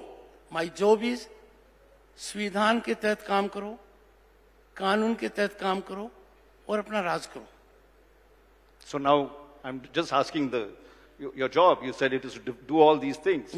Under that, you have the powers to take action against the government. Why aren't you moving if you are so, so critical of the way she has run this whole? Again, sir. Yeah. आप लोग ऐसा narrative float करते हो. नहीं, आपने पूरे narrative आपने दिया था from point to point. So like a lawyer, you argued this case. सुनिए sir. Now we want the verdict from you. 1 second. कल narrative float कर दिया. नहीं, आप सुनिए sir. You have to observe silence for next 3 minutes so that I have my say. Sir, कल narrative float कर दिया, गवर्नर ने बिल को अनकॉन्स्टिट्यूशनल डिक्लेयर कर दिया। कमाल है। सेकंड नैरेटिव फ्लोट कर दिया कि गवर्नर रोज ट्वीट के माध्यम से मुख्यमंत्री को समन करते हैं। आपने एक नैरेटिव एक और कर दिया कि क्या करोगे? I'm asking you. नहीं, देखिए, There's not a narrative. I'm asking you straight and simple. You have outlined all these things brilliantly and you were a Supreme Court lawyer of great eminence at one time. You have made your case, but why? What is the verdict? You can decide that verdict. Sir, you can recommend to the president. Are you? Sir, these issues again are not meant for being disclosed on public platforms. But I can tell you, my first obligation is to ensure Constitution prevails. मेरा सबसे दुखी दिन था 17 मई 2021। मैंने 4 मंत्री और वरिष्ठ नेताओं के खिलाफ सैंक्शन दी थी। वो चारों के चारों अरेस्ट हो गए थे। और क्या तांडव नृत्य देखा 6 घंटे के लिए। तांडव नृत्य। माननीय मुख्यमंत्री जी यहाँ लोकल सीबीआई हेडक्वार्टर पर पहुंच गई। माननीय मुख्यमंत्री जी ने वहां धरना दे दिया। माननीय मुख्यमंत्री जी ने कहा इनको छोड़ो या मुझे अरेस्ट करो। और नतीजा क्या हुआ? लोग इकट्ठे हो गए। In spite of COVID protocol at that point of time, Calcutta police खड़ी रहती गई। सीएपीए पर पत्थर बरसते रहे। आप सब कुछ नजरअंदाज कर रहे हो, कब तक करोगे? क्या सोचा है कभी? और मैं आपको कहता हूं, No, when you जो बंगाल में हो रहा है, when you met finally to conclude, एक second sir, we are out of time fully. जो बंगाल में हो रहा है वो किसी और प्रांत में होता तो आप क्या करते, इसका मैं अंदाजा लगा सकता हूं। यदि अगर आप पता लगाएंगे यहाँ कितने बलात्कार होते हैं, आप पता लगाएंगे किस तरीके की राजनीति हो रही है। Sir, have you told Mamta Didi, the chief minister, of all these points and warned her and said, look, I'm so disappointed with you? It is here. But you've written, when you spoke to her, did you discuss all these? Do you spend time with her talking about these issues? It's a very important question. ये कहा जाता है, इसलिए कह रहा हूं। Raj, this governor has put everything in writing. कभी यदि अगर ये बंगाल पेपर्स में छापूंगा तो आप दंग रह जाएंगे। और आश्चर्य की बात है कि माननीय मुख्यमंत्री ने एक भी पत्र का जवाब नहीं दिया, क्योंकि जवाब बनता नहीं है। जो जवाब दिए वो फॉर्मल है। ठीक है ना? My friend is taking notes so that there can be rebuttal by TMC. I have no objection on that. Go ahead. पर सर मैं बता रहा हूं, पश्चिम बंगाल के अंदर मीडिया की हालत पर थोड़ा ध्यान दीजिए। आप थोड़ा कीजिए, जनता की मदद कीजिए। गवर्नर के खिलाफ अटैक कीजिए। गवर्नर की बात मत सुनिए। गवर्नर के खिलाफ 400 नैरेटिव अपलोड कर दीजिए। एक नैरेटिव आप लोगों ने कर रखा, मैं बताता हूं। आपने एक नैरेटिव कर रखा है, governor is at loggerheads with the chief minister, and that he plays politics all the time. अब आप देखिए, आपने बताया नैरेटिव, मैं वो सब नहीं, अब आप देखिए, क्या इससे बड़ा अन्याय मेरे पर हो सकता है? गलती वो करे, गलत काम वो करे, संविधान की धज्जियां वो उड़ाए, और मैं लड़ रहा हूं। मेरे को एक बताइए आप। It's a strange thing, sir. I mean, in conclusion, I know you would have. राज, एक सेकंड। आप प्रांत के अंदर गवर्नर का प्रोटोकॉल समझते हैं? I hope I am right. He is at number 1। Assembly में इस गवर्नर ने कॉन्स्टिट्यूशन डे के ऊपर 6ठे नंबर पर भाषण दिया। सर कभी सोचिए, सोल सर्च कीजिए, जो कुछ किया जा रहा है वो बहुत गलत है, मैं बर्दाश्त कर रहा हूं। और दूसरा, मैं चुप हूं। ममता जी चाय सो बोलती हैं, पेगासस की बात कर देती हैं। आसाम में उन्होंने गोवा में जाकर क्या कहा, राजभवन में एक राजा रहता है, पॉलिटिकल मीटिंग के अंदर। सर कभी जबान खोल दूंगा ना तो बहुत लोगों की बोलती बंद हो जाएगी। Well, you spoke a lot today, sir. No, sir. It is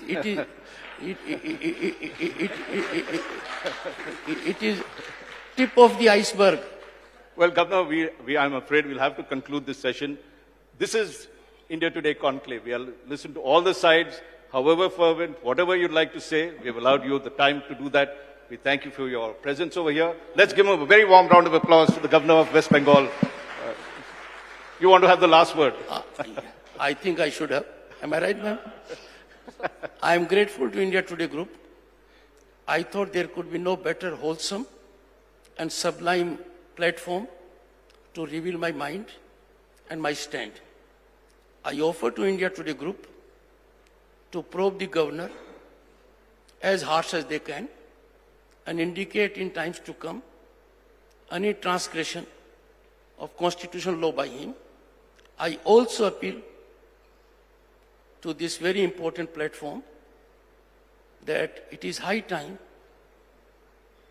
they come to the rescue of 9 crore people in the state of West Bengal and put in public domain the serious issues of syndicate mafia raj, collapse of constitutionalism, rapid criminalization, and extreme appeasement that threaten democracy.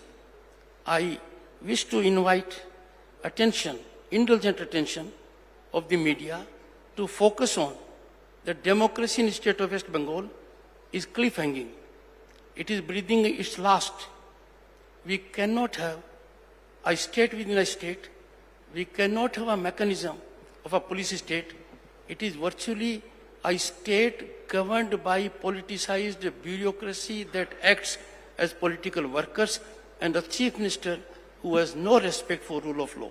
I am again grateful to Raj and India Today Group for having made available this platform to me, and I am sure all that I have said, it is with utmost restraint, out of my heart, with complete confidence and belief that it will result in some kind of balm, some kind of assistance to the 9 crore suffering people of the state of West Bengal. I am sure they will focus that there are 2 categories of people in the state of West Bengal. Those who have sound sleep every day and those who spend sleepless nights. Those who generate fear of law and those who are never in fear of law.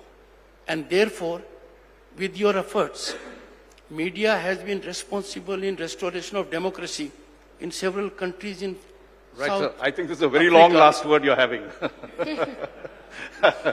So I think you've got your points. On a lighter side, Raj on a lighter side, and in court of law, when we say this is the last argument, My lord. that is never the last argument. Thank you very much. The onus lies on you, Governor, apart from the media. Ladies and gentlemen, the West Bengal Governor. Let's give him a warm round of applause for this. Thank you so much. I'd request Thank you. everyone to please stand for the national anthem.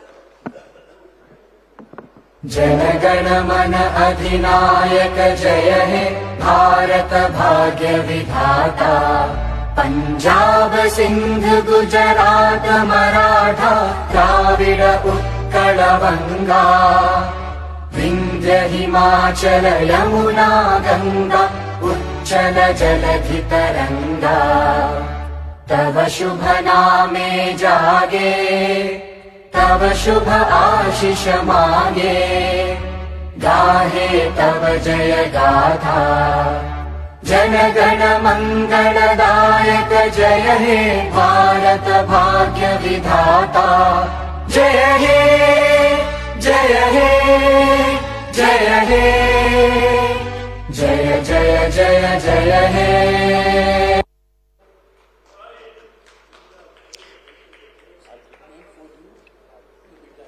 Thank you to the Governor. Thank you, Mr. Chengappa.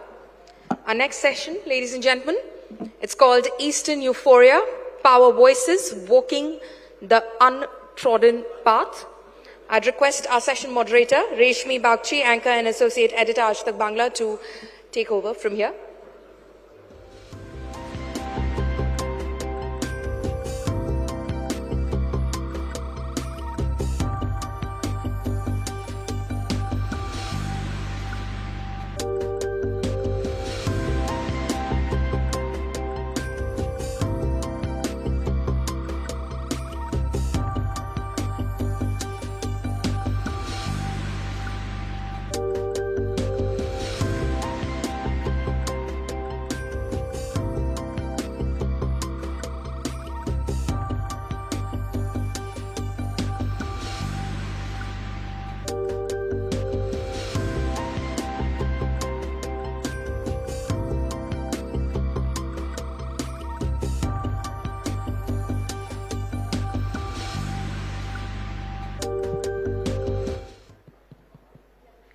Okay, good evening, ladies and gentlemen. So after a very wholesome and serious session that we had with our Honorable Governor, now let's move on to something a little more relaxed, maybe on a musical note.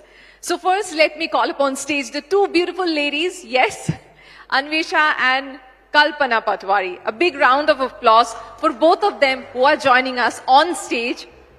A very warm welcome to both of you, firstly. Please have a seat. You're looking so pretty. Okay, so as we mentioned about our session that, this is one thing, Kalpana and Anvesha, both of you will agree with me and all of you are going to agree with me that music is something that actually unites us. I mean, whatever the issue is, whether it is any kind of conflict, politics, social issues, whatever it is, but this is one thing which actually unites us. And as Indians, we are fortunate to have been here because from the very beginning, Sur and Saz is there with us, isn't it? So let me just begin with you first, Kalpana. Kalpana, पहले तो ये जो आप पहनी हुई है, इसे क्या कहते हैं? पहले तो इनका मैं जान लूं. बहुत ही खूबसूरत लग रही है आप. बहुत बहुत धन्यवाद. पहले तो सबको नमस्कार और इंडिया टुडे ग्रुप को बहुत बहुत धन्यवाद. इस कॉन्क्लेव में हमें आमंत्रण दिया आप लोगों ने भाग लेने के लिए. बहुत बहुत धन्यवाद. मैं दरअसल आसाम से हूँ. बिल्कुल. और क्या कहेंगे, अलग अलग टुकड़ा है, अलग अलग समुदाय है, अलग अलग जनगोष्ठियां हैं हमारा आसाम में. जी. जो आपने शुरू किया कि जो यूनिटी इन डाइवर्सिटी, जो हमारे भारत वर्ष का देश का जो एक धारा रहा है, Assam in itself actually is I think it's a mini India kind of. अलग अलग जन समुदाय एक साथ रहते, अलग अलग है फिर भी एक है. फिर भी एक है. एग्जैक्टली. अलग अलग तिवा जनगोष्ठी का है, अलग अलग तिवा है, सोनोवाल है, क्या बात, देवरी है, बोडो है, अलग अलग समुदाय. जब भी आपके बारे में सुनती हूँ, आपकी आवाज सुनने से ही वो एक खुशबू आ जाती है. वो जो फोक सिंगिंग की जो खुशबू आप अपने साथ लाती है. पहले तो मैं चाहूंगी कि both of you will sing something for us today that I really expect and our viewers to expect that. But before that, Anvesha, I really want to know that it has been a wonderful journey. I've known you for quite some time now, when you were a kid, basically, isn't it? So how was it? I mean, now you are such a prominent voice of India. How was your journey? Music has been like a family member to me. When I was born, मेरे माहौल में ही था. It was in the atmosphere, it was in the air. So I never felt like it is something alien or I'm learning anything. Yeah, my formal training started when I was 4. I was born in Maharashtra. A lot of people may not know that. I was born in Virar, Maharashtra. I was raised in Kolkata, which is my hometown. Due to my father's transferable job, he used to shift to a lot of places. From one place to another. Yeah, so when I was very little, at the age of 4, it was really wise of my parents to think that music or any art form, it's a genetic gift. And the previous generations, they have chiseled a certain gift. That's why you are able to born with it. You get it by birth. So that is a law of nature. When you don't polish a strength, a particular gift, you lose it after a point of time. But you did that. I mean, and your parents It was really too. wise of my parents to take me to a proper music school, Absolutely. a Gurukul, and where I met my first Shastriya Sangeet ka guru, Shri Jayanto Shorkar. He's one of the senior most disciples of Pandit Ajay Chakravarti ji. So under him, my formal training started, and I kind of got a place where I could get my basics right. Absolutely. And afterwards, from there to here, I Yes. mean, now when you are composing yourself, you are writing songs yourself. So it must be something else that has developed in yours. Don't you feel so? I don't think such things can develop because music is a gift, as I said. It's a genetic gift. It cannot be instilled. Yeah, certain things can be polished. Right. And with time, as you said, composing and writing songs, this is a very, very recent development because I always looked at myself that I'm a singer. And I still look at myself like that. I primarily, I enjoy singing other people's, executing other people's creations. And I love doing that. But I never thought that I also can write and compose decently. So I used to do it very randomly. And 3-4 years ago, when I hummed some of the original tunes I had in my bank to my parents, they felt that it can be produced as independent songs if you write on them, because Right. they were just tunes. So you discovered it. I discovered it in the way, but I was very skeptical because that was also a lesson in my life. Because since we you cannot mentioned we that- cannot really label ourselves that Yeah. मुझे यही आता है. So until we try and walk a path, it's super important. This is something I learned on the way. Lovely. But since you mentioned that, like the first thing which comes to you is singing. So I don't think I should miss this, like hint of her and ask her to please sing a few lines for us. Okay, sure.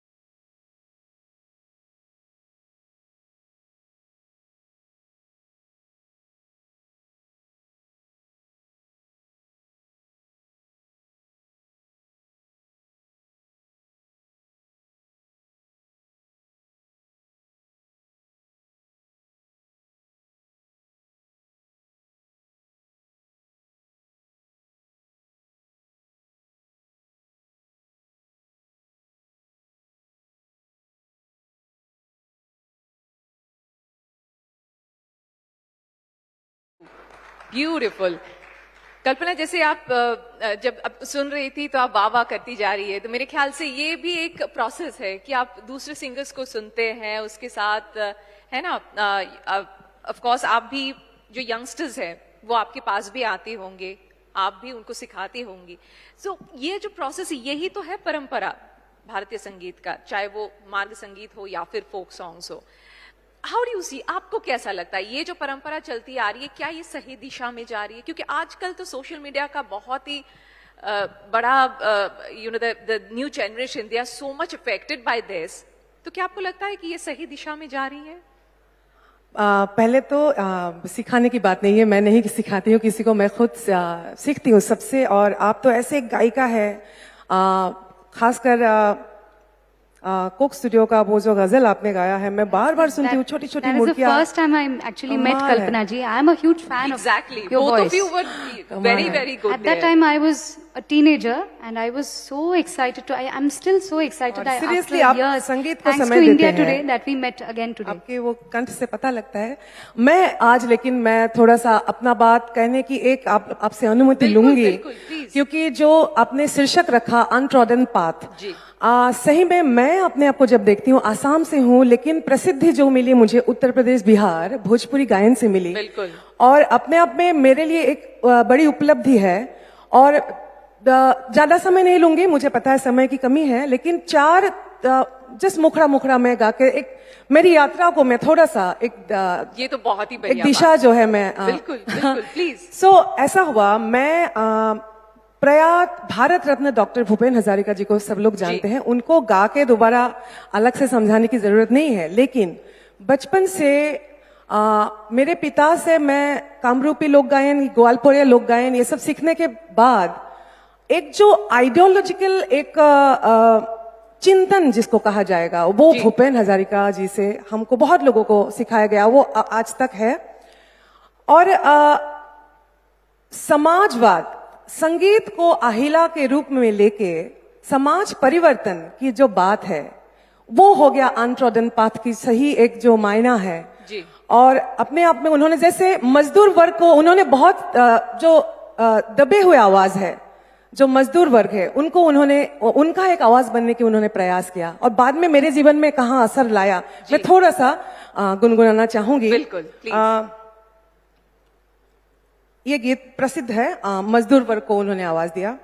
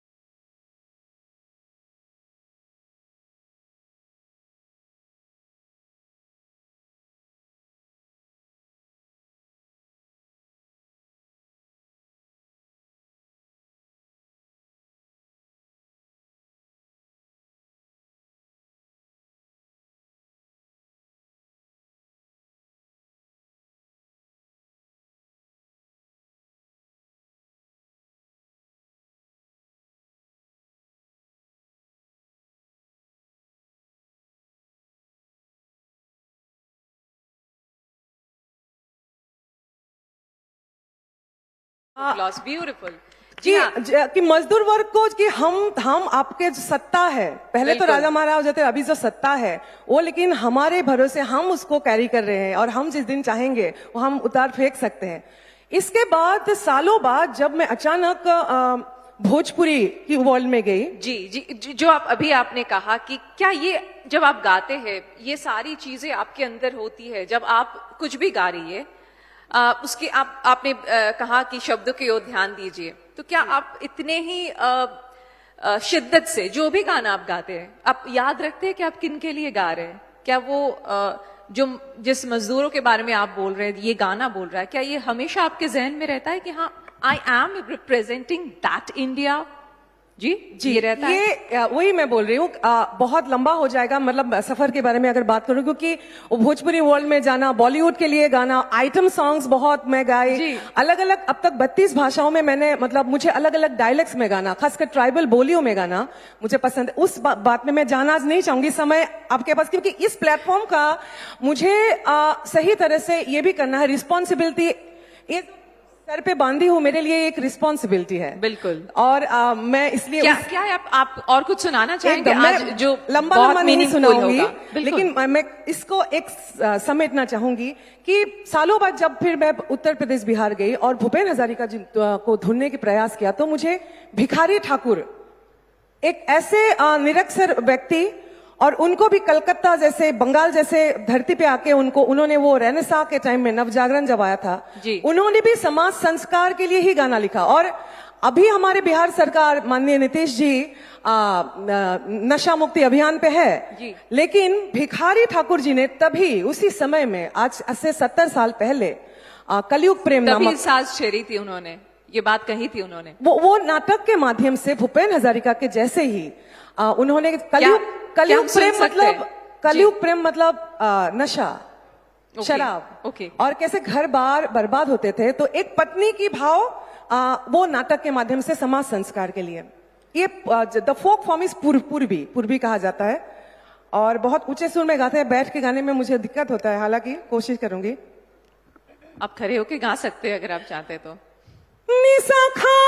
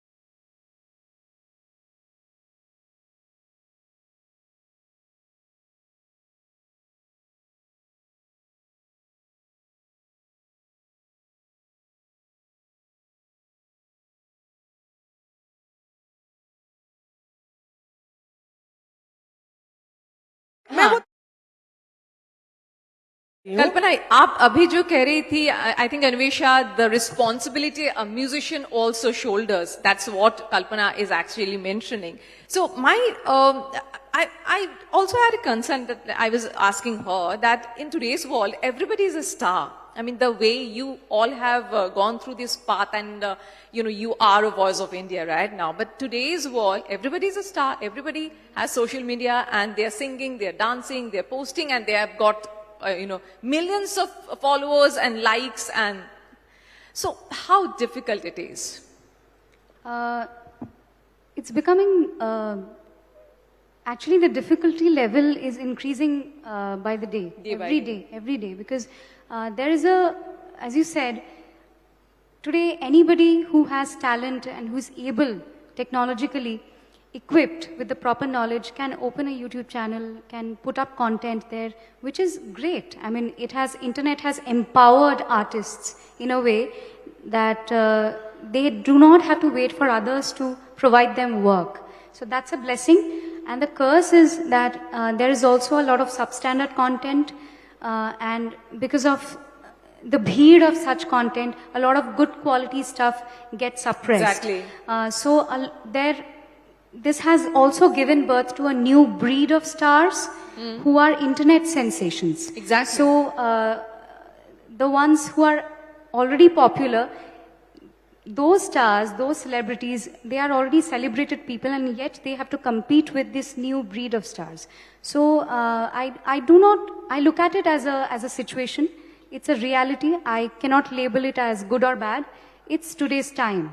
Right. And you have to cope up with Yes, we have to move with the times, and we have to make our own path. And we have to create an example for the coming generations so that it is aspirational for them. Right. We are almost coming to the end of this session, but let me ask both of you, I mean, how difficult it was. I mean, for the youngsters, the people who are serious, who are serious into this and they want to make it bigger for them. Did you face nepotism, both of you? Any kind of, कुछ भी आपने ऐसे Kalpana face ji किए is होंगे, senior, Kalpana? so she's much more experienced. She first. व्यक्तिगत रूप में मैंने ऐसा कभी दिक्कतें तो हुई होंगी ना जब आप दिक्कतें तो बहुत है, उसके बारे में अगर एक चर्चा करने अलग एपिसोड निकल बन जाएगा. हाँ, तो लेकिन ऐसा दिक्कतें होंगी, लेकिन आप यही बोल रहे हैं. आप अगर नया, जैसे मैंने बोला, अनट्रॉडन पाथ, आप अगर अपनी राह बनाने की कोशिश कर रहे हैं जी, जो आप अपने आप में लीडर बने, आप कल्चरल लीडर हो रहे हैं, एक्चुअली आप फॉलो नहीं कर रहे, तो उसमें तो संघर्ष होगा ही, और वो चैलेंज ही तो एक्साइटिंग है actually. Anvesha? I haven't personally faced nepotism, but I see it all around, which is, I think, very unfortunate. It's there in the music industry very much. It is not as much it is prevalent in the acting business, but it is there. It has started to happen for a lot of families, which is unfortunate. So. Which is unfortunate. Okay. मैं जाते जाते क्या मैंने बहुत राजनीति से मैं भी थोड़ी बहुत जुड़ी हुई हूँ और बहुत इंटरेस्ट रखती हूँ. बहुत सारे यहाँ बैठ के हम लोग सुन रहे थे. जाते जाते मैं 2 लाइन क्या आज की जो स्थिति है उस पे थोड़ा मैं खास कर लिख के लाई थी. अच्छा, आप वो सुनाना चाहेंगे? जी जी, मैं बिल्कुल हम ये सुनना चाहेंगे और अन्वेषा से भी एक गाना और सुनना चाहेंगे जो कि Anvesha, you want to sing something from your hits or something that you have created newly? आप गाइए पहले. ओके, ठीक है. कल्पना जी आप पहले गाइए. अच्छा, I thought you have been singing, so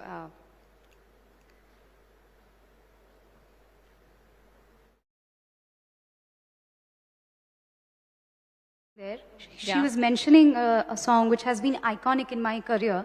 Right. And that's the time I had met her for the first time. It's Benam Si Khwaishe, Paponda's composition and Pinky Poonawala's. I had performed this in Co-Studio Season 3. And I was I had just turned 19 at that point of time. So can we just hear it? Yeah. पतझड़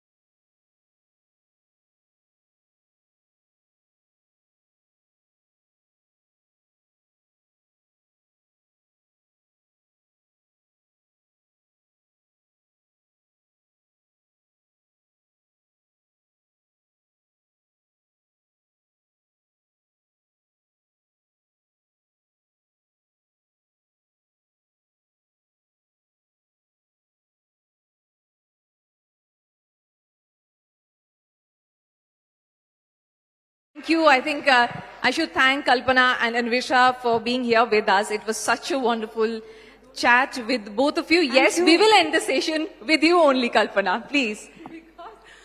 पहली बार शायद मैं ऐसे कर रही हूँ कि मुझे ये गाना है बहुत कम, क्योंकि ये ऐसा एक मंच है जो मैंने जैसे कहा ना, जी बिल्कुल, भूपेन हजारिका जी, भिखारी ठाकुर जी, उसके बाद मैं जब अपने गीत की बात, उस धारा को पीछे पीछे जाने की, अनुसरण करने की जो बात आई, जो आज अभी राजा महाराजाओं का समय नहीं है, लेकिन सत्ता है, अलग अलग राज्यों में अलग अलग सरकार है, लेकिन उन्हें हम प्रेम करते, सम्मान देते हैं, लेकिन उनको भी ये याद रखना है कि जनता सर्वोपरि है.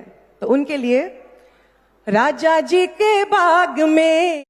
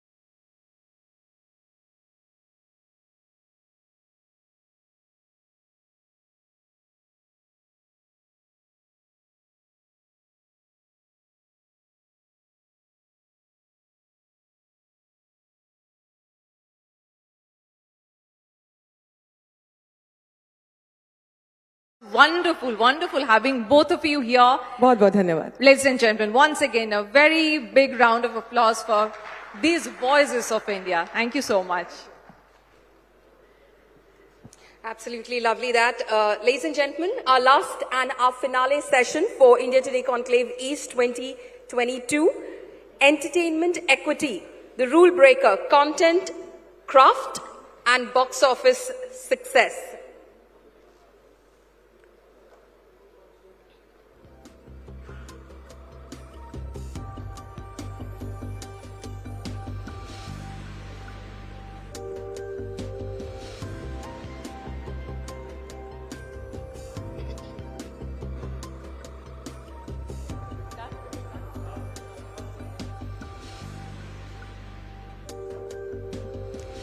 Okay, so now we are actually moving forward to the finale session of India Today Conclave East 2022. So today we have a very superbly talented actor. With his charisma, he has made us judgmental. Actually, we cannot actually say judgmental hai kya. Yes, we are judgmental about him because he has trapped us in Love, Sex and Dhoka. So much that even if somebody says that we have to fetch for Bareli ki barfi, probably we are going to say that no, we are going to get the white tiger. And finally he has said us ki badhai do, because we got an invitation कि शादी में जरूर आना. So बहुत सारा नाम ले लिया. मेरे ख्याल से और बहुत सारा नाम है फिल्मों का जो हम नहीं बता पाए क्योंकि आप है ही ऐसे. Rajkumar Rao. Ladies and gentlemen, a very big round of applause for this superbly talented.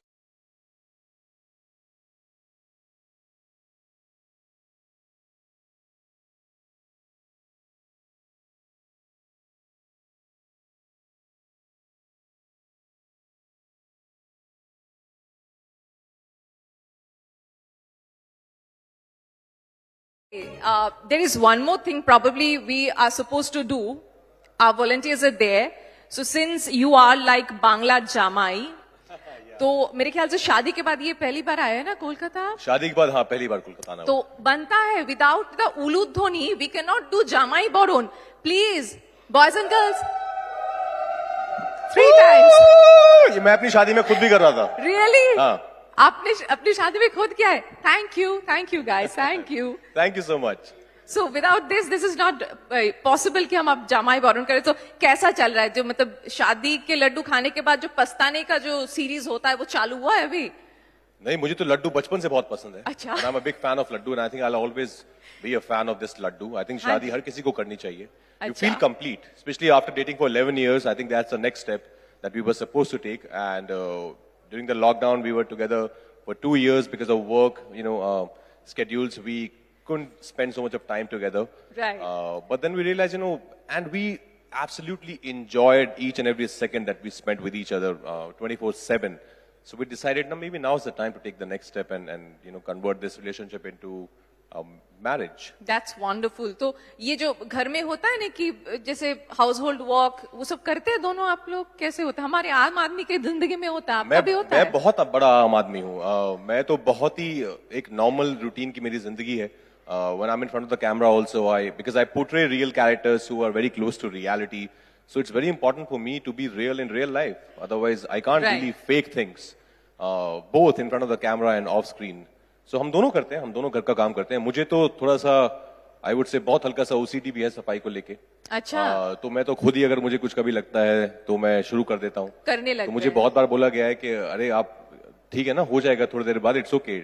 But I just want things to be organized and clean. Okay.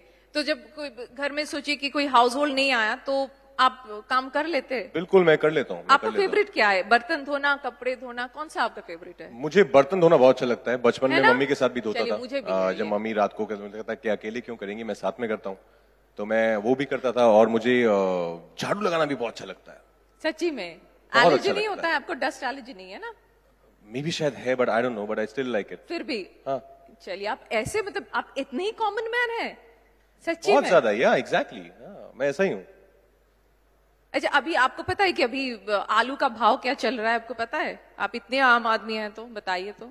नहीं, मुझे पुचका का रेट पता है कि पुचका का रेट क्या चल रहा है मुंबई में, क्योंकि वो मैं खाने जाता हूँ, पर आलू का भाव नहीं पता है अभी. So, you have tried puchka? I mean, Kolkata puchka. Do you try this? Absolutely, of course. Kalibari के पास जो पुचका का स्टॉल लगता है, वहां पर मैं जब भी आता हूँ, इस बार जाना नहीं हुआ, पर मैं हमेशा वहां जाकर पुचका खाता हूँ. That's wonderful. Rajkumar Rao, you are such inspiration for many actors who are like wanting to come here and do good job. But you know, how does it feel to be a rule breaker? Because जिस तरह से आपने film को approach की है, जिस तरह की फिल्में आपने की है, the character you have chosen. So how does it feel when you are like given this tag or जो सरताज दिया जाता है that you are a rule breaker? How does it feel? I think ये स्कूल से शुरू हो गया था. स्कूल में मैं बहुत रूल्स ब्रेक करता था. जैसे कि क्लास में पीछे बैठ के बातें करना, लंच से पहले लंच कर लेना. उस टाइम पनिश किया जाता था, अब इसके लिए एक खिताब मिलता है कि आप रूल ब्रेकर हैं. But thank you so much. I think there's a lot of gratitude when people call me, you know, with all these amazing titles.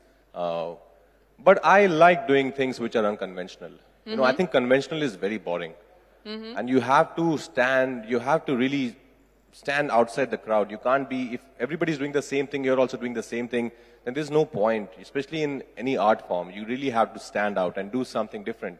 Only then people will notice you. And especially when you're coming from an outside world where you have no connection from the film fraternity or industry. That is very important. You have to make your mark by doing things differently.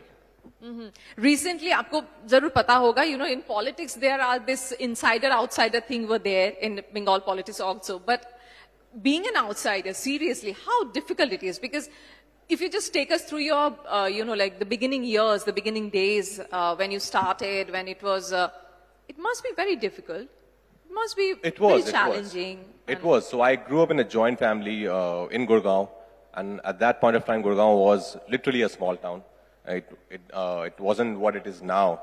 And I just fell in love with cinema, with acting since I was a kid. And I decided then and there that this is what I'm going to pursue, and I'm going to be a film actor one day, without thinking about anything, that how hard it's going to be. And I started doing theater. Sometimes I used to ride my bicycle from Gurgaon to Delhi, almost 70 kilometers up down. But I never felt tired because I was going to do something which I was totally in love with. It's like, you know, going to meet your girlfriend that you're madly in love with. So that was the feeling. Then I joined FTI Film School in Pune. There I learned a lot. I worked really, really hard because I wanted to be prepared before I come to Mumbai. I wanted to learn as much as I can. And acting, music, this is something which you learn every day, you know, by practicing, by being in front of the camera every day, playing different characters.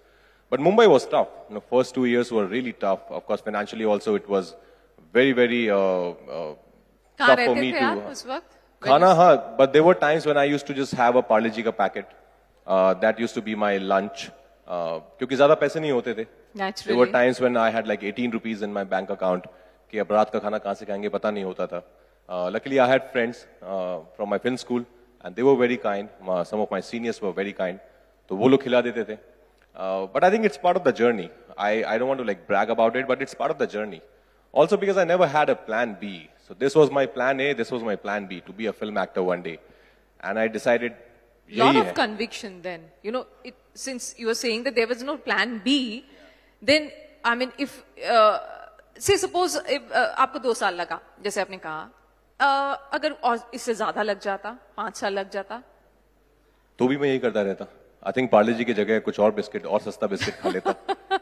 But करना यही था. इसके अलावा कुछ करना नहीं था कभी. अगर फिल्म में नहीं तो मैं थिएटर करता रहता, मैं कुछ शॉर्ट फिल्म्स करता रहता, अपनी दोस्तों के साथ कुछ बना लेता. बट करना तो यही था. Okay. So do you get time for theaters nowadays? No. Not right now. है ना? No, not right now. So then, you know, how do you guys react? जो कि, you know, like जो rule breakers जो हम कहे आपको, चाहे आप हो, आयुष्मान खुराना हो, चाहे तपसी पन्नू हो, सानिया मल्होत्रा हो. So how do you guys bond with each other? क्या होता है? You know, when you meet, what do you say to each other? What exactly happens? नहीं पता है ना हम लोगों को, जान लेते. So सानिया के साथ अभी मैंने एक फिल्म खत्म की है, Hit the First Case, which is releasing on 15 July. We are going to talk about it also. Yes. And she's a fabulous actor and a wonderful girl. Ayushman मेरा बहुत अच्छा दोस्त है, हम लोगों ने एक फिल्म भी साथ में की है, बरेली की बर्फी. तापसी के साथ भी कभी-कभी मिलना होता है. पर हम सब जब मिलते हैं तो ऑफकोर्स एक दूसरे के काम की बात करते हैं कि जैसे आयुष्मान को मैंने जब अनेक देखी तो मैंने उनको फ़ोन किया, उनसे बात की, उनको बधाई दी उनके काम के लिए. तापसी की फिल्म आ रही है, तो उनसे बात होती है मैसेज पे कभी कभी. सान्या के साथ तो अभी काफ़ी टाइम स्पेंड करने को मिल रहा है बिकॉज प्रमोशंस चल रहे हैं फिल्म के. बट आई थिंक बहुत अच्छा लगता है सबसे मिलके. मैं जब भी कोई फिल्म देखता हूँ, सिर्फ हमारे हिंदी फिल्म इंडस्ट्री के एक्टर्स नहीं, जैसे मैं कोई साउथ की फिल्म भी देखता हूँ, साउथ लैंग्वेज की, तो if I like something I make sure that I take out the number of that actor और actress and I make sure I call them or message them and tell them how much they've inspired me with their phenomenal performance. And I've done that a lot. I do that a lot. Okay, and how many calls and messages you receive a day, probably, average में? Well, you know, there's so many films which are also now available on different digital media platforms. Yeah. So, of course, on social media handles and otherwise also people still watch Badhai Do, are still watching Badhai Do, so still getting so much of love for Badhai Do, or Trapped, or Shahid. So I think, you know, I want to do films which are meant for life. Like Shahid I did in 2013, but still people are watching it on different OTT platforms and still I'm getting so much of love for that film. And we made that film in 65 lakh rupees. That's something I tell all my friends. You don't really need too much of money to make a good film. All you need is a good story, and all you need is hunger and passion. These are the only things you need to tell a good story.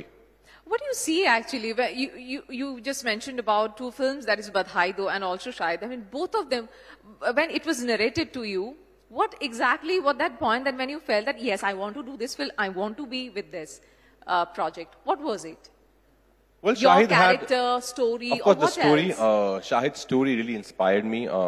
The amazing life that Shahid Azmi had, and it was so inspiring. Somebody who was so selfless and fighting for a cause. And Hansal sir was directing it.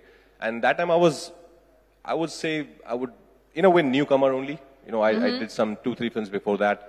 And Shahid was a great story. I thought, you know, this is something which I really want to do because there's so much of potential. He had such an amazing life journey. So I thought, you know, it would be amazing for me as an actor to experience this journey and to be on this journey with Hansal sir, who is such a maverick filmmaker. And with Badhai Do, again, like such an important cause. And we have made so many films about LGBTQI community earlier as well. But Badhai Do, I thought, especially the last 20 minutes, they were so heartfelt. Like while reading also, I was getting so emotional. And I thought this is the film where, you know, which can actually change people's life, which can touch people. Change people's perspective towards the community. Yeah. And it can touch people somewhere. And that's exactly what happened. You know, I got so many calls and messages, people crying and sending me voice notes saying, thank you so much for making Badhai Do, because the film gave them strength to come out in front of their family. You know, it's very tough. It's very, very tough to accept who you are. And our film did that. I'm just so grateful that I got to be a part of such a beautiful film, which is Badhai Do. This is very important. You know, like touching people's life is very important because, you know, you make film, you make good, you know, like projects and big budget and a huge investment and everything. But on the other hand, when you do subjects like this actually gives you, probably there is this change that has happened from, you know, hero-centric film to content films, right? And you have gradually seen the difference, the change that has happened before you. So don't you feel that the viewers has also changed? You know, which is why probably a film like Badhai Do is accepted in such a manner. So how is it? How was the change that you have seen yourself when you came and in 2022? You know, that is something which my seniors like Manoj sir and they used to tell me this a lot, that कि तुम सही time पर आए हो. अगर हमारे time पर आते तो बहुत पापड़ बेलने पड़ते. Because cinema was already going through a change when I joined the film industry. Like none of us thought that Newton would be such a success at the box office, and it did phenomenally well at the box office, and we all were happily surprised. And that was a sign that people want to see great content on screen, and they want to see different stories that they can relate to, stories that can maybe you know, teach them something new. I'm very happy. I feel very fortunate that I got to be a part of all these wonderful films. And some films, of course, they do really well at the box office for that weekend, for that week. But after 2 years, nobody really talks about them. So I want to be a part of films where people can talk about these films even after 50 years. And I know in films like Newton, films like Shahid, Trapped, maybe they're not 100 crore club films, but these are the films people would talk about them when they talk about Hindi cinema even after 50 years. And that is exactly what I want to do with my career. That's great. But see, on one hand, you have films like the one that you are doing or Ayushman is doing. But on the other hand, there is Pushpa, there is KGF, and there are like 300 crores, 500 crores, 1,000 crores. So then, where do we stand exactly? I mean, I truly want to know, where do we stand? Are we like going towards that 1,000 crore or no? We are actually with Badhai though. I think each to his own. Films, we should give everything to the audiences. We just can't keep giving them dramas. Because eventually I think they'll also get, like you also guys will get bored if you'll keep watching like serious, intense biopics and only dramas. We want entertainment. We want dreams, sometimes dreams. We sell dreams also sometimes. And it's important. I think we should just serve everything. It's like a buffet and then you can choose whatever you want to watch. And especially now with OTT, I think there's so much of content available. Right. And that's also the reason what you were saying earlier that, you know, our audiences are also getting evolved day by day because they're watching Korean film, they're watching Spanish dramas and Japanese films, and they're expecting this, in a way, the same kind of content from us as well. Right. So what are you watching right now? I mean, in any OTTs? I watch a lot of content, yeah. I watched a great series called Dope Sick on Hotstar. I recently finished Stranger Things because I was following it, which is very entertaining. So yeah, I watch a lot of things, yeah.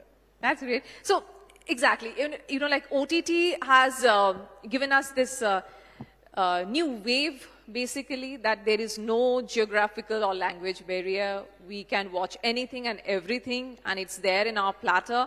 So do you feel that, okay, this conflict is there. I don't know how you're going to approach that. Do you feel that OTT can and may replace big screen one day? I think people talk about this a lot, but I don't think so that's happening. The experience of watching a film in a theater is running in our blood. You know, I think the same debate happened when television started. Back in 80s, 90s, people said, now though everything is available, you know, in our living room, why should we go to the theaters? But we all know what happened. Now it's available. Yeah, theaters survived and theaters will always be there. Because we love, you know, as a country, we love watching films in a theater with our family and friends. And that is something, that's a ritual that we've been following for ages now. And that is not going anywhere. OTT and theaters, I think, will coexist and they will complement each other. I think they will push each other to make better films and tell better stories. Okay, so again, maybe if I can take you through your struggling days. So for an outsider, maybe a young guy who is trying his or her luck now, what do you want to say? I mean, it is difficult even today for an outsider to get a hold of, you know, like a good film, a good character, or, you know, bahut papad belne padte hain. So that is still there, isn't it? Nepotism is there in Bollywood. You can deny. Nepotism is there, but I think now there are many opportunities. And thanks to OTT platforms as well. I have friends in the industry who are my classmates and who are amazingly talented, but they were not getting enough opportunities. Like Gsdp, who did so well in Patal Lok, and Patal Lok opened all the doors for him. And Prateek in Scam. So there are so many amazing actors there. But now I think there are enough opportunities. And nepotism will be there, but eventually I think your work, your talent will speak. And that's the only thing which will take you forward and nothing else.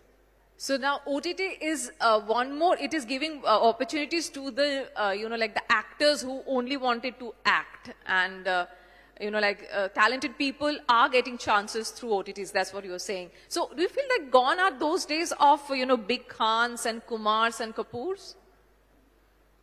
Well, I have grown up watching, you know, all these names. I've grown up watching Shah Rukh sir, and he is somebody who's really inspired me in this journey. So I would never say that gone are those days. I want all of them to do well. I want their films to be successful because they've all been my idols. So you can't just say, you know, that now it's our time. Not at all. I think they are superstars, and there won't be anybody else apart from them to, have received that kind of love, the kind of love all these superstars have from all of us, including me. So they will be there, but now there will be, of course, this new generation of my generation, and where we tell stories, and we also get our share of love from the audiences. Don't you consider yourself a superstar? I don't know. I never really thought about it. I get very awkward when people call me, now you become a star and you're a hero. Because as I said, I feel like I'm just a common man who is doing something which I love doing the most in this life. Being in front of the camera is one of the most happiest moments of my life. So I get very awkward when people call me that. Because when I was growing up in Gurgaon, I dreamt of becoming an actor one day. I never thought, मुझे बड़ा होके star बनना है, मुझे बड़ा होके hero बनना है. मुझे था कि मुझे actor बनना है. And I'm very happy people calling me an actor and, people appreciating my work and seeing my sincerity in my work. वैसे तो आप बहुत सीरियस लगते हैं, तो आप हमेशा से ऐसे सीरियस है या फिर आप मजाकी भी है, मतलब? नहीं, आप मजाक करेंगे तो मैं डबल मजाक करूंगा. है ना? No, I'm a fun-loving person. I have my share of fun with my close ones, my friends. And some of my team members are here. They would tell you I can really laugh on stupid jokes. Yeah, I love cracking stupid jokes. वो तो आपके बहुत सारे किरदारों में भी वैसा हम लोग को देखने को मिला है. So, what kind of transformation do you feel you had been through over these years? Do you feel any difference, any change in yourself? The difference in myself, I think I've gotten more comfortable giving these interviews. Okay. So you were not comfortable. I wasn't. You wasn't. Initially, no. I was very awkward. Also, I couldn't really speak English that well when I just came to Mumbai, and I saw that every interview is in English here. So I really worked on my language, and I have a knack of picking up languages. But apart from that, I think I'm still the same person who was back there in Gurgaon, who fell in love with cinema. Even now, when I'm traveling in my car in Mumbai or somewhere, if I see some big lights and some rostums and some camera, I get very excited. I tell my driver to, slow down because I want to see, oh wow, somebody's shooting. What kind of shoot? Who's shooting? I think that lover, that fan, cinema fan is very much alive in there. This is really fascinating that it's still there with you. So, since you are exposed to world cinema and also Bengali cinema, I feel so. So, did you check, whatever is happening here in Bengali cinema? Do you have any idea about this? You have a little bit. Any recent films that you have watched? No, I haven't seen any recent films, I would say. I'm so sorry for that. But yeah, in film school, we all grew up watching only, Satyajit Ray and Ritvik Ghatak and Mrinal Sen and Bimalda. So these were the people who taught us what cinema is. And I think Bengali cinema, हम सब जानते हैं, worldwide बहुत popular है और बहुत ही अच्छी classics हमें जो मिली हैं वो बंगाल से मिली हैं cinema में. Any actor that you look up to? I mean, Bengali actor you look up to? Of course, Paramjit Da, Parambrito Da, and I really like Ritvik. Ritvik? Ritvik, yeah, yes. Ritvik is a fab actor, I feel. Yes, There's a film called, I know the English name, Labor of Love. I think Asha Jawar Maje, if I'm sorry. Asha Jawar Maje. It's Asha a Jawar wonderful Maje, film. yeah. Yes. So that's one of my favorite films of Indian cinema. And I saw Ritvik's work in that film and I was zapped. My friend worked on that film. He was a sound designer. I told him, please tell Ritvik that he has really inspired me with his phenomenal performance. That's wonderful. So you take inspirations from other actors and what else? Do you get time to read? I mean, what else is there in your life? How do you take inspirations? I always look for inspirations. Sometimes you can read a quote and get inspired. Sometimes you can see a video and get inspired.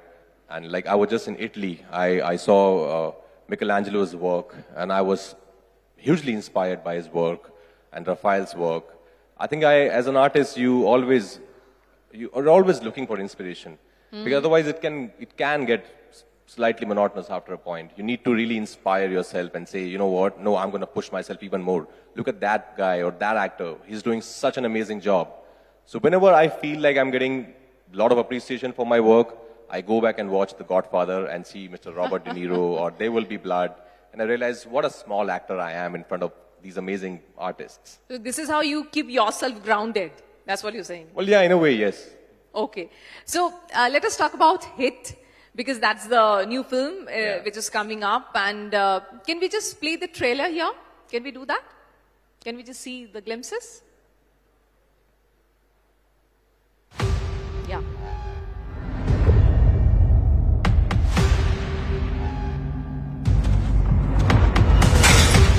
Please understand मेरा काम ही है जो मुझे बचा रहा है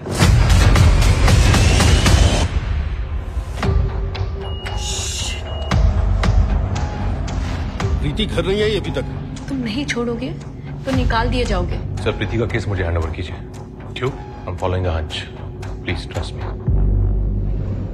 क्या देखा प्रीति की केस फाइल्स रोल पॉइंट की सीसीटीवी फुटेज सब चाहिए मुझे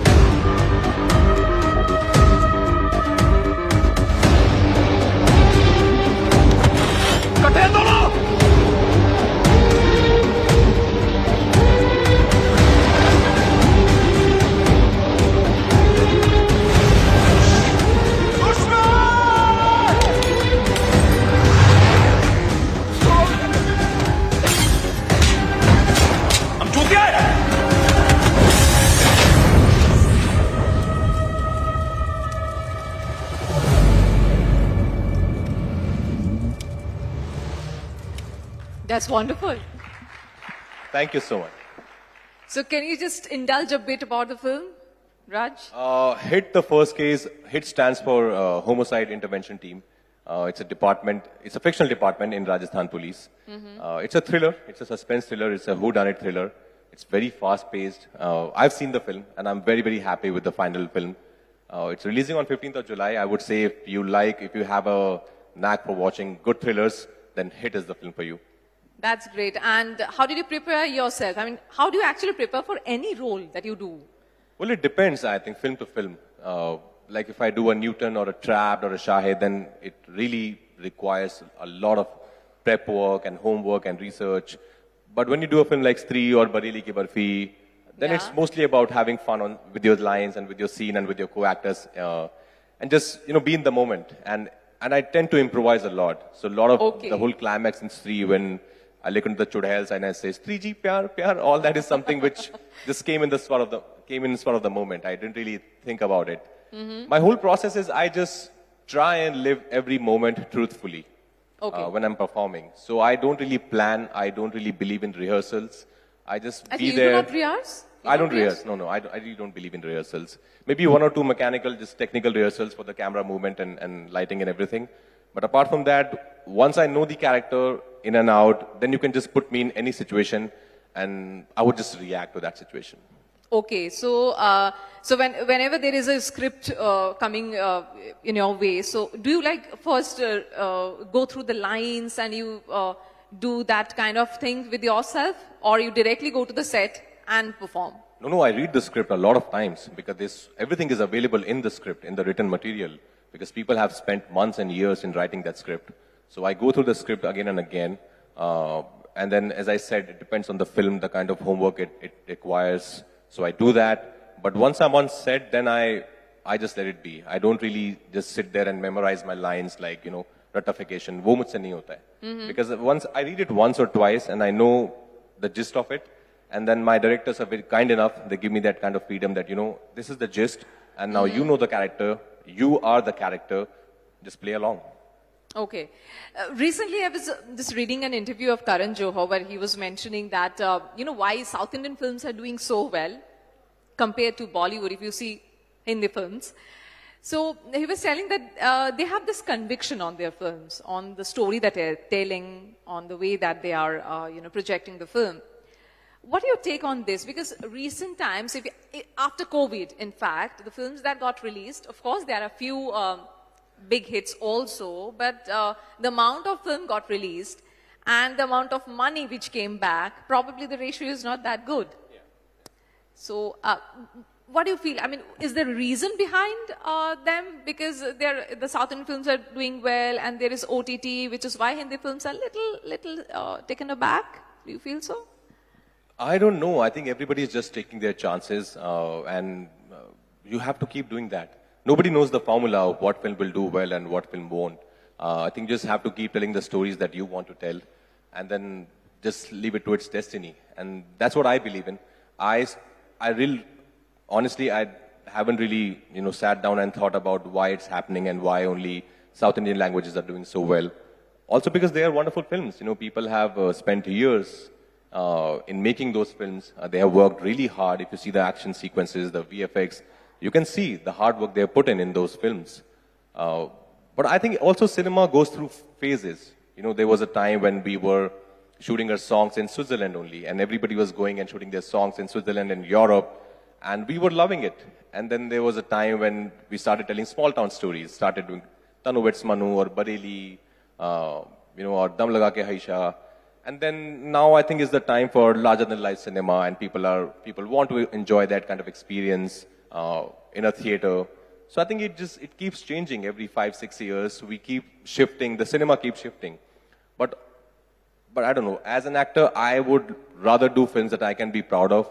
As you said, I don't want to be a part of the crowd because in the herd, कि ये चल रहा है तो यही बनाओ. Because उसमें if your heart is not there, I think that's a corrupt thought. And also there's no guarantee that will work or not. So you rather do something that you can be proud of even after 10 years. It's okay if it maybe hasn't made 100 crores at the box office. My producers haven't lost money. They have really recovered all their money so that I can make more movies and tell all these wonderful stories. Okay. So then, like in Bollywood, as we see this A-lister, there is this tag of A-listers, and उनकी जब शादियाँ होती है, बड़ी-बड़ी शादियाँ होती है, आप लोग एकदम बहुत ही प्राइवेट से आपने शादी की, मतलब उससे पहले ही बहुत बड़ी-बड़ी शादियाँ हुई थी, तो आप जाते हैं वहाँ पे, मतलब क्या होता है, हम लोग को नहीं पता ना, सोचे कि आपसे पूछ ले, क्या होता है वहाँ पे? शादी होती है। बड़ी-बड़ी शादियों में क्या-क्या होती है? बड़ी-बड़ी शादियों में क्या-क्या होता है? I think वही सब जो बाकी शादियों में होता है. बस पैप्स नहीं होते है ना. और जो बारातियां होती हैं उनकी भी बहुत दिन पहले से हम लोग मीडिया वाले भी बहुत कुछ करते हैं, क्योंकि इतनी बड़ी तादाद में बहुत सारी बातें होती है. तो आप जाते हैं वहां पे या फिर नहीं जाते? आपको वो बड़ी शादियों में नहीं, कोई बुलाता है तो जरूर जाता हूँ. अगर कोई मेरा करीबी जिसकी शादी हो रही है और मैं उस वक्त हूँ अवेलेबल और कंट्री में हूँ, तो मैं जरूर जाता हूँ. मजा आता है अपने किसी कलीग की अगर शादी है तो क्यों नहीं. I think it's one of their the best moments of their life, and it's I feel very happy to participate in that and to congratulate them and to celebrate with them. हमने जब की थी तो हमने भी बहुत limited लोगों को बुलाया था, और मजा आ रहा है अपने आसपास के लोग जिन्होंने आपको देखा है शुरू से और आपके रिलेशनशिप को देखा है ग्रो होते हुए, when they are there with you, celebrating with you, I think it's a wonderful feeling. Absolutely. तो पत्रोलेखा की बात करें तो बहुत दिन हो गए आप दोनों के एक साथ पर्दे में देखने की हम लोगों को चाह है. So is there any possibility, anything coming on your way that maybe we can see you together? Patrolika has finished some 3-4 things and some wonderful series and films she has finished. I have a couple of films releasing now and a series. But no, अभी तक साथ में अभी तक हमने कुछ नहीं किया है. After City Lights जो मैं कह सकूं कि ये आ रहा है. But we want to work together. Why not? I think she's a fab actor and it will be a lot of fun to work with her. क्योंकि हम लोग घर पे भी रिहर्स कर सकते हैं और मतलब बातें कर सकते हैं कैरेक्टर के बारे में, if not rehearsals. But yeah, we are waiting. We're looking for an exciting story. Like we both love relationship dramas personally as actors. So we are waiting if somebody would offer us a good relationship drama like a Blue Valentine or a Revolutionary Road. So we would love to do that together. So जब आप लोग rehearse करते हैं तो मतलब do you correct each other? आप झगड़ा करते क्या करते उस वक्त? कैसा होता है ये? नहीं, झगड़ा तो बिल्कुल नहीं करते हैं. झगड़ा नहीं हुआ आपका? नहीं, ऐसा नहीं कभी नहीं हुआ. बहुत छोटी-छोटी बातों पे जैसे सबका होता है. सब बहुत लोग यहाँ पे शादीशुदा होंगे. हम तो मतलब हैरान ही रह गए. नहीं, सबका होता है. तो छोटी-छोटी बड़ी शादियों में छोटे-छोटे झगड़े होते रहते हैं. But during rehearsals, nothing like that. No, we don't rehearse. As I said, I really don't believe in rehearsal. We do our lines sometimes. We talk about our characters, the journey of our characters, the relationship that our characters share on screen. But apart from that, not much.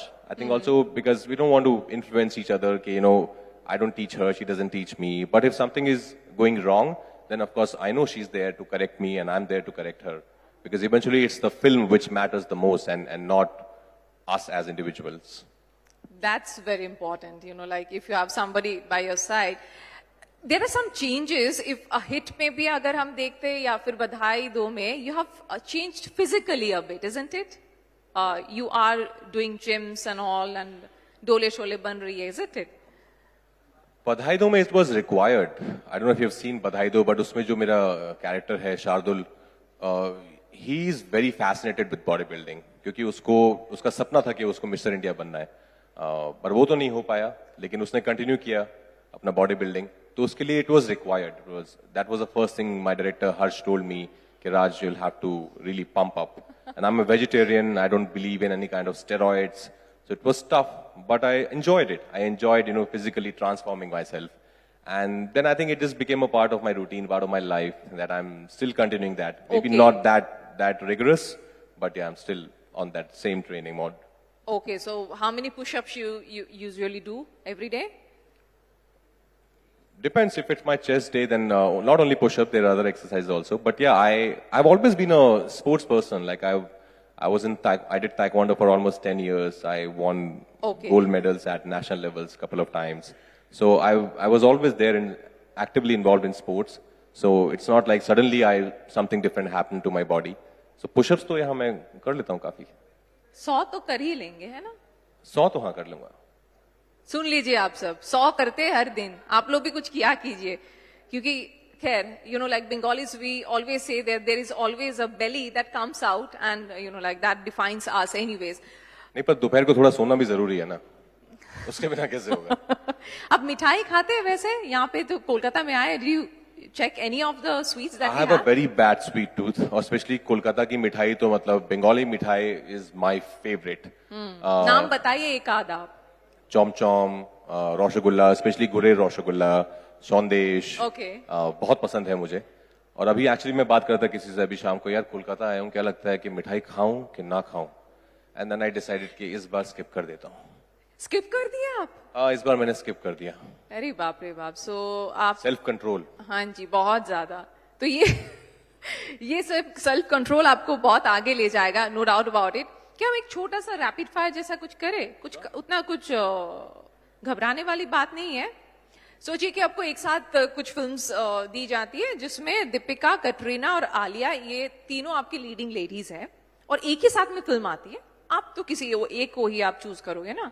एक आया दीपिका के साथ, एक दीपिका के साथ, एक आलिया के साथ, एक कटरीना के साथ.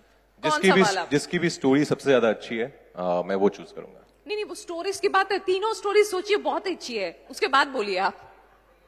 तो मैं कुछ ना कुछ ऐसा जुगाड़ लगा के तीनों कर लूंगा. अगर स्टोरी तीनों की अच्छी है तो मैं तीनों करना चाहूंगा. आई am a very greedy actor, मुझे कोई अच्छी कहानी नहीं छोड़नी है. आपको तीनों ही करनी है?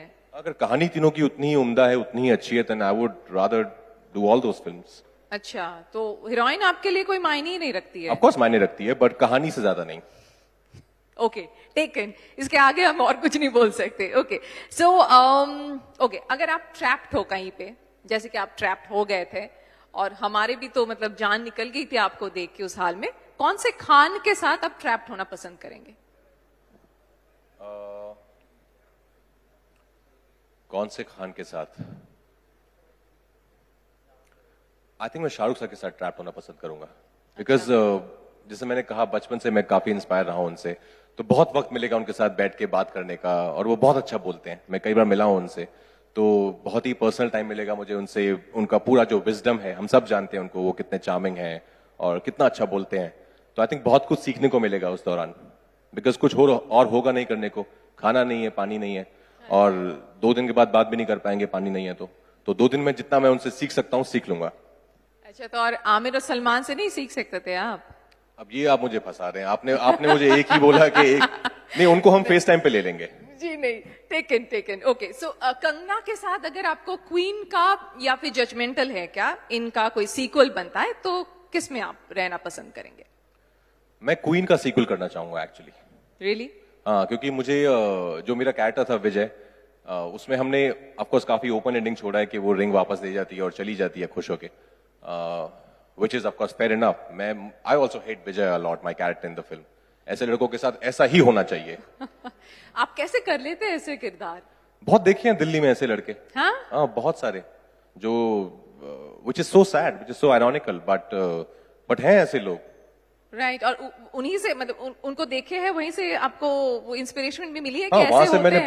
वहां से बहुत सारे रेफरेंसेस निकाले, जो ऐसे मर्द हैं आज भी जिनको लगता है कि कि औरतों को बोलना नहीं चाहिए, या अरे तुम्हें ड्राइविंग नहीं आती है, तुम ड्राइव क्यों करती हो.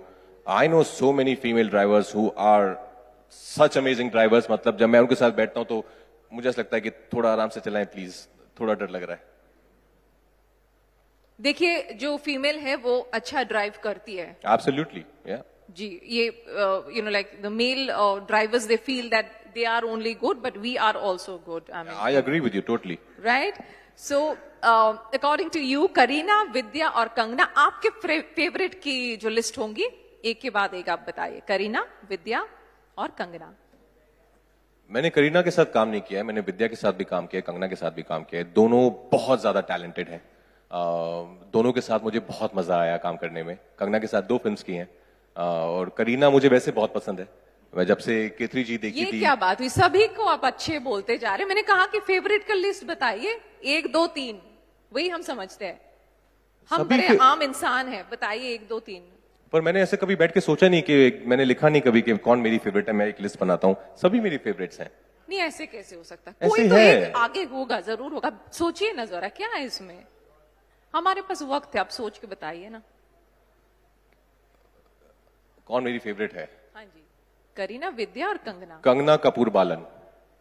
हाँ जी, ये क्या हो गया?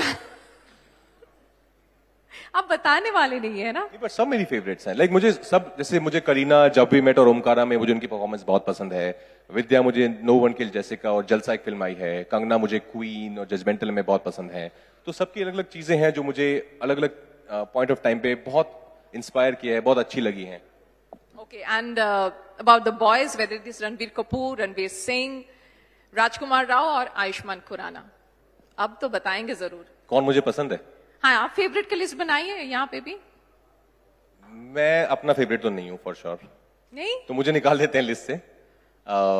रणबीर एंड आयुष्मान.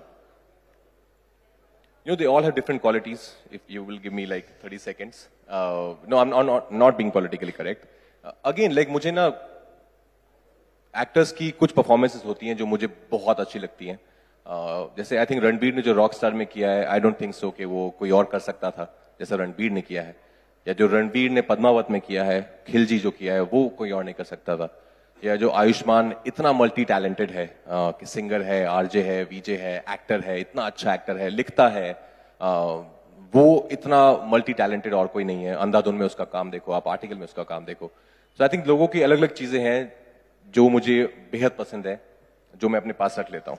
समझ आया सच्ची में. So do you want to join politics in any time, Rajkumar? नहीं, पॉलिटिक्स में होता तो एकदम साफ साफ बोल देता. हाँ, कि ये है मेरा फेवरेट. नहीं, the way you are describing, he is good, he is good, he is good. So I have a very positive approach towards life. मैं नेगेटिविटी देखता ही नहीं. सब अच्छे हैं, सब अच्छा है. जी बिल्कुल, सब अच्छे हैं. And I really want to know, we are almost at the end of our session. Firstly, I really want to thank that you have joined us on this India Today Conclave East 2022, Raj. So what keeps you going? Is there anything untouched, any stone unturned in your life, in your career? Absolutely. I think the whole mountain is unturned. I really believe, I've just started. This is just the beginning of a long, long journey. And there's still a long way to go. I think I still have to really push myself as an actor. There are so many characters that I still have to portray on screen and just challenge myself with every film. My competition is my last performance. If I can't grow as an actor with every film, then there's no point of being an actor. You have to keep growing in whatever you're doing in life. If there's no growth, then you better change that career. So you do not have any dream role, because the next role is going to be your dream role. That's what you're saying? Exactly, yeah. Whatever film I'm doing at that point of time, that becomes my dream role. So right now it's Hit and your character. Yes. Vikram Jaisingh is my dream role. Thank you so much. Thank you so much, Raj. It was always a privilege talking to you. Thank you. And we just hope that you come again in Kolkata and literally try the sweets that you have missed. Mishti you have missed this time. And little more push-ups maybe in the next day, 200, and then you're back on track, right? Thank you so much. Yes. Thank you so much once again. A big round of applause for the one and only Rajkumar Rao. Thank you so much for being with us.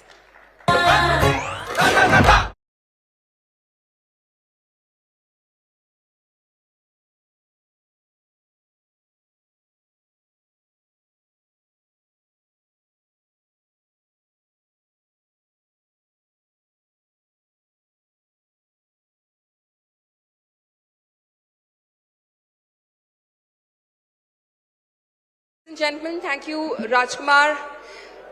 And with that, it brings us to the end of the India Today Conclave East 2022. Thank you so much for being with us over the past 2 days.